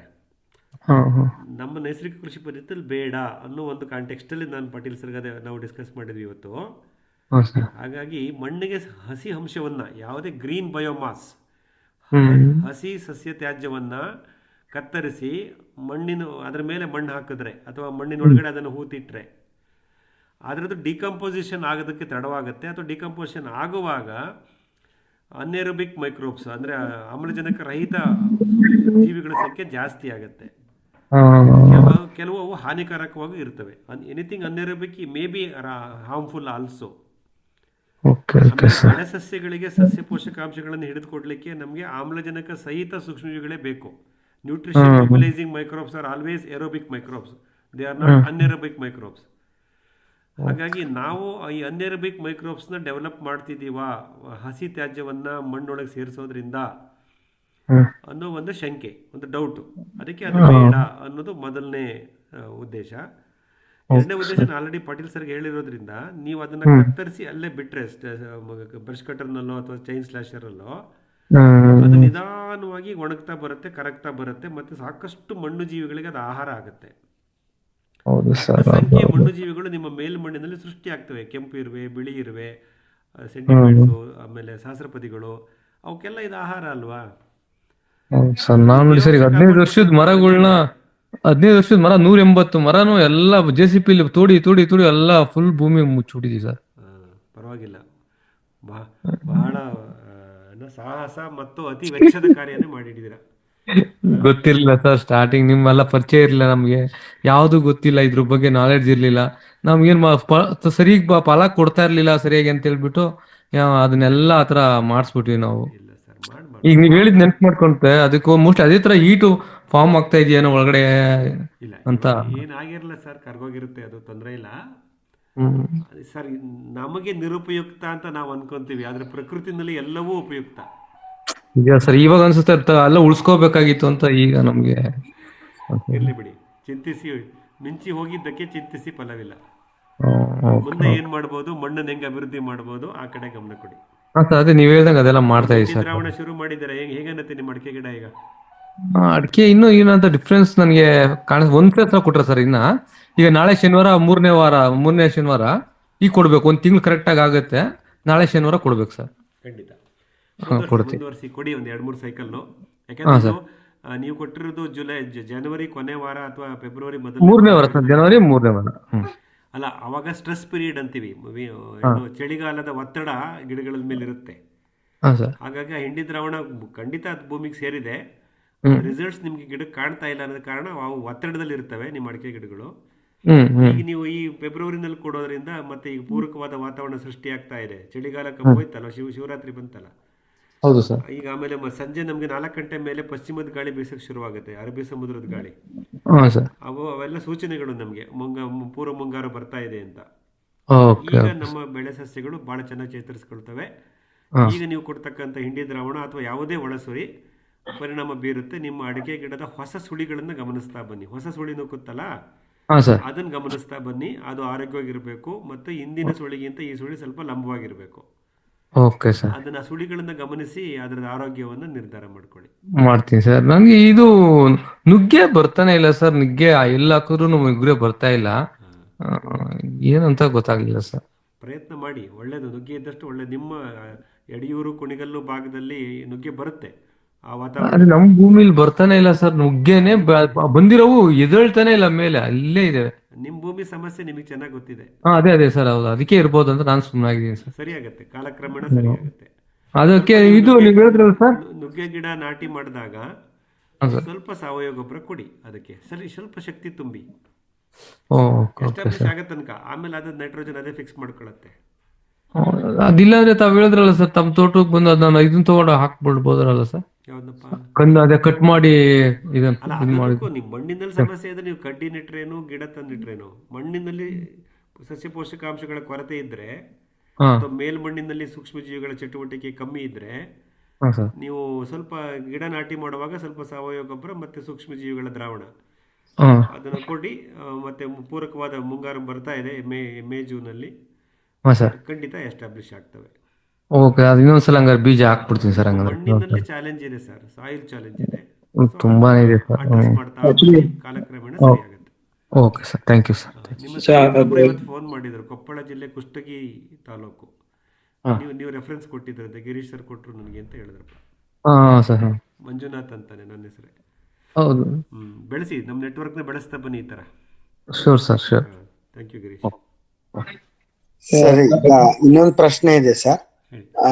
ಈಗ ನಮ್ದು ಒಂದು 500 ಗಿಡಗಳು ಮೋಸಂಬಿ ಗಿಡ ಕಿತ್ಬಿಟ್ಟು ಬೇರೆ ಏನಾನ ಪ್ಲಾಂಟೇಶನ್ ಮಾಡ್ಬೇಕಂತ ಇದ್ದೀನಿ. ಈಗ ಅದು ಕಿತ್ತಿದ್ಮೇಲೆ ಅದು ಕುಣಿ ಓಪನ್ ಇರುತ್ತಲ್ಲ, ಅದನ್ನ ಓಪನ್ ಇಟ್ಬಿಟ್ಟು ಅದರಲ್ಲಿ ನಾವು ಈಗ ಫಾರ್ಮ್ ಯಾರ್ಡ್ ಮ್ಯಾನ್ಯೂರು ಆಮೇಲೆ ಮತ್ತೆ ಎಲೆಗಳು ಹಾಕಿ ತುಂಬಿಸಿಡೋದ ಅಥವಾ ಹಂಗೆ ಡ್ರೈ ಇಡ್ಬೇಕಾ? ಒಂದು ಪ್ರಶ್ನೆ. ಎರಡನೇದು, ನಮ್ಗೆ ಇಲ್ಲಿ ಸುತ್ತಮುತ್ತ ಇರೋರೆಲ್ಲ ಪ್ಲಫಿಂಗ್ ಮಾಡ್ತಾ ಇದ್ದಾರೆ ಸರ್. ಅದು ಮೇಲಿನ ಕೆಳಗಿನ ಮೇಲೆ ಮಾಡ್ಬಿಟ್ಟು, ಯಾಕಂದ್ರೆ ಈ ಗಿಡಗಳನಲ್ಲಿ ನಮ್ಗೆ ಬೇರು ಕೊಳೆಯೋ ರೋಗನೇ ಜಾಸ್ತಿ ಬರುತ್ತೆ. ಮೋಸಂಬಿನಲ್ಲಾಗ್ಲಿ ನಿಂಬೆ ಹಣ್ಣಿನಲ್ಲಾಗ್ಲಿ ನಾವು ಕಿತ್ತಿದಾಗ ಸ್ವಲ್ಪ ಭಾಗ ಬೇರೆ ಅಲ್ಲೇ ಇರೋದ್ರಿಂದ ಈ ಪ್ಲಫಿಂಗ್ ಮಾಡಿಬಿಟ್ಟು ಮತ್ತೆ ಹೊಸದಾಗಿ ಪ್ಲಾಂಟೇಶನ್ ಮಾಡೋದು ಅಂತ ಕೆಲವರು ಅಭಿಪ್ರಾಯ ಕೊಟ್ಟರು ಸರ್. ಆ ವಿಷಯದಲ್ಲಿ ನಿಮ್ಗೆ ಏನ್ ಹೇಳ್ತೀರಾ ಅಂತ ಕೇಳೋಣ ಅಂತ ಸರ್. ನಮಗೆ ವೈಯಕ್ತಿಕವಾಗಿ ಅನುಭವ ಇಲ್ಲ, ನಾವು ಯಾರನ್ನೂ ಅಪ್ರೂಟ್ ಮಾಡಲ್ಲ. ನೀವು ಮೋಸಂಬಿ ಗಿಡ ಅಪ್ರೂಟ್ ಮಾಡ್ತಿದ್ದೀರ ಅಂದಾಗ ನಮಗೆ ಭಯ ಶುರುವಾಗಿದೆ. ಒಂದು ಕಾರಣಗಳು ಹಲವಾರು ಇದೆ, ನಿಮ್ಮ ನಿರ್ಧಾರ ನಾವು ಒಪ್ಕೋಬೇಕು. ಬಟ್ ಏನಾಗುತ್ತೆ ಸರ್, ನೀವು ಯಾವುದೇ ಗಿಡವನ್ನು ಬೇರು ಸಮೇತ ಕಿತ್ತಾಗ ಅಲ್ಲೊಂದು ಇಕೋಸಿಸ್ಟಮ್ ಅಂತ ಇರುತ್ತೆ ಮಣ್ಣಿನೊಳಗಡೆ, ಬೇರು ವಲಯದಲ್ಲಿ. ಆ ಬೇರು ವಲಯದಿರ್ತಕ್ಕಂಥ ಒಂದು ಎಕೋಸಿಸ್ಟಮು ಡಿಸ್ಟರ್ಬ್ ಆಗುತ್ತೆ, ಅದು ಮೊದಲನೇ ಪರಿಣಾಮ. ಹಾಗಾಗಿ ನೆಕ್ಸ್ಟು ಅಲ್ಲಿ ಏನು ಸೃಷ್ಟಿ ಆಗುತ್ತೆ, ಸೂಕ್ಷ್ಮಜೀವಿಗಳ ವಿಷಯದಲ್ಲಿ ನೀವು ಯೋಚನೆ ಮಾಡ್ತಾ ಬಂದಾಗ ನೀವು ಅದನ್ನು ಬೇರು ಸಮೇತ ಕಿತ್ತು ಆ ಗುಂಡಿನ ಆಕಾಶಕ್ಕೆ ತೋರಿಸಿಟ್ರೆ ಅಲ್ಲಿ ಇರಬಹುದಾದಂಥ ಉಪಕಾರಿ ಸೂಕ್ಷ್ಮಜೀವಿಗಳು ಡಾರ್ಮೆಂಟ್ ಆಗಿಬಿಡ್ತವೆ, ಅವುಗಳ ಸಂತತಿ ಕಮ್ಮಿ ಆಗುತ್ತೆ, ಮತ್ತೆ ಅವು ಮುಸ್ಕಾಕಂತವೆ. ಹಾಗಾಗಿ ಮತ್ತೆ ನೀವು ಆ ಮಣ್ಣನ್ನು ಮತ್ತೆ ಪುನರುಜ್ಜೀವನ ಮಾಡಬೇಕಾಗತ್ತೆ. ಸೊ ನೀವು ಮೋಸಂಬಿ ಗಿಡ ತೆಗಿಬೇಕು ಅನ್ನೋ ನಿಮ್ಮ ನಿರ್ಧಾರ ಆಗಿದ್ದರೆ ತೆಗೀರಿ, ಬೇರೆ ಸಮೇತ ತೆಗೀರಿ, ಬೇರೆ ಕಾರಣಗಳು ನಿಮ್ಗೆ ಅದು ಕೊಡ್ತೀರಾ. ನಂತರ ಆ ಜಾಗದಲ್ಲಿ ದಯವಿಟ್ಟು ಅದನ್ನು ಬಿಸಿಲಿಗೆ ತೆಗೆದಿಡಬೇಡಿ. ಅದನ್ನು ಮತ್ತೆ ಮುಚ್ಚಿ, ಆ ಗುಂಡಿನ ಮುಚ್ಚೋಕ್ಕೆ ಮುಂಚೆ ಈ ಬೇವಿನ ಹಿಂಡಿ ಮತ್ತು ಇದು EM ದ್ರಾವಣ ಅಥವಾ ಟ್ರೈಕೋಡರ್ಮಾ ಈ ಥರದ್ದು, ಅಥವಾ ನಿಮ್ಮ ಎಂಥದ್ದು ಫರ್ಮೆಂಟೆಡ್ ಜೀವಾಮೃತ ಇದನ್ನು ಹಾಕಿ ಮಣ್ಣೊಳಗಡೆ ಹಾಕಿ ಮತ್ತೆ ಮುಚ್ಚಿದ ಮೇಲೆ ನೆಲದ ಮಟ್ಟಕ್ಕೆ ಮುಚ್ಚಿ 1.5 ಅಡಿ 2 ಅಡಿ ಆಳಕ್ಕೆ ತೆಗೆದಿರ್ತೀರ ಅಂದ್ಕೊಳ್ಳಿ. ಅದೆಲ್ಲ ಬೇರೆಲ್ಲ ತೆಗೆದು ಗಿಡ ಎಲ್ಲ ತೆಗೆದ ಮೇಲೆ ಮತ್ತೆ ಮುಚ್ಚಿ, ಅದೇ ಮಣ್ಣಿಂದನೇ ಮುಚ್ಚಿ, ಅಥವಾ ಬೇರೆ ಮಣ್ಣು ಸಿಕ್ಕತ್ತೆ ಸ್ವಲ್ಪ ಹಾಕಿ ಮುಚ್ಚಿಬಿಟ್ಟು ಈ ನಿಮ್ಮ ಫರ್ಮೆಂಟೆಡ್ ಜೀವಾಮೃತನೂ ಹಾಕಿ, ಅಥವಾ ಬೇರೆ ಯಾವುದಾದ್ರು ಒಂದು ಸೂಕ್ಷ್ಮಜೀವಿಗಳ ದ್ರಾವಣ ಹಾಕಿ, ಅದ್ರ ಮೇಲೆ ಅಲ್ಪಾವಧಿ ಹಸಿರೆಲೆ ಗೊಬ್ಬರ ಅಂದರೆ ಸೆಣಬು ಡಯಂಚ ಈ ಥರದ್ದು ಯಾವುದಾದ್ರು ಒಂದು ಬೆಳೀರಿ. ಅದು ಒಂದು ನೀವು ಇವಾಗ ಉದಾಹರಣೆಗೆ ನೀವಾಗ ಮೋಸಂಬಿ ಗಿಡ ಇವಾಗ ಅಪ್ರೂಟ್ ಮಾಡಿದ್ರೆ ಆ ಜಾಗದಲ್ಲಿ ನೀವು ಈ ಬೇರೆ ಬೆಳೆಯನ್ನು ಯಾವಾಗ ಜೋಡಿಸ್ತೀರಾ? ಜುಲೈನಲ್ಲಿ ಜೋಡಿಸ್ಬೋದು, ಆಗಸ್ಟಲ್ಲಿ ಜೋಡಿಸ್ಬೋದು. ನಾಳೆ ಬೆಳಗ್ಗೆನೇ ಹಾಕಲ್ವಲ್ಲ ಬೇರೆ ಬೆಳೆನ. ಅಲ್ಲಿ ತನಕ ಈ ಯಾವುದಾದ್ರು ಒಂದು ಈ ಅಲ್ಪಾವಧಿ ಹಸಿರೆಲೆ ಗೊಬ್ಬರದ ಗಿಡಗಳು ಬೆಳೀಲಿ. ಅವಾಗೇನಾಗುತ್ತೆ, ಆ ಸಾಯಿಲ್ನಲ್ಲಿ ಮತ್ತೆ ರೆಸ್ಟೋರ್ ಆಗ್ತಾ ಹೋಗುತ್ತೆ. ಆ ಮಣ್ಣಿನಲ್ಲಿರ್ತಕ್ಕಂಥ ಜೀವಕೋಶ ಸೂಕ್ಷ್ಮಜೀವಿಗಳು, ಅವುಗಳಿಗೆ ಸಿಗ್ತಕ್ಕಂಥ ಆಶ್ರಯಗಳು ಮತ್ತು ಅವುಗಳ ಸಂತತಿ ಮತ್ತು ಹಾನಿಕಾರಕ ಸೂಕ್ಷ್ಮಜೀವಿಗಳು ಬೆಳೆದಿರೋ ಥರ ನೋಡ್ಕೊಳ್ಳೋದು ಇವೆಲ್ಲವೂ ಆಗ್ತಾ ಇರುತ್ತೆ. ಸೊ ಆ ಗುಂಡಿನ ಖಾಲಿ ಬಿಡಬೇಡಿ, ಆಕಾಶಕ್ಕೆ ತೆಗೆದಿಡಬೇಡಿ, ಅದನ್ನು ಮುಚ್ಚಿ ಮಣ್ಣಿನಿಂದ ಮತ್ತು ಬೇವಿನ ಹಿಂಡಿ ಪುಡಿ, ಪಲ್ವರೈಸ್ಡ್ ನೀಮ್ ಪೌಡರ್ ಹಾಕಿ ಮುಚ್ಚಿಬಿಡಿ, ಅಥವಾ ನಿಮ್ಮ ಜೀವಾಮೃತವನ್ನು ಹಾಕಿ ಹಸಿರೆಲೆ ಗೊಬ್ಬರದ ಗಿಡಗಳನ್ನು ಬೆಳೀರಿ. ಅದನ್ನು ಬೇಕಾದರೆ ನೀವು ಜೂನ್ ಜುಲೈನಲ್ಲಿ ನೀವು ಆ ಜಾಗದಲ್ಲಿ ನಿಂಬೆ ಹಾಕ್ತಿರೋ, ಬೇರೆ ಯಾವುದೇ ಬೆಳೆ ಹಾಕ್ತಿರೋ ಆ ಸಮಯದಲ್ಲಿ ಅದನ್ನು ಕತ್ತರಿಸಿ ಅದೇ ಗುಂಡಿಗೆ ಸೇರಿಸಿ ಹಸಿರೆಲೆ ಗೊಬ್ಬರ ಕೊಟ್ಟಂಗೂ ಆಯಿತು. ಮತ್ತು ನಂತರ ನೀವು ಹೊಸ ಬೆಳೆಯ ಹೊಸ ಗಿಡವನ್ನು ನಾಟಿ ಮಾಡ್ಕೊಳ್ಳಿ. ಬಟ್ ದಯವಿಟ್ಟು ಯಾವುದನ್ನು ಆಕಾಶಕ್ಕೆ ತೆಗೆದಿಡಬೇಡಿ ಬಿಸಿಲಿಗೆ. Okay sir, okay, thank you. ಹೇಳಿಯಪ್ಪ. ಸೊ ಒಂದು ಕ್ವಶನ್ ಸರ್. ಸೊ ಈಗ ಹಾರ್ವೆಸ್ಟಿಂಗ್ ಬಗ್ಗೆ, ಕುಸುಬೆ ಹಾರ್ವೆಸ್ಟಿಂಗ್ ಬಗ್ಗೆ, ಸೊ ಯೂಶಲಿ ನಮ್ಮ ಕಡೆ ಏನಂತಂದ್ರೆ ಹಾರ್ವೆಸ್ಟರ್ ಮಷಿನ್ ಇರುತ್ತಲ್ಲ ಅದರಲ್ಲೇ ಹೊಡಿಸ್ತಾರೆ ಹಾರ್ವೆಸ್ಟರು. ಸೊ ಅದು ಸ್ವಲ್ಪ ಹೆವಿ ಇರುತ್ತಲ್ಲ ಮಷಿನ್, ಸೊ ಅದು ರೆಕಮೆಂಡ್ ಮಾಡ್ತಾರಾ ಬೇಡ? ಸೊ ಹೇಗೆ ಅಂತ? ಅಲ್ಲ, ಇನ್ನೋವೇಟಬಲ್ ಸರ್, ಇಟ್ ಇಸ್ ಇನ್ನೋವೇಟಬಲ್. ಈಗ ಕೃಷಿ ಕಾರ್ಮಿಕರ ಲಭ್ಯತೆ ದುರ್ಲಭ. ಎಲ್ಲಿದ್ದಾರೆ ಫಾರ್ಮ್ ಲೇಬರ್ಸು ಮಾಡ್ಕೊಡೋರು ನಮ್ಗೆ ಇವೆಲ್ಲ? ಅದು ನಿಮ್ಮದು ವಿಸ್ತೀರ್ಣ ಜಾಸ್ತಿ ಇರುತ್ತೆ, ನೀವು ಎಕರೆಗಟ್ಟಲೆ ಹಾಕಿರ್ತೀರ ಮಧ್ಯ ಕರ್ನಾಟಕ ಉತ್ತರ ಕರ್ನಾಟಕದಲ್ಲಿ ಈ ಬೆಳೆಗಳನ್ನು. 12 ಎಕರೆ ಹಾಕಿದ್ವಿ. ಮತ್ತೆ 12 ಎಕರೆನ ಮ್ಯಾನ್ಯುವಲ್ ಹಾರ್ವೆಸ್ಟ್ ಎಲ್ಲಿ ಜನ ಕರ್ಕೊಂಡ್ಬರ್ತೀರಪ್ಪ? ಇವೆಲ್ಲ ಇನ್ನೋವೇಟಬಲ್ ಅಂತೀವಿ, ಅಂದರೆ ಅನ್ಯ ಮಾರ್ಗವೇ ಇಲ್ಲ ನಮಗೆ, ಇದನ್ನು ಮಾಡಲೇಬೇಕಾಗುತ್ತೆ. ಹಾಗಾಗಿ ಇದನ್ನು ಮಾಡಿ, ನೀವು ನಿಮ್ಮ ಕುಸುಬಿ ಬೀಜನ ಹಾರ್ವೆಸ್ಟ್ ಮಾಡ್ಕೊಳ್ಳಿ.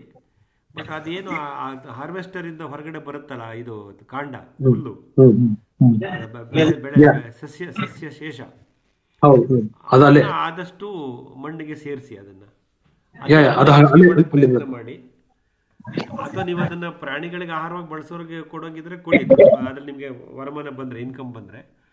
ಇಲ್ಲ ಅಂದ್ರೆ ಆದಷ್ಟು ಅದೇ ಜಾಗದಲ್ಲೇ ಸೇರಿಸ್ಬಿಡ್ರಿ. ಈ ಬೊಕ್ಕ ಮಾದರಿ ಏನು ನೀವು ಕುಸುಬಿ ಹಾರ್ವೆಸ್ಟ್ ಮಾಡಿ ಆ ಕುಸುಬಿ ಹುಲ್ಲು, ಅದೇನೋ ಬೆಳೆ ತ್ಯಾಜ್ಯ, ಅದನ್ನು ಅಲ್ಲೇ ಬಿಸಾಕಿ ಅದ್ರ ಜೊತೆಯಲ್ಲೇ ಬುಕ್ಕೋಕವ್ರು ನೆನೆಸ್ಕೊಂಡು ಸೆಣಬು, ಡಯಂಚ, ಉರುಳಿ, ಅಲಸಂದೆ, ಅವರೆ, ಮಲ್ಲಿಕಾರ್ಜುನ್ ಸರ್ ಹೇಳ್ದಂಗೆ ಬೀಜೋಪಚಾರ ಮಾಡಿ ಅದನ್ನು ಎರಚಿ. ಬುಕ್ಕೋಕ್ ಹಂಗೆ ಮಾಡ್ತಿದ್ರಲ್ವಾ, ಅವ್ರು ಬಾರ್ಲಿ ಕಾಳನ್ನ ಹಾರ್ವೆಸ್ಟ್ ಮಾಡ್ಕೊಂಡವರು ಹುಲ್ಲನ್ನು ಕತ್ತರಿಸಿ ಅಲ್ಲೇ ಬಿಸಾಕೋರು. ಅದೇ ಅವ್ರಿಗೆ ಮುಂದಿನ ಇದಕ್ಕೆ ಗೊಬ್ಬರ ಅಂತ ಅವ್ರ ಪುಸ್ತಕದಲ್ಲಿ ಬರ್ಕೊಂಡಿದ್ದಾರೆ. ಆ ಥರ ಮಾಡಿ. ಸೊ ನಾ ಅದಕ್ಕೆ ಅದನ್ನ ಬ್ರಾಡ್ಕಾಸ್ಟ್ ಮಾಡ್ಬೇಕು, ಅದನ್ನ ಮಾಡ್ಕೊಂಡ್ ಮಾಡಿದ್ದೀನಿ. ಈ ಪೌಡರ್ ಆಗತ್ತಲ್ಲ. ಸೊ ಕುಸುಬಿ ಬೀಜ, ಎಣ್ಣೆ ಬೀಜ ತೆಕ್ಕೊಂಬಿಡಿ ಸರ್. ಉಳಿದಿದ್ದಿರುತ್ತಲ್ಲ ಸಸ್ಯ ತ್ಯಾಜ್ಯ, ಗೊತ್ತಾಯ್ತು. ಅದು ಹಾರ್ವೆಸ್ಟರ್ ಪುಡಿ ಮಾಡ್ಬಿಡುತ್ತಾ, ಹಂಗೆ ಉದ್ದುದ್ದಕ್ಕೆ ಇಡುತ್ತೆ ಇಲ್ಲ, ಪ್ಯಾಡಿ ಹಾರ್ವೆಸ್ಟರ್. ಪುಡಿ ಮಾಡುತ್ತೆ. ಮೇಲೆ ಬಿಟ್ಬಿಡ್ಲಿ ಅದನ್ನ. ಅದೇನು ಕುರಿಗಳಿಗೆ ಮೇಕೆಗಳಿಗೆ ಏನಾದ್ರು ತಗೊಳ್ತಾರ ನಿಮ್ಮೂರಿನಲ್ಲಿ ಅದನ್ನ ಆಹಾರ? ಕುರಿ ಬರ್ತಾವ, ಯೂಸ್ಲಿ ಬರ್ತಾವ ನಮ್ಮ. ಅಲ್ಲ, ಕುರಿಗಳು ಫ್ರೀ ಉಚಿತವಾಗಿ ತಿನ್ನೋದು ಬೇಡ. ನಿಮ್ಮದು ಒಂದು ಟನ್ಗೆ ಎಷ್ಟು ಅಂತ ದುಡ್ಡು ಸಿಗತ್ತಾ? ಯಾರು ತಗೊಂಡು ಹೋಗ್ತಾರೆ ದುಡ್ಡು ಕೊಟ್ಟು? ಯೂಸ್ಲಿ ಕಡಿಮೆ ಸರ್, ಅದು ಯೂಸ್ಲಿ ತಗೊಂತಾರ, ಬಟ್ ಕಡಿಮೆ. ಅದು ವರಮಾನದ ಮೂಲ ಆದ್ರೆ ಮಾರಿ, ನನಗೆ ಅದು ಬೇಜಾರಿಲ್ಲ. ಆದ್ರೆ ಅದು ಮಣ್ಣಿಗೆ ವಾಪಸ್ ಕೊಟ್ಬಿಡಿ. ಓಕೆ. ಹಾರ್ವೆಸ್ಟರ್ ಇಂದ ಬೀಳುತ್ತಲ್ಲ ಕುಸ್ಬಿ ಹುಲ್ಲು ತ್ಯಾಜ್ಯ, ಅಲ್ಲೇ ಬಿಟ್ಟು ಸ್ವಲ್ಪ ತೇವಾಂಶ ಕಾಪಾಡಿ. ಸೊ ಅದರದ್ದು ಕಳಿಯುವಿಕೆ ಶುರುವಾಗುತ್ತೆ. ಅಥವಾ ನೀವು ಮುಂದೆ ಹಾಕುವಂತ ಹಸಿರೆಲೆ ಗೊಬ್ಬರದ ಬೀಜಕ್ಕೆ ಮುಚ್ಚಿಗೆಯಾಗಿ ಕೆಲಸ ಮಾಡ್ತಿರುತ್ತೆ ಅದು. ಕರೆಕ್ಟ್. ಆಮೇಲೆ ಆಕ್ಚುಲಿ ಅದೇ ನಾನು ಒಂದು ಕಡೆ ಕೇಳ್ತಿದ್ದೆ, ಹೆವಿ ಮಷಿನ್ ಅಥವಾ ದೊಡ್ಡ ಟ್ರ್ಯಾಕ್ಟರ್ ಯೂಶಲಿ ರೆಕಮೆಂಡ್ ಮಾಡೋದಲ್ಲ ಅಂತ. ಬಟ್ ಅಲ್ಲಿ ಕೊರತೆ ಅಂತಂದ್ರೆ ಲೇಬರ್ ಶಾರ್ಟೇಜ್. ಬಟ್ ಲೇಬರ್ಸ್ ಬರ್ತಾರೆ, ಬಟ್ ಸ್ವಲ್ಪ ಎಕ್ಸ್ಪೆನ್ಸಿವ್ ಆಗುತ್ತೆ, ಯಾಕಂತಂದ್ರೆ ಸೀಸನ್ ಇರುತ್ತಲ್ಲ. ಸೊ ಆ ಟೈಮಲ್ಲಿ ಡಿಮಾಂಡ್ ಜಾಸ್ತಿ ಇರುತ್ತೆ, ಅದೇ ಸಮಸ್ಯೆ. ಸರ್, ಯಾವುದೇ ಭಾರವಾದ ಯಂತ್ರಗಳನ್ನು ಕೃಷಿ ಭೂಮಿ ಮೇಲೆ ಚಲಾಯಿಸಿದ್ರೆ ಆವಾಗ ನಮ್ಮ ಮಣ್ಣು ಕಾಂಪ್ಯಾಕ್ಟ್ ಆಗುತ್ತೆ, ಒತ್ತಲ್ಪಡುತ್ತೆ. ಯಾವಾಗ ಮಣ್ಣು ಒತ್ತಲ್ಪಡುತ್ತೋ ಅಲ್ಲಿರ್ತಕ್ಕಂಥ ರಂಧ್ರಗಳೆಲ್ಲ ಮುಚ್ಚೋಗುತ್ತೆ. ಅಂದರೆ ಸರಂಧ್ರತೆ, ಪೊರಾಸಿಟಿ ಹೊರಟೋಗುತ್ತೆ. ಯಾವಾಗ ಪೊರಾಸಿಟಿ ಹೋಗುತ್ತೋ ಆವಾಗ ಗಾಳಿಯಾಡುವಿಕೆ, ಏರಿಯೇಷನ್ ಸಮಸ್ಯೆ ಆಗುತ್ತೆ. ಬಿದ್ದ ನೀರು ಇಂಗಿಸುವಿಕೆ ಸಮಸ್ಯೆ ಆಗುತ್ತೆ. ಯಾವಾಗ ಏರಿಯೇಷನ್ ಸಮಸ್ಯೆ ಆಗುತ್ತೋ, ಬಿದ್ದ ಮಳೆ ನೀರು ಇಂಗಲ್ವೋ, ಆವಾಗ ತೇವಾಂಶ ಸೃಷ್ಟಿ ಮಾಡೋಕ್ಕೆ ಕಷ್ಟವಾಗುತ್ತೆ. ಮತ್ತು ಆಮ್ಲಜನಕ ಸರಬರಾಜಾಗಲ್ಲ ಮಣ್ಣಿನೊಳಗಡೆ. ಯಾವಾಗ ಆಮ್ಲಜನಕ ಸರಬರಾಜಾಗಲ್ವೋ ನಮ್ಮ ಸೂಕ್ಷ್ಮಜೀವಿಗಳು ಉಸಿರಾಡಲ್ಲ, ಅವುಗಳ ಸಂಖ್ಯೆ ಜಾಸ್ತಿ ಆಗಲ್ಲ. ಹಾಗಾಗಿ ಕಾಂಪ್ಯಾಕ್ಟ್ನೆಸ್ ಮಾಡೋದ್ರಿಂದ, ಭಾರಿ ತೂಕದ ಯಂತ್ರಗಳನ್ನು ಕೃಷಿ ಭೂಮಿಯಲ್ಲಿ ಚಲಿಸೋದ್ರಿಂದ ಇವೆಲ್ಲ ದುಷ್ಪರಿಣಾಮಗಳಾಗುತ್ತೆ. ಅದಕ್ಕೋಸ್ಕರ ಆದಷ್ಟು ಇದನ್ನು ಬೇಡ, ಅವಾಯ್ಡ್ ಮಾಡಿ ಅಂತ ಹೇಳ್ತೀವಿ. ಆದರೆ ಏನು ಮಾಡ್ತೀರಾ, ಬದಲಾದ ಕಾಲಮಾನದಲ್ಲಿ ಕೃಷಿ ಕಾರ್ಮಿಕರ ಲಭ್ಯತೆ ಮತ್ತು ಅವರ ದಕ್ಷತೆ ಮತ್ತು ಅವರಿಗೆ ನಾವು ಮಾಡ್ತಕ್ಕಂಥ ವೆಚ್ಚ ಮೂರು ವಿಪರೀತವಾಗಿರೋದ್ರಿಂದ ನಾವು ಈ ಯಂತ್ರಗಳ ಅವಲಂಬನೆ ಮಾಡ್ಕೋಬೇಕಾಗಿದೆ. ಇದು ಎಕ್ಸೆಪ್ಷನ್ ಅಂತ ಮಾಡ್ಕೊಳ್ಳಿ. ನಂತರ ಅದರದ್ದೇನು ಕಾಂಪ್ಯಾಕ್ಟ್ನೆಸ್ಸಿಂದ ಏನಾಗಿರುತ್ತೋ ಅದನ್ನು ಓವರ್ಕಮ್ ಮಾಡಲಿಕ್ಕೆ ಈ ಕಳೆ ವೈವಿಧ್ಯತೆಗಳನ್ನು ಸೃಷ್ಟಿ ಮಾಡಿ, ಆದಷ್ಟು ಬಯೋಮಾಸ್ ಸಸ್ಯ ತ್ಯಾಜ್ಯಗಳನ್ನು ಮುಚ್ಚಿಕೆ ಮಾಡಿ, ಮತ್ತೆ ಮಣ್ಣು ಜೀವಿಗಳು ಬರ್ತವೆ, ಮತ್ತೆ ರಂಧ್ರವನ್ನು ಮಾಡಿಕೊಡ್ತವೆ. ಎಸ್ ಸರ್, ಅದನ್ನ ಎಕ್ಸ್ಪ್ಲೋರ್ ಮಾಡ್ತೀನಿ ಸರ್. ಆಕ್ಚುಲಿ ಫಸ್ಟ್ ನಾ ಪ್ರಯಾರಿಟಿ ಲೇಬರ್ಲಿ ಮುಖಾಂತರ ಟ್ರೈ ಮಾಡ್ತೀನಿ, but cost to beneficial ration ಮಾಡಿಬಿಟ್ಟು ದೆನ್ ಡಿಸೈಡ್ ಮಾಡ್ತೀನಿ ಸರ್ ನೆಕ್ಸ್ಟ್ ಮಂತ್. ಖಂಡಿತ ಪಾಟೀಲ್ ಸರ್, ಎಲ್ಲ ಸಬ್ಜೆಕ್ಟಿವ್ ಸರ್. ನಿಮ್ಮ ವಾತಾವರಣದಲ್ಲಿ, ನಿಮ್ಮ ಊರಿನಲ್ಲಿ ಯಾವುದು ಸಾಧ್ಯ, ಮತ್ತು ಅದೇ ವೆಚ್ಚ ಜಾಸ್ತಿ, ಕೃಷಿ ವೆಚ್ಚ ಜಾಸ್ತಿ ಮಾಡ್ಕೋಬೇಡಿ. ನಿರ್ವಹಣಾ ವೆಚ್ಚ, ಆಪರೇಷನಲ್ ಎಕ್ಸ್ಪೆನ್ಸಸ್ ಎಷ್ಟು ಸಾಧ್ಯನೋ ಅಷ್ಟು ಕಮ್ಮಿ ಮಾಡ್ಕೊಳ್ಳಿ. ಒಳ್ಳೆಯದು ಪಾಟೀಲ್. ಸಾಕಷ್ಟು ಸಮಯ ಆಗಿದೆ, 10 ಗಂಟೆ 10 ಕಾಲು. ಮುಂದುವರಿಸ್ಬೋದಾ? ಇನ್ನೇನಾದ್ರು ಇದೆಯಾ ಅಥವಾ ಮುಂದಿನ ವಾರ ಸೇರ್ಬೋದಾ?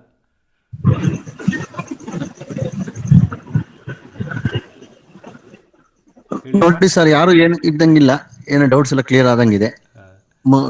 ಕ್ಲೋಸ್ ಮಾಡಿ ಸರ್, 10 ಕಾಲ ಆಯ್ತು, ಹೆಚ್ಚು ಕಡಿಮೆ 10-11. ಅದಕ್ಕೆ ಸಂತೋಷ. ಸೊ ಇದು ರೆಕಾರ್ಡ್ ಆಗಿದೆ ಇವತ್ತಿಂದು, ಈಗ ಅಪ್ಲೋಡ್ ಮಾಡ್ತೀನಿ ಯೂಟ್ಯೂಬ್ ಚಾನಲಲ್ಲಿ. ಎಲ್ಲ ಮಾಹಿತಿನೂ ಸಿಗುತ್ತೆ, ತುಂಬಾ ಇನ್ಫಾರ್ಮೇಶನ್ ಸಿಗ್ತಾ ಇದೆ ಸರ್.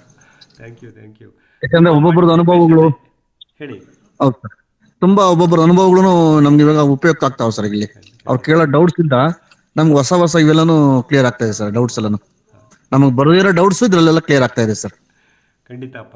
ಅದೇನೆ ಈ ಬುಧವಾರದ ನೇರ ಪ್ರಸಾರದ ಕಾರ್ಯಕ್ರಮದ ಉದ್ದೇಶನೇ ಇದು. ನಾವು ಇದರಲ್ಲಿ ಸಾಕಷ್ಟು ಮಾಹಿತಿ ವಿನಿಮಯ ಮಾಡ್ಕೋಬೇಕು ಅನ್ನೋ ಉದ್ದೇಶದಿಂದಾನೆ. ಮತ್ತೆ ಇಷ್ಟು ಜರ್ನಿನಲ್ಲಿ ಇದ್ರು ನಾನು ನಿಲ್ಸ್ದಂಗೆ ಕೇಳ್ತಾ ಇದ್ದೀನಿ ಸರ್. ಇಷ್ಟು ಚೆನ್ನಾಗಿ ಈ ಕಾರ್ಯಕ್ರಮ ಬರ್ಲಿಕ್ಕೆ, ಮತ್ತೆ ಇಲ್ಲಿ ಸಾಕಷ್ಟು ವಿಷಯಗಳ ಸಂಗ್ರಹಣೆ ಆಗ್ಲಿಕ್ಕೆ, ಮತ್ತೆ ಇದೆಲ್ಲ ಮುದ್ರಣನೂ ಆಗ್ತಾ ಇದೆ, ರೆಕಾರ್ಡು ಆಗ್ತಾ ಇದೆ. ಇದಕ್ಕೆ ನಿಮ್ಮಗಳ ಭಾಗವಹಿಸೋಕೆ ಮುಖ್ಯ ಕಾರಣ. ಈಗ ನಾವು ಜೊತೆಲಿ ಇರ್ತೀವಿ, ಬಟ್ ನೀವು ಜೊತೆಲಿ ಇರೋದ್ರಿಂದ ನಮಗೂ ಒಂದು ಮೋಟಿವೇಶನ್. ಹಾಗಾಗಿ ಖಂಡಿತ ಇದನ್ನ ಮುಂದುವರಿಸ್ತಾ ಹೋಗೋಣ. ಸಾಕಷ್ಟು ವಿಷಯಗಳನ್ನ ನಾವು ಚರ್ಚೆ ಮಾಡೋಣ. ನಮ್ಮ ಮುಂದಿನ ರೆಫರೆನ್ಸ್ಗೆ ಇದೆಲ್ಲವನ್ನೂ ರೆಕಾರ್ಡ್ ಮಾಡಿ ಯೂಟ್ಯೂಬ್ನಲ್ಲೋ ಯಾವುದೋ ಒಂದು ಮೀಡಿಯಾದಲ್ಲಿ ಸ್ಟೋರ್ ಮಾಡಿ ಇಟ್ಬಿಟ್ಟು ಹೋಗೋಣ. ಇದೆಲ್ಲವೂ ಎಲ್ರಿಗೂ ಅನುಕೂಲ ಆಗಲಿ. ಆ ಒಂದು ಆಶಯದಿಂದ ಇವತ್ತಿನ ಈ ವೆಬಿನಾರ್ನ ಇವಾಗ ಮುಗಿಸೋ ಸಮಯ ಬಂದಿದೆ. ಒಂದ್ ನಿಮಿಷ ಹೇಳಿ. ಆಕ್ಚುಲಿ ನಾನು ನಿಮ್ದು ಯೂಟ್ಯೂಬ್ ಚಾನಲ್ ಅಥವಾ ನಿಮ್ದು ಬಗ್ಗೆ ಯೂಟ್ಯೂಬ್ ಅಲ್ಲಿ ನಾನು ನೋಡಿದ್ದು 1 ಮಂತ್ ಬ್ಯಾಕ್, ಜನವರಿಂದ. ನಾನು ಆಫೀಸ್ ಡೈಲಿ ಬೆಂಗಳೂರಲ್ಲಿ ನಮ್ಮ ಮನೆಯಿಂದ ಆಫೀಸ್ ಹೋಗ್ಲಿಕ್ಕೆ ಒಂದು ಆಲ್ಮೋಸ್ಟ್ 1.5 hours ಆಗುತ್ತೆ ಬೈಕಲ್ಲಿ. ಸೊ ಡೈಲಿ ನಾನು ಅಪ್ ಅಂಡ್ ಡೌನ್. ಸೊ ನಾನು ರಿಸರ್ಚ್ ಮಾಡ್ತಾ ಇದ್ದೆ ಆಕ್ಚುಲಿ ಕೃಷಿ ನಾನು ಆರ್ಗ್ಯಾನಿಕ್ ವೇ ಹೆಂಗ್ ಮಾಡಬೇಕು ಅಂತ. ಸೊ ಅವಾಗ ನಿಮ್ ಬಗ್ಗೆ ಇಂಟ್ರೊಡ್ಯೂಸ್ ಆಯ್ತು. ಸೊ ಅವಾಗ ಎಕ್ಸ್ಪ್ಲೋರ್ ಮಾಡ್ತಾ ಎಲ್ಲ ವೆಬಿನಾರ್ಸ್ ನಾವು ನಿಮ್ದು ಕೇಳ್ತಾ ಬಂದಿದ್ದೆ actually. So starting initially first 1-2-3 webinar ಕೇಳಿದಾಗ ನಂಗೆ ಅರ್ಥ ಆಗ್ತಿರಲಿಲ್ಲ, ಯಾಕಂತಂದ್ರೆ ನಾ ಕೃಷಿಗೆ ಸ್ವಲ್ಪ ಈಗ ಥರ್ಡ್ ಇಯರ್ ಸ್ಟಾರ್ಟ್ ಮಾಡಿದ್ದು. ಸೊ ನಾನು ಮತ್ತೆ ರಿಪೀಟ್ ವಿಡಿಯೋ ನೋಡ್ತಾ ಇದ್ದೇನೆ. ನೀವು ಲಾಸ್ಟ್ ಟೈಮ್ ಕಳಿಸಿದ್ದು ಅದು ವಿಡಿಯೋ ನಾನು ಮುಂಚೆ ನೋಡಿದ್ದೆ, ಬಟ್ ಅಗೇನ್ ನಾನು ಇನ್ನೊಮ್ಮೆ ಕೇಳಿದಾಗ ಕರೆಕ್ಟಾಗಿ ಅಂಡರ್ಸ್ಟ್ಯಾಂಡ್ ಆಗ್ತಿತ್ತು. ಸೊ ಆಕ್ಚುಲಿ ಒಳ್ಳೆ ಆಕ್ಚುಲಿ ನಿಮ್ದು ಮೆಥಡಾಲಜಿ ಅಂಡ್ ಸರಳವಾಗಿ ಅಂಡರ್ಸ್ಟ್ಯಾಂಡ್ ಮಾಡೋದು, ಇನ್ಕ್ಲೂಡಿಂಗ್ ಇಂಗ್ಲಿಷ್ ಆಗುತ್ತೆ. ಇಂಗ್ಲಿಷು ಸ್ವಲ್ಪ ಬೇರೆ ರಾಜ್ಯದಿಂದ ಅವ್ರಿಗೂ ಸ್ವಲ್ಪ ರಿಚ್ ಜಾಸ್ತಿ ಆಗುತ್ತೆ. ಇದು ಒಂಥರ ಒಳ್ಳೆ ಪ್ಲಾಟ್ಫಾರ್ಮ್ ಆಗಿದೆ. ಆಮೇಲೆ ಸೊ ಯಾರು ನೈಸರ್ಗಿಕ if they want to go back to natural farming, this the best way. It's very helpful and beneficial. And ನಾ ಇಲ್ಲಿವರೆಗೂ ನಾ ಏನ್ ಮಾಡ್ಬೇಕು ಹೊರಕ್ಕೆ ಅಂತ ಯೋಚನೆ ಮಾಡಿದಾಗ like I am lucky, like ನಿಮ್ ಸಂಪರ್ಕ ಆಯಿತು. So I am very much delightful sir and lucky. ಇರ್ಲಿ ಪಾಟೀಲ್ ರೈ, ನಮ್ಮ ಉದ್ದೇಶನೇ ಅದು. ಸಾಕಷ್ಟು ಜನರನ್ನು ನಾವು ರಾಸಾಯನಿಕ ಕೃಷಿಯಿಂದ ವಿಮುಖರಾಗಬೇಕು, ಯೂಟರ್ನ್ ಹಾಕಿಸ್ಬೇಕು.